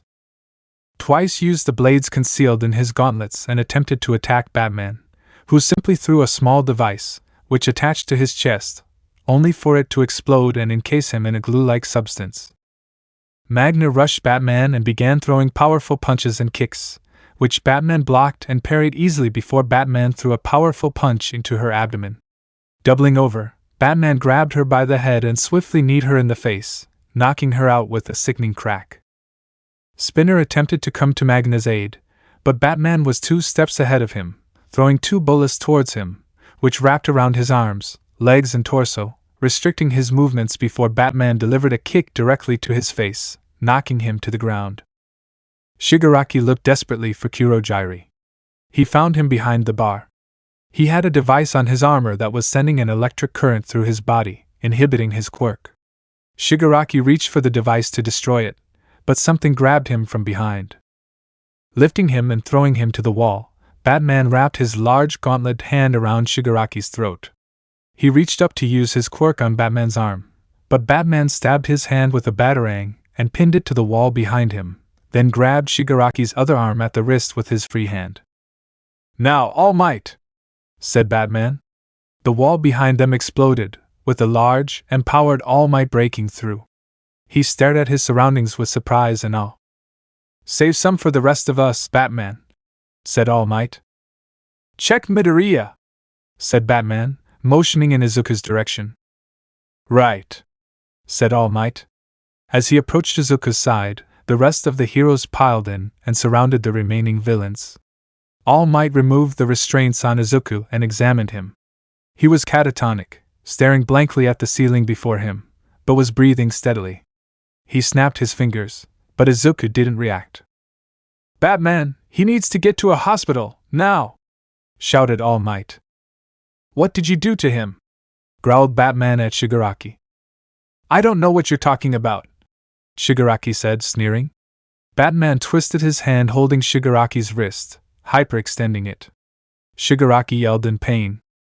"Lie to me again, and I won't just break your hand, I will remove it from the wrist," said Batman. "Batman!" said Kamui Woods, surprised. "Quiet, Woods!" said Gran Torino. "We don't have time for this," said All Might. "Let's get Midoriya out of." All Might! All Might turned back to Midoriya. He was looking right at him. "Midoriya!" he said. "Thank God! Yes, I am here, everything is going." Izuku lifted his hand to All Might's face, and an enormous explosion emitted from his palm, sending the symbol of peace flying through the open wall and into the window of another building. "Izuku!" shouted Batman. Izuku stood and positioned his hands behind him. Explosive blasts emitted from them again, propelling in the direction he sent All Might. "He has a quirk," Batman thought, horrified. All for One gave him a quirk. He turned back to Shigaraki, who was laughing mirthlessly at Izuku's actions. Batman snapped his wrist, causing Shigaraki to yell out in pain again. "Why is he attacking All Might?" shouted Batman. "What did All for One do to him?" "Isn't it obvious, Batman?" said Shigaraki. "He gave him power. True power!" "Where is All for One hiding?" said Gran Torino. "Just you wait," said Shigaraki. "The game is still mine." Out of nowhere, several large globs of black and gray goo appeared around them. Several large creatures began to emerge from them, attacking the heroes. "Noma!" shouted Kamui Woods. "Where did they come from? I thought the others were taking care of them." The bar was in uproar as the Nomu attacked. Outside the bar, Endeavor and the officers were defending themselves as more Nomu began to pile out of the warp gates around them. "Damn it, Edge Shot!" shouted Gran Torino. "Get control of Kurojiri." "Kurojiri is incapacitated," shouted Edge Shot. "This isn't his doing." The black warp gates began to form around the villains, one by one disappearing from the bar. "Stop them!" shouted Gran Torino. It was too late. The villains had disappeared, leaving the Nomu in their place. "It has to be All for One!" shouted Batman, fending off two Nomu at once. This was bad. Every second he was fighting these monsters, Midoriya was out there fighting All Might. He had to get to him, restrain him and get him help. He would not lose another student. No, it was more than that. He would not lose another son. Not now, not ever. Uraraka, Ida, Todoroki, Kirishima and Yaoyorozu were looking over a gate towards the large groups of heroes and police. The tracking beacon had led them to a large warehouse, where they guessed was the secondary location that Batman had mentioned to the detective when Yaoyorozu had provided them with the original tracking beacon. "Gang Orca and Mount Lady are here?" said Kirishima. "So is Best Jeanist and Tiger." All the heroes and police had arrived at the location just before them. Mount Lady had stomped the roof of the warehouse in and collapsed the building. The police and the rest of the heroes were able to storm in and apprehend everyone inside. To their horror, the building was filled with Noma. "Look," said Uraraka. "They found Ragdoll." Tiger had pulled a catatonic Ragdoll out of the wreckage. She appeared to be breathing and in good condition, but was unresponsive to attempts to wake her. "I guess there was nothing to worry about after all," said Todoroki. "Right," said Ida. "We should get out of here quickly before dash." Uraraka gasped, staring at the building. Someone else was emerging from the wreckage. He was tall, wearing a black suit. His face was obscured by a black mask and large, strange neck brace that extended to his shoulders. To Uraraka, he looked more machine than man. "I'm sorry, Tiger," said the man, "but Ragdoll's quirk was just too powerful. I had to take it. How could I not?" Instinctively, Best Jeanist used his quirk on the man, binding him tightly to restrict his movements. A red electrical energy passed through the man and the bindings were broken, sending Best Jeanist and the other pros flying in the other direction. The students gasped in horror. "Quick thinking," said the man. "Consider me impressed." Best Jeanist rallied and attempted to attack the man, but he threw a blast towards Best Jeanist, striking him in the abdomen. Blood seeped from the wound as he collapsed in a heap. "I see," the man continued. "Your quirk comes from practice and experience. I don't need it after all. It wouldn't pair well with Tamura's disposition." "Who is this guy?" said Todoroki. "What just happened?" "He took out the pros in an instant," said Kirishima, terrified. "We have to run," said Yaoyorozu. "Wait," said Uraraka, pointing upward. "Look." They all looked to see a large figure cratering downward at an impressive speed, hitting the ground like a meteorite. A smaller figure was flying towards it, fire emitting from its outstretched hands. Uraraka gasped in shock. "It's Deku!" she said, horrified. "No," said Ida. "It can't be." "It is," said Kirishima. "And he's using a quirk." "How is that possible?" said Yaoyorozu. "Look at the crater," said Todoroki. "It's Almight." Sure enough, Almight was lying face down in the crater before them. He wasn't moving, and they weren't sure if he was dead or unconscious, but they shuddered to think of the possibility. Several black and gray blobs opened up around him and the villains from the training camp all dropped out of them. They were beaten badly and some of them were unconscious. Tamura Shigaraki kneeled before the man. "Master," said Shigaraki. "It looks like you failed again, Tamura Shigaraki," said the master. "But do not let that discourage you. You'll try again. That's why I brought your associates back with you, even young Midoriya. It's apparent that the quirk and conditioning worked perfectly." "Did you hear that?" said Uraraka. "They did something to Deku." "The boy will be a great asset to you," continued the master. "Start over as many times as it takes. All of this is for you." He turned to face All Might, who was finally staggering to his feet. "Ah, there you are." In an instant, All Might was upon the man. He seemed to match All Might's strength equally, blocking All Might's Detroit smash. The sheer force of power from both combatants rocked the very ground beneath them. "I'll have you return my student, all for one," shouted All Might. "Have you come to kill me a second time, All Might?" said All for One smugly. With immense force, the thrust forward and threw All Might back, flying into the building behind him. "You've gotten weaker, All Might." "You're one to talk," said All Might, emerging from the building. "It's hard to ignore that fancy life support mask you have on. I won't make the same mistake I made all those years ago. I will take young Midoriya back and make sure you're locked up for the rest of your sad life." "But All Might, the boy doesn't want to leave," said All for One, placing a hand on Izuku. "Tell him, young Midoriya. Who is your enemy?" "All Might," said Izuku. "Young Midoriya," said All Might. "What have they done to you?" "I've simply given him what he's always wanted," said All for One. "His friend had such a powerful quirk, and the dead have no use for such power. You mean young Bakugo? Said All Might, horrified. You gave him Bakugo's quirk? His quirk and then some, said All for One. I've done a little tweaking and enhanced its abilities. He should be strong enough to stand up to someone even as powerful as you. Go ahead, young hero, he added to Izuku. Complete your mission. Izuku used his explosive quirk and launched himself at All Might with blinding speed.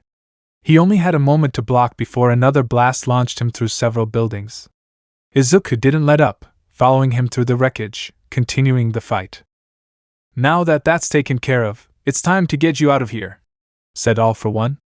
He raised his hand to the unconscious Kurogiri, and jagged black and red tendrils extended from his fingers, embedding themselves into Kurogiri.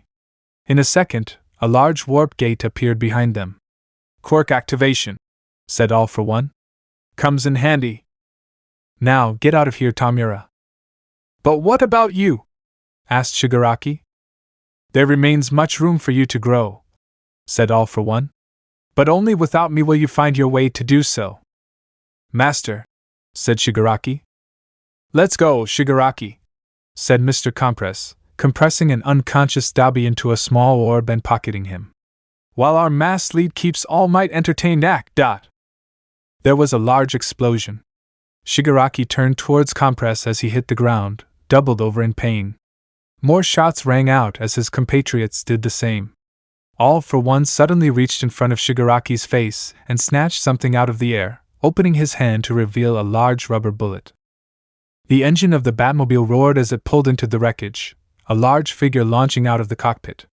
It was Batman, but instead of his traditional hero suit, he was covered head to toe in a heavy, black mechanical suit. It was made from what looked to be reinforced carbon steel, the visor for its eyes and bat insignia glowing deep and powerful red. Giant black wings extended from its back, and it was armed to the teeth with various tools and weapons. The Hellbat. Batman, said All for One. I was hoping you would show up. All for One, said Bauman, his voice projecting out of the Hellbat's speakers. I'm very pleased that you know me, said All for One. Brainiac speaks very highly of you. I've been looking forward to meeting you. Can't say I feel the same, said Batman.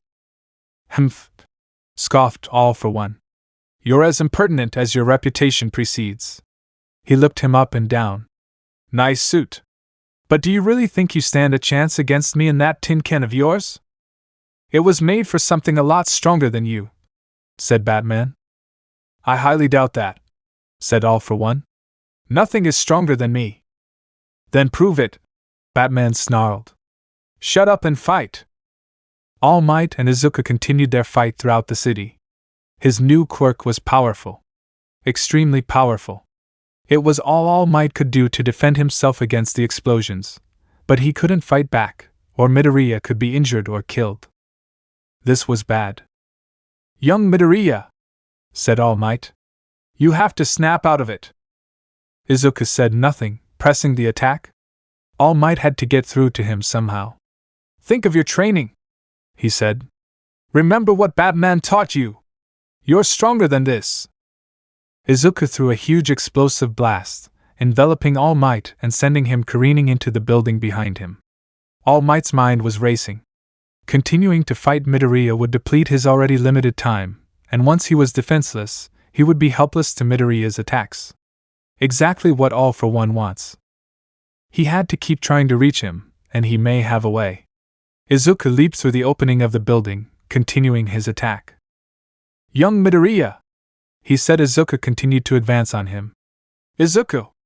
Deku, stop! Izuku froze, pondering All Might. Holy shit, that worked, All Might thought.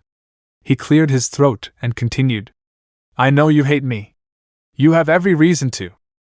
You are my enemy, said Izuku, walking towards him, his hands sparking. I am not your enemy, Deku, said All Might, holding his hands up. And I don't want to fight you. Your real enemy is back at that factory.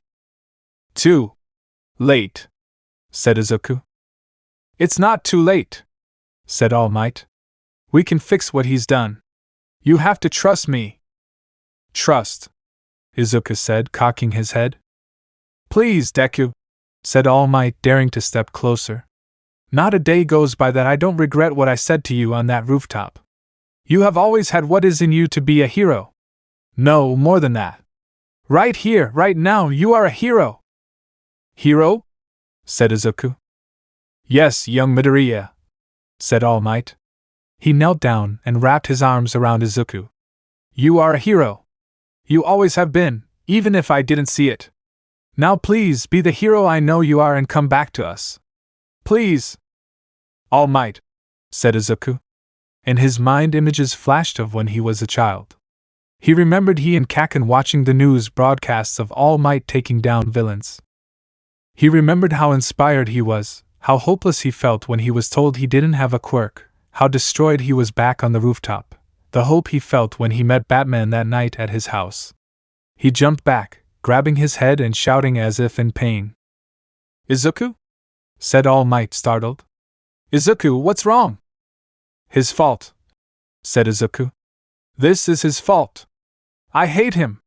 I hate him. Without warning, Izuku leaped out of the building and flew off into the distance.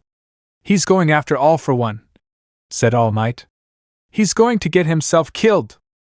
All for One continued his fight with Batman, picking him up and throwing him against the side of a building. Batman rallied, using the enhanced strength of his suit to throw heavy blows on his enemy. They were ultimately fruitless, as All for One parried and blocked them. His quirks seemed to be endless and Batman's armor was powerful, but far from indestructible.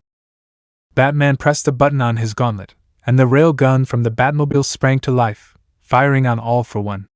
He was thrown backward into the rubble. Uraraka and her friends watched in horror as All for One re-emerged, his suit a little damaged but otherwise still walking. The tendrils shot out from his extended fingers again, embedding them in Batman's armor. With a great heave, he threw Batman into the building adjacent to him. There's no way he's going to beat him, said Kirishima. We have to get out of here, said Ida. But what about Deku? Said Uraraka. He's not here anymore, said Ida. He flew off with All Might. No, look, said Todoroki, pointing to the sky. Flying at breakneck speeds, Izuku came barreling down from the sky towards All for One, using both his hands to unleash a massive explosion directly on him. All for One emerged from the wreckage, his mask damaged and revealing a charred face with no eyes underneath. How are we going to get him away? Said Kirishima. This is crazy. As if on cue, the Batmobile roared to life and sped over towards the students, stopping in front of the gate where they were hiding. I know you're here to rescue Midoriya, said a projected voice from the car. It was Batman, controlling it remotely. Get in the car. Now. Izuku didn't let up the attack, throwing blast after blast at All for One, getting closer to his target with each one. This is your fault, he shouted. You did this to me. I gave you a gift, you ungrateful whelp, said All for One, grabbing Izuku by the throat and placing his other hand over his eyes. And I can take it away just as easily.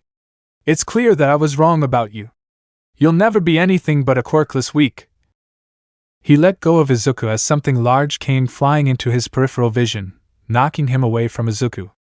Batman was back, pinning All for One against the wall of the wrecked building, hammering him in his exposed face with heavy blows. You won't touch him again, he said between blows. All for One caught Batman's fist in his hand and kicked him away. Batman landed next to Midoriya, correcting himself. Batman? Izuku said. You're here. His suit was heavily damaged, and his face was exposed slightly from the broken mask. You need to get out of here, Midoriya, said Batman. Your friends are waiting for you. What? Said Izuku. Where? Off in the distance, he heard the roar of the Batmobile's engines. The car was driving towards the wreckage. Picking up speed, it made its way towards a billboard propped up by an upended car. Using it as a makeshift ramp, the car flew through the air over them. Leaning out of the cockpit of the car, Izuku saw Uraraka, extending her outstretched hand towards him. Izuku realized that she was using her quirk to make the Batmobile light enough to float. Now, Midoriya! shouted Batman. Go! You're not going anywhere! Shouted Shigaraki, running towards Izuku. It was as if the world began to slow down for Izuku, despite the chaos around him. With a split-second reaction time, he used his new explosive quirk to propel him towards the car. Grabbing onto Uraraka's hand, several more hands sprouted from the cockpit. The hands of his friends pulling him into the car. The Batmobile landed and drove off into the distance. Well, said All for One, as the students drove away. That's that. He turned back to Batman. Your suit is far too damaged. As much as it pains me, I will have to kill you. Still, it was rather foolish of you to think that you could defeat me. I wasn't trying to, said Batman. What? Said All for One. Suddenly, a yellow and blue flash flew towards All for One. All Might landed a solid punch on his enemy, causing him to fly backward. Now that young Midoriya is gone, I don't have to hold back anymore, said All Might. Thanks for warming him up for me, Bats. Master, no! Shigaraki began to run towards his fallen master when another yellow blur knocked him backwards. It was Gran Torino. You're slow, old man, said All Might. You're just too fast, Gran Torino shot back. All for One emerged from the wreckage once again. His mask and suit was badly damaged. It appears we're outnumbered, he said. Time for you to go, Tamira. He extended the tendrils in his hand again, this time activating Magna's magnetism quirk, causing the unconscious villains to be magnetically propelled into Kurogiri's warp gate. No, master! Shouted Shigaraki, fighting against the magnetism.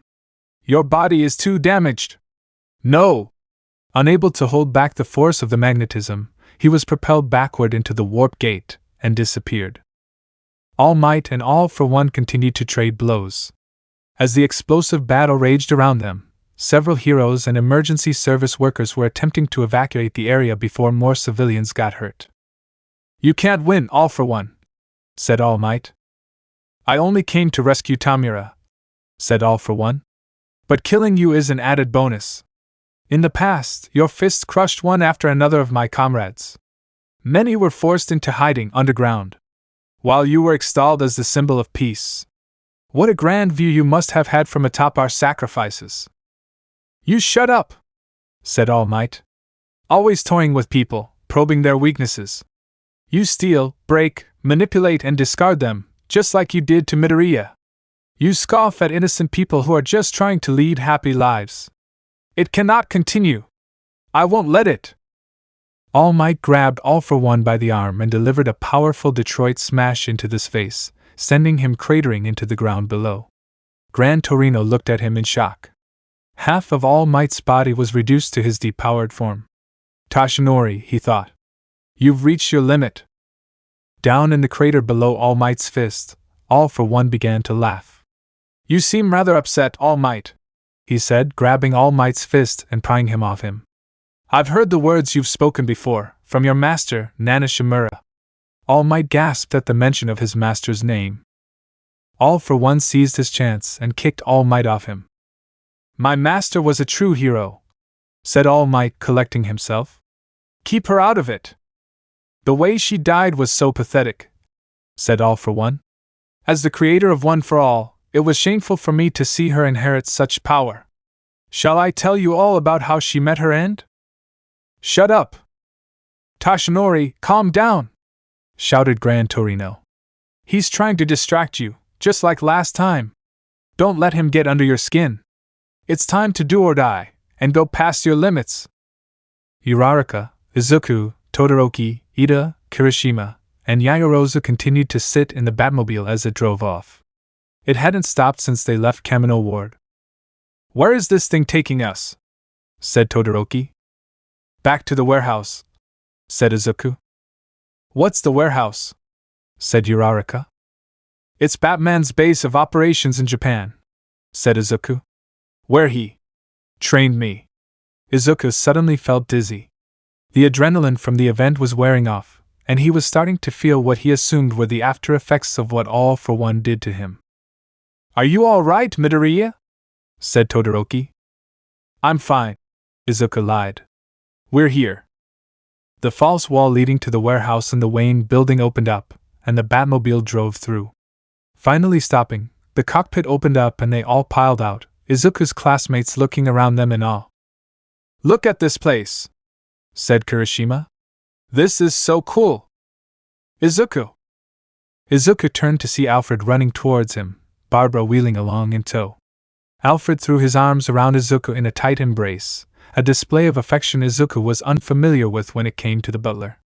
"Forgive me, Master Midoriya," said Alfred, breaking away. "You had us so worried." "We're glad you're safe," said Barbara. She looked over to the others standing behind him. "Your friends?"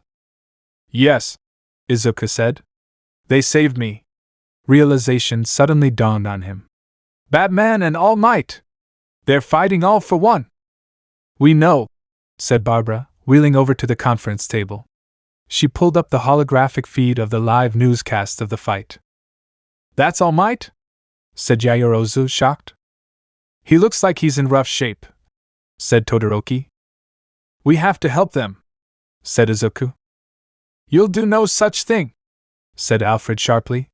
"It's bad enough that you're not at a hospital right now. Your presence there would only make things worse." "He's right, Izuku," said Barbara. "But we have to do something," said Izuku. "Where are the other heroes?" "They're busy fighting the remaining Nomu," said Barbara. "I'm sorry, Izuku," said Alfred. "But the only thing we can do right now is trust in Master Yagi to finish what he started." Izuku stared fearfully at the news feed. All Might and Bruce were beaten badly, and All for One's power seemed to be endless. His hope was fading with each passing second. "All Might," thought Izuku. "You have to win. You have to survive. Please." "You know, All Might," said All for One. "As much as you hate me, I think I probably loathe you more." All Might coughed, wiping blood from his mouth. He was losing power fast. Soon he would be helpless before his enemy. He had to end this fast. But All for One's quirks and fighting tactics were completely changed from the last time he faced him. He couldn't attack him head-on. He would have to adjust his strategy, use his wits. "I killed your master, sure," continued All for One. "But you took away so much from me, everything I tried to build. That is why I want you to suffer until your last breath, and die broken and disgraced, for all the world to see." All for One shot another powerful blast at All Might, enveloping All Might and sending Batman and Gran Torino flying. As the dust around them settled, All Might was still standing, but his arms and torso had been reduced to its sickly depowered form, blood dripping from his brow. "Let the world see you for how weak you really are, All Might," said All for One. "Hollow cheeks and sunken eyes. To think that you are their greatest hero. Now your adoring public knows your true form. Try not to be ashamed." "Even as my body rots and grows frail," said All Might. "Even as you expose my weakened state, in my heart I remain the symbol of peace. And nothing you can say will take that away from me." "Is that so?" said All for One. "Well, there might be something else you would be interested to know that will take the spring out of your step. My apprentice, Tamura Shigaraki. He's Nana Shimura's grandson." All Might gasped in shock. "That can't be." "It is," said All for One. "I kept wondering what would destroy your golden heart, and then I found Tamura. I groomed him to hate you, and watched as you smiled so proudly as you tried to destroy your master's descendant." "You're lying." "Come now, you know it's the truth," said All for One, cackling evilly. "Strange, where is your smile now, All Might?" Horrible thoughts rushed through All Might's head. His master's grandson being raised and groomed by her sworn enemy, the very man that killed her, turning him into a villain. My God, he thought. What would she say if she knew how we turned out? All for One suddenly flinched as several objects collided with him, exploding on impact. All Might turned to see Batman at his side. His suit was damaged and he was injured. "Bruce," said All Might. "How could this have happened?" "Forget about that, All Might," said Batman. "Listen to someone who has failed to protect someone they care about before. You are the symbol of peace. Only you can restore the hope these people have in you. Only you can finish this." Another large blast of energy came out of the smoke that enveloped All for One, blasting Batman away. He hit the damaged wall behind them before being buried in rubble. "Batman, no!" shouted All Might. "He is in the way," said All for One. "It's time to end this, All Might." "You bastard," said All Might. Concentrating his power into his right arm, it regained his muscular shape. He remembered the words of his master, Nana Shimura, spoken to him years ago as a young student. "Tashinori, when you think you can't go on anymore, look inside. Remember why it is you clench your fist. Remember where you came from. Keeping your origin in mind will help you push past your limit." Gran Torino struggled as he moved the rubble that had buried Batman. His armor was terribly damaged, with several pieces broken and missing. He was wounded badly, blood seeping from several open wounds that were exposed from the broken armor. Despite all of this, when the rubble was removed, Batman staggered to his feet. "Thank God," said Gran Torino. "I was afraid you were dead." "I don't die easily," said Batman. "And good thing too," Gran Torino replied. "Things are looking grim. Tashinori is almost out of power. His body just won't hold up anymore. I don't know if he can win." "He has to," said Batman. "How do you mean?" "None of the other heroes can inspire hope like All Might," said Batman. "No matter what he looks like, he is still the #1 hero, the symbol of peace in this country, and everyone here is praying for his victory. He's the pillar of support that everyone relies on. A pillar that must not be broken. And he knows it. And that's why he's going to win." "Interesting," said All for One, hovering over All Might. "You should have been out of power long ago, but you still continue to cling to that small bit of hope inside you." All for One began to rise off the ground, floating in midair. "You probably only have a few punches left in you." "I am the symbol of peace," All Might said. "I want to make a world where everyone smiles and lives together happily. I still have much to fight for, which is why I will defeat you. Let's stop dwelling on heroism and start focusing on reality," said All for One. "Spring-like limbs. Kinetic booster ×4. Strength enhancer ×3. Multiplier. Hypertrophy. Rivets. Airwalk. Spear-like bones." As he said these things, his right arm seemed to start growing, ripping the sleeve of his suit as it expanded. As it grew, several large spikes and objects seemed to sprout and grow from within it, forming into an enormous, grotesque monstrosity, barely resembling its former self. "Everything up to now was simply to wear you down," said All for One. "I knew it would take much more than that to kill you. In order to put you down for good, I'll punch you with the ultimate combination of quirks I have stored within me right now. This will end you." All for One rushed towards his foe, throwing his attack with a force to rock the foundations of the earth. All Might returned the blow with one in kind, connecting fist to fist with All for One. The immense shock of two unstoppable forces colliding caused a massive shockwave, with debris and wreckage flying all around them as they continued their struggle. "It's clear that despite your weakening power, you still haven't passed on One for All," said All for One. "It's also clear that you wanted Izuku Midoriya to be your next successor. But he refused you, because you refused him first. And what's more, you couldn't prevent him from being taken right out from under your nose. It seems you'll die tonight full of regrets, as a hero and a teacher." All Might's knees began to buckle under the sheer power of his enemy's might. "You're right," he said. "I failed to see the hero he could become when we first met, as my master saw in me.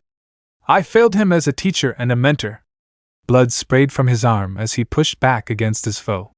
"Which is why I have to make it up to him." With a heavy heave, All Might pushed forward, throwing All for One off balance. "I will make it up to him," shouted All Might. "I will be here for him just as my master was for me, until he becomes the hero I know he can be." Golden sparks accumulated around his left arm as he transferred his power, throwing a powerful hook into All for One's face, smashing the rest of his life support brace. All Might continued to advance on his enemy, seeing a small trace of surprise stretched across All for One's featureless face. United States of. All Might pulled the last of his power back into his right arm. with the force of several generations of wielders of One for All, delivered the final blow to his enemy. Smash! The area exploded around them, causing massive shockwaves and an eruption of debris and wreckage. Batman and Gran Tornito hit the dirt, shielding themselves from the aftershock. The world held its breath as the dust cleared, revealing the skeletal form of All Might standing over the broken and beaten All for One. With his last ounce of strength, he raised his fist into the air in triumph. Young Midoriya, All Might thought. I am here for you now, and I will never fail you again. Chapter 41, End of the Beginning, Beginning of the End. All Might and Batman stood next to each other in silence in the elevator as it descended downward. The building they were in was a top-secret facility that not even most pros knew about. They were in the highest security prison in the country. It was a place where they housed their most dangerous criminals in the country, and all of them who had entered never saw the light of day again.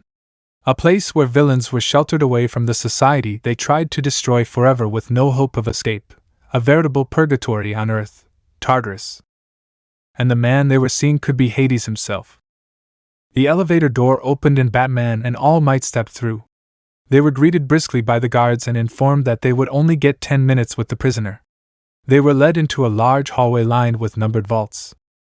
The hallway and the vaults were all layered with reinforced titanium strong enough to withstand a nuclear blast, and the tempered glass viewing windows were only used when under heavy guard and with a hero present. Truly, thought All Might, this is a place of no return. They made their way to the end of the hallway to one of the largest vault doors, which slowly opened as they approached. Sitting in a small wheelchair attached to several medical devices sat All Might's longtime foe and nemesis, All for One. Despite the fact that gnarled skin had replaced his eyes long ago, he smiled under his oxygen mask at the approach of the two heroes. It's about time I received visitors, he said. I've been quite lonely. And by two prominent members of the hero community, no less. The infamous Dark Knight. He motioned his head to Batman. And the symbol of forgive me, the X symbol of peace. He added shrewdly to All Might. The second semester must be starting soon. I would have figured you would devote yourself to teaching, but instead you come to visit me. We're here to get a few things straight, said All Might. You have no idea how stifling it is in here, said All for One. If I so much as try to scratch an itch, then every gun muzzle in this cell immediately points at me. He moved slightly in his chair, and true to his word, the automatic guns immediately honed in on his position. My brain waves and vital signs are being constantly monitored by these machines. One thought about activating my quirk and I'll likely be put down like a rabid dog. Even I would have a hard time getting free. You're trapped here, said Batman. I've made sure of it. You'll never go free. I'll let you believe that, said All for One, laughing softly. So what do you have to say? I want answers, said All Might. And I'll happily give them to you, said All for One. That's very forthcoming of you, said Batman. Don't feel flattered, said All for One. It's nice to have someone to talk to. Where is Shigaraki hiding? Said Batman. Haven't the slightest, said All for One. Unlike your bird, mine has left the nest. Tell me, how is young Midoriya? I do hope he is enjoying the use of his friend's quirk. You haven't had a Robin with superpowers yet, have you, Batman? That'll disrupt the balance of power for sure. Mention him again and you won't have to worry about the guns around you ever again, snarled Batman. Quaint Batman. But Brainiac has told me everything there is to know about you, and unlike me, you have a rule against killing, said All for One, yawning.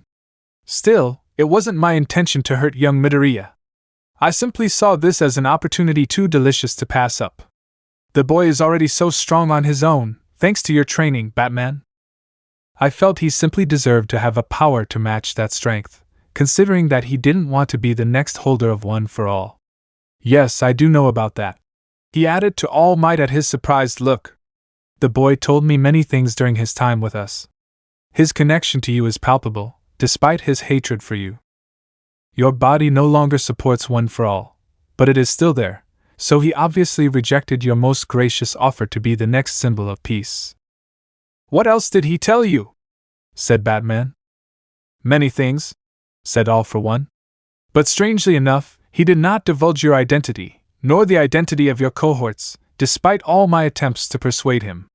Batman's mind immediately flashed to Jason, and a sense of sadness swept over him.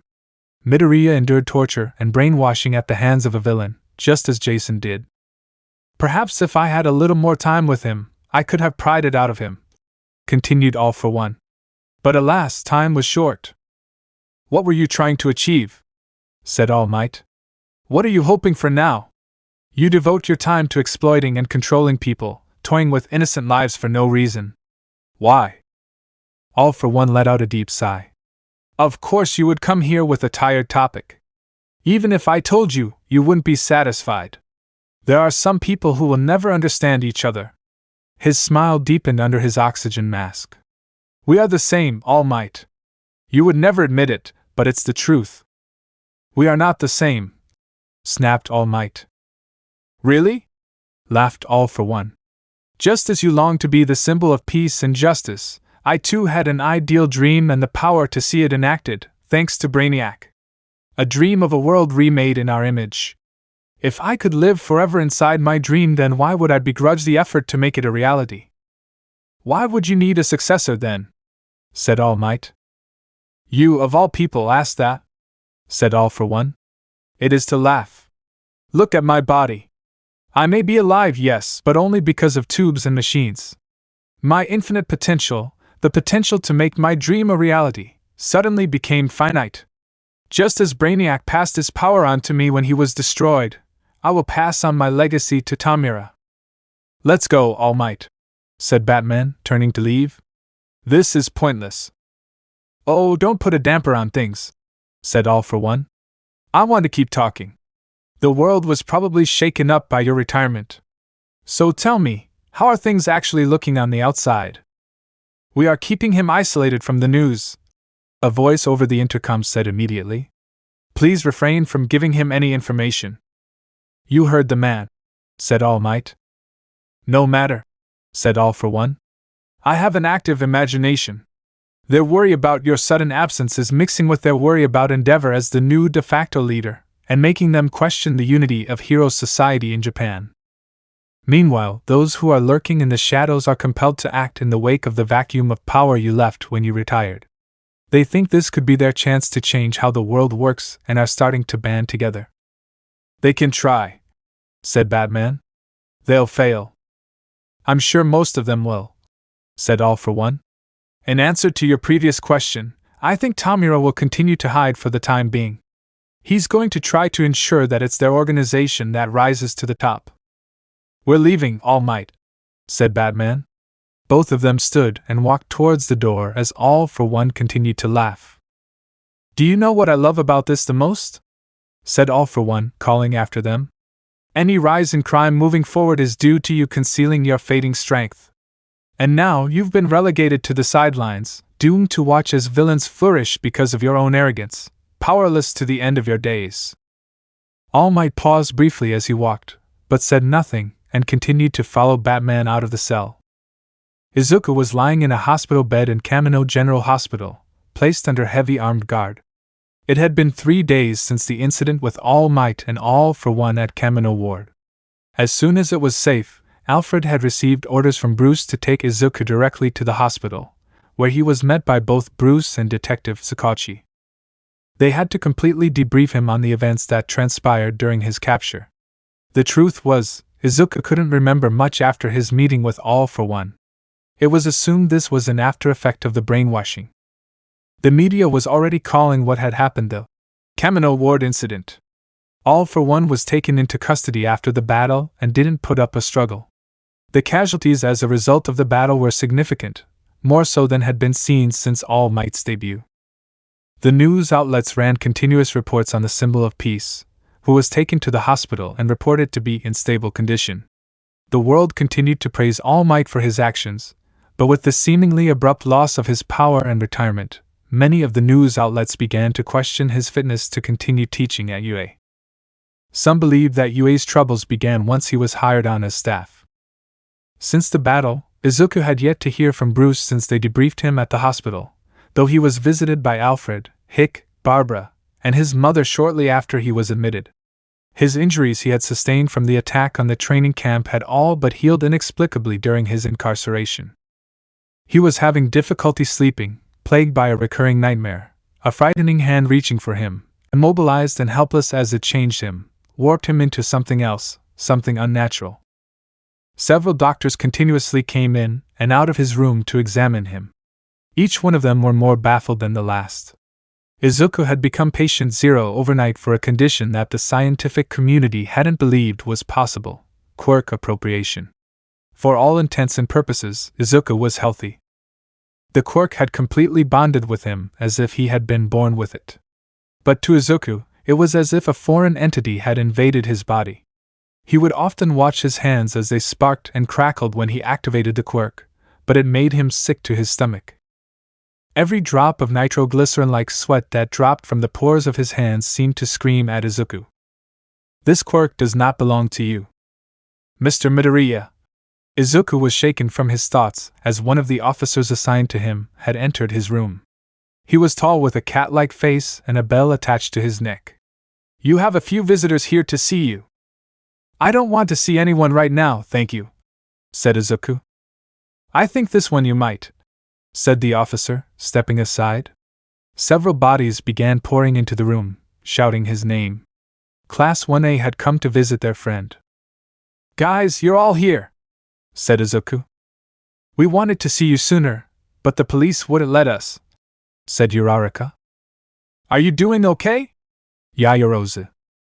"Thanks to you," said Izuku, motioning to her, Todoroki, Kirishima, Uraraka and Ida.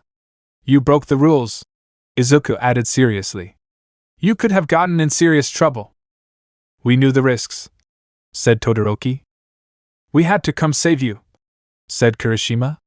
"You would have done the same for any one of us." "We all saw what happened on TV," said Mineta. "We agreed we weren't going to talk about that, Mineta," said Ajui. "No, it's okay," said Izuku. "You don't have to pretend. The whole country, no, the whole world saw me attack Almight," he added bitterly. "That wasn't you," said Uraraka immediately. "They did something to you, it wasn't your fault." Izuku turned away. Everyone had been telling him that since he had returned to the warehouse, but somehow, he didn't believe it. He had been playing the event over and over in his mind, and he could come to no other conclusion. He was the reason the villains attacked the camp. He was the reason his classmates got injured. He was too weak to defend himself and his friends against their enemies, despite all his training. And worst of all, it was because of his weakness that the country no longer had the symbol of peace. "You were able to break free," said Todoroki. "You fought against his mind control just like at the sports festival. You broke free and fought back against them." "I've never seen anything like it," said Tokoyami. "So it's true," said Kaminari slowly. "What they've been saying. Do you have a quirk now?" Izuku paused, then raised his outstretched hand. His classmates gasped in awe as they saw the sparks crackle and pop from his palm. "How?" said Yaoyorozu, astonished. "It's complicated," said Izuku. "Explosions?" said Mineta. "Kinda on the nose when you think about it." "That's no accident," said Izuku. "What do you mean?" asked Shoji. "Wait," said Kirishima. "Didn't you say you had a friend with an explosion quirk?" Izuku fell silent, a dark shadow creeping over his face. After a moment, Ojiro cleared his throat. "Maybe we should let Midoriya get some rest," he said. "He's been through a lot." The rest of the group murmured words of encouragement to Izuku as they left, but Uraraka, Kirishima, Ida, and Todoroki stayed behind. "Deku," said Uraraka. "Is it true?" Izuku didn't need her to elaborate on her question. "Yes," he said. "How is that possible?" said Ida, shocked. "I don't know," said Izuku. "He seemed to know everything about me. He knew about Kak." The name stuck in his throat. "The quirk's previous holder. He knew my connection to him. This was all part of some twisted ploy." Izuku felt tears running down his cheeks as he lifted his hands to his face. All my life I waited and wished desperately for a quirk of my own, and this is how it happens, he said through the sobs. I'm not worthy of this quirk. I don't want it. I don't know what to do. Uraraka and Kirishima sat down next to Izuku on his bed, comforting him through his sobs. Izuku had been bottling this for a while. He hadn't told Bruce, Alfred, or even his mother. Make it your own. Izuku looked up to Todoroki. That's what you said to me at the sports festival, he said. It's your quirk, not his. I can't understand the circumstances of which you have received this quirk, but I can understand the feelings that come with an unwanted quirk. But if you are true to your own word, then it does not matter where this quirk came from. It's your quirk now. Todoroki, said Ida. Don't be insensitive. I'm sorry, said Todoroki. But it is the truth. This is no longer your friend's quirk, it is yours. Fighting against it will only hurt you and your growth as a person and a hero. He placed his hand on Izuku's shoulder. I lived my whole life hating my father's quirk only for you to help me realize that I don't have to, because it's my quirk and not his. You don't have to go through what I went through. You have your friends, Deku, said Uraraka. That's right, said Ida. We will help you through this. We're here for you, man, said Kirishima, patting him on the shoulder. Izuku felt his tears flow freely, but they were no longer tears of pain and sadness. Almight was walking down the street toward Izuku Midoriya's apartment. They had released him yesterday, and today he and Aizawa were meeting with the students' parents to discuss a new policy implemented by Principal Nizu in an attempt to increase student safety while attending UA, on-campus dormitories. To their surprise, the students' parents had all been supportive of UA, most likely due to All Might's heroic actions at Kamino Ward. He had given up everything trying to save them from a seemingly impossible-to-beat villain. Even without his powers, and despite all the bad press, they still trusted UA enough to guide their children in these frightening times. It was a humbling experience for All Might. But then there was Midoriya's mother. He had asked Aizawa to let him speak to her alone while he went to visit the other students. He was only a short distance away, but the walk seemed to last an eternity, with each footstep getting heavier. He hadn't spoken with Midoriya since the incident at Kamino Ward. He wanted to visit him in the hospital, but the last time he did that the results were less than ideal. He figured that he was the last person he would want to speak to anyway, and didn't want to awaken any unnecessary trauma from what had happened. The poor boy had suffered so much, and deep down, All Might blamed himself. He had to make this right somehow. Tashinori. All Might was pulled out of his thoughts at the sound of his name. He had made it to Midoriya's apartment complex, but he wasn't alone. Leaning against a shiny Rolls-Royce was Bruce, who had appeared to be waiting for him. Bruce? Said All Might. What are you doing here? Midoriya is my student, said Bruce. I am as much responsible for his abduction as you are. Come on. He gestured for All Might to follow him. This isn't going to be easy. Bruce and All Might sat across the table from Izuku and Mrs. Midoriya. She had provided coffee and cake for them, was polite and courteous, but they both could feel the icy glare that came from her eyes. Bruce stood stoically as usual, but All Might felt like he was sinking in his seat. All Might cleared his throat awkwardly. You probably already know why we're here, he said. You received a notice that UA is moving our students to dormitories. Yes, I saw it, she said simply. Wayne Enterprises has seen to it that the dormitories are equipped with the highest security measures available, said Bruce. And having the students on campus will allow UA to closely monitor who is coming and going from the school. The security measures utilize DNA mapping so that only those with matching signatures can access the campus, so. I appreciate the lengths you have gone through, said Mrs. Midoriya. But I have made up my mind. Izuku won't be returning to UA. Izuku gasped. All Might flinched slightly, but wasn't surprised. Her boy had been kidnapped, and UA was powerless to stop it. If he had a child, he would feel the same way. He looked over towards Bruce, but his expression was still passive, almost calculating. Mom, you said yesterday, Izuku began. I know what I said, Mrs. Midoriya replied. But I've changed my mind. She looked directly into All Might's eyes. Izuku had admired you for so long, ever since he was a child. And you, she turned to Bruce. You believed in him and gave him the chance to fulfill his dreams. I know that he has worked so hard for this, and has achieved so much, but… She paused, quivering slightly. When I received the call that he had been kidnapped, it felt like my world had come to an end.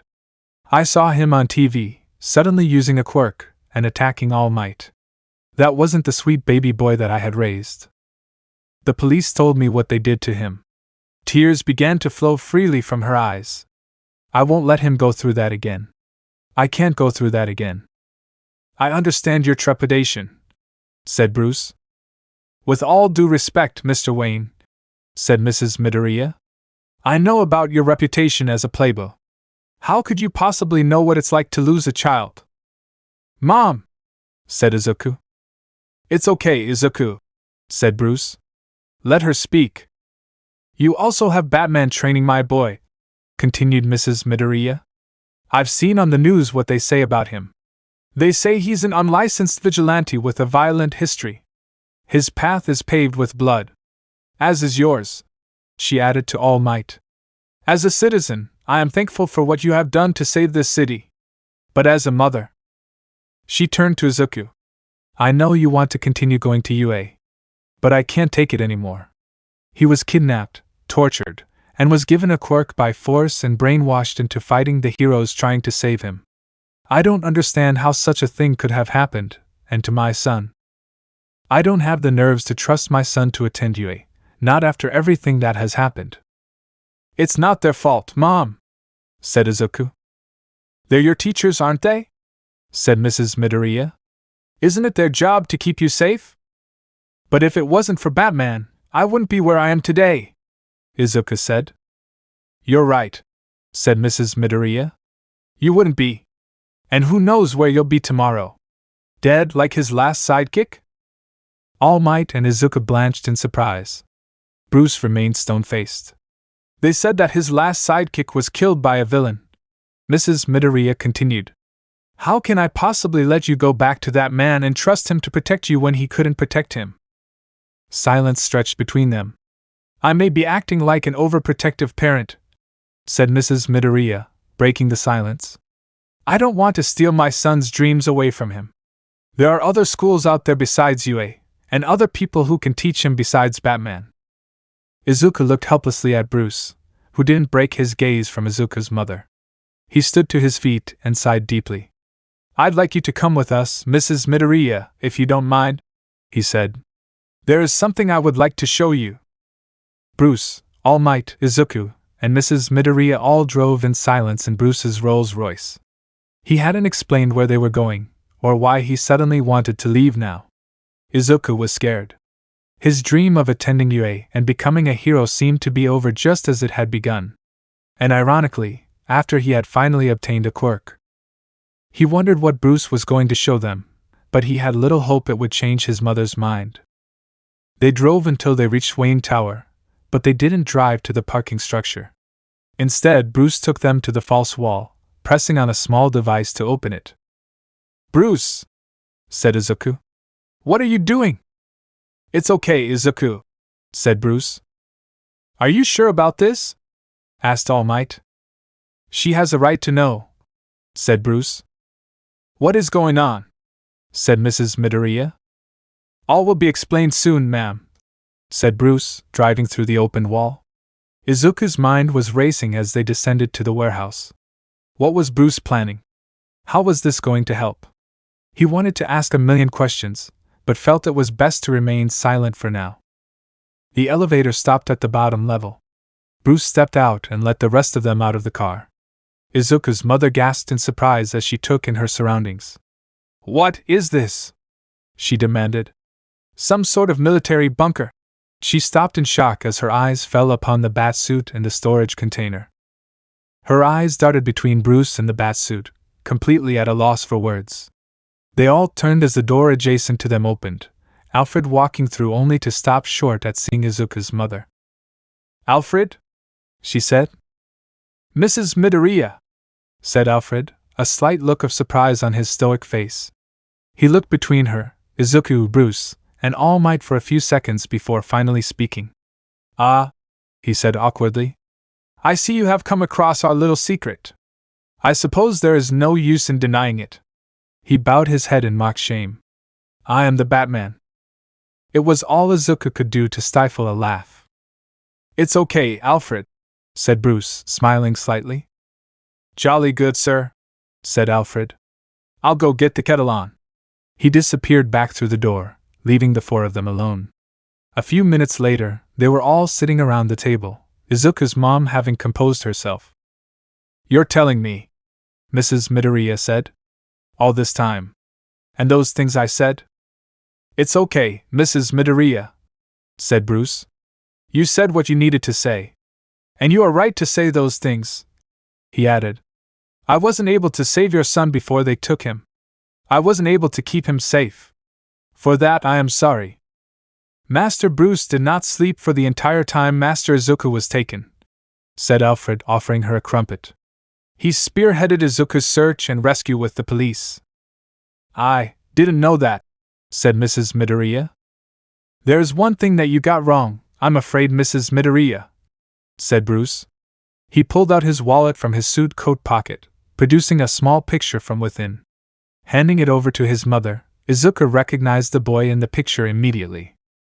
"Robin, Jason, was more than just my sidekick," he said. "He was my son." Mrs. Midoriya looked up from the picture in shock, handing it back to him. "I'm so sorry," she said. "I didn't know." "There's no way you could have known," said Bruce. "In many ways, your boy reminds me of him." "But you should know then why I don't want him to go back," said Mrs. Midoriya. "Why I want to keep him out of danger." "I do understand," said Bruce. "Just as any good mother would want to." "Then what is going on here?" said Mrs. Midoriya. "What are we doing here?" Bruce leaned over and turned on the holographic projector on the table. "I wanted to show you this," he said. Izuku was surprised to see it was footage of his time training in the warehouse. "Your son has accomplished so much." When others had written him off as a lost cause, it was his determination to become a hero that allowed him to push past his limits. "I didn't recruit your son just to get him into UA High." The camera switched over to Izuku coming to Uraraka's aid when she was accosted on the street. Izuku was surprised, but not completely surprised, that he had this footage. "Your son was already a hero before I met him," continued Bruce. "We live in a world where in order to be called a hero you have to hold some sort of special license. But in reality, anyone can be a hero." He turned off the projector and turned back to Mrs. Midoriya. "I don't believe that your son needs you, me, or anyone else to be a hero. I think that he had what it takes to be a hero from the start. And I know that he is going to accomplish great things. No matter the school, no matter the teachers." "He's right," said All Might. Izuku jumped. He had almost forgotten he was here. All Might stood, suddenly entering into his muscle form, and knelt in front of Izuku and his mother, bowing his head till it touched the floor. "I owe you both an apology," he said. "I was one of those doubters who had written him off as hopeless. I, the person who he admired and believed in the most, did not share his belief in him." There was a small flash of smoke as he returned to his depowered form, but he stayed in his bowed position. "I was foolish not to see what Mr. Wayne had seen in him. Foolish and blind. But I see the truth now. I do not just believe that your son is already a hero, but I believe that he will one day surpass me as the #1 hero. I believe with all my heart that he will become a greater hero than I or Batman could ever be." "What are you saying?" said Mrs. Midoriya, shocked at his words. "What is this?" "I apologize for not believing in your son," said All Might. "I apologize for not being there to save him. I should have been giving him my all as his teacher, but was too foolish and stubborn to see his full potential. I'm sorry. I implore the both of you to forgive this past weakness." He finally rose from his bowed position, standing. "It is true that my and Bruce's path is filled with blood, but that is the exact reason I believe that young Midoriya should remain as his student. Together, we could show him how to find his own way, free of the mistakes that we have made in the past. All Might, said Izuku softly. He had never seen this side of him before. The heroes at UA know that things can't continue as they've been, continued All Might. We are committed to keeping your son and all our students safe. I will protect your son, even if it costs me my life. As will I, said Bruce, standing next to All Might. Izuku felt tears well up in his eyes.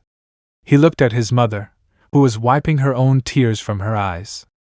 I don't hate any of you, said Mrs. Midoriya. I don't hate you either. But I want Izuku to be safe and happy. All Might, Mr. Wayne, Izuku needs you, all of you, to protect him, guide him and raise him in ways that I can't. But my heart will not take losing him again. If you can promise me that you can keep him safe, then he can return to UA. You have my word, said Bruce. And mine, said All Might. Izuku, said Mrs. Midoriya. If you go back to UA, you have to be so careful. I will, said Izuku. I won't make you worry. All Might, Mr. Wayne, and even you, Alfred, said Mrs. Midoriya. Please take care of my boy. Let me know in the comments below if you guys want the next part. Also check out my other video that has been shown and left. Thank you for watching. If you enjoyed this video, please like and share this video. And have a fantastic day. Bye.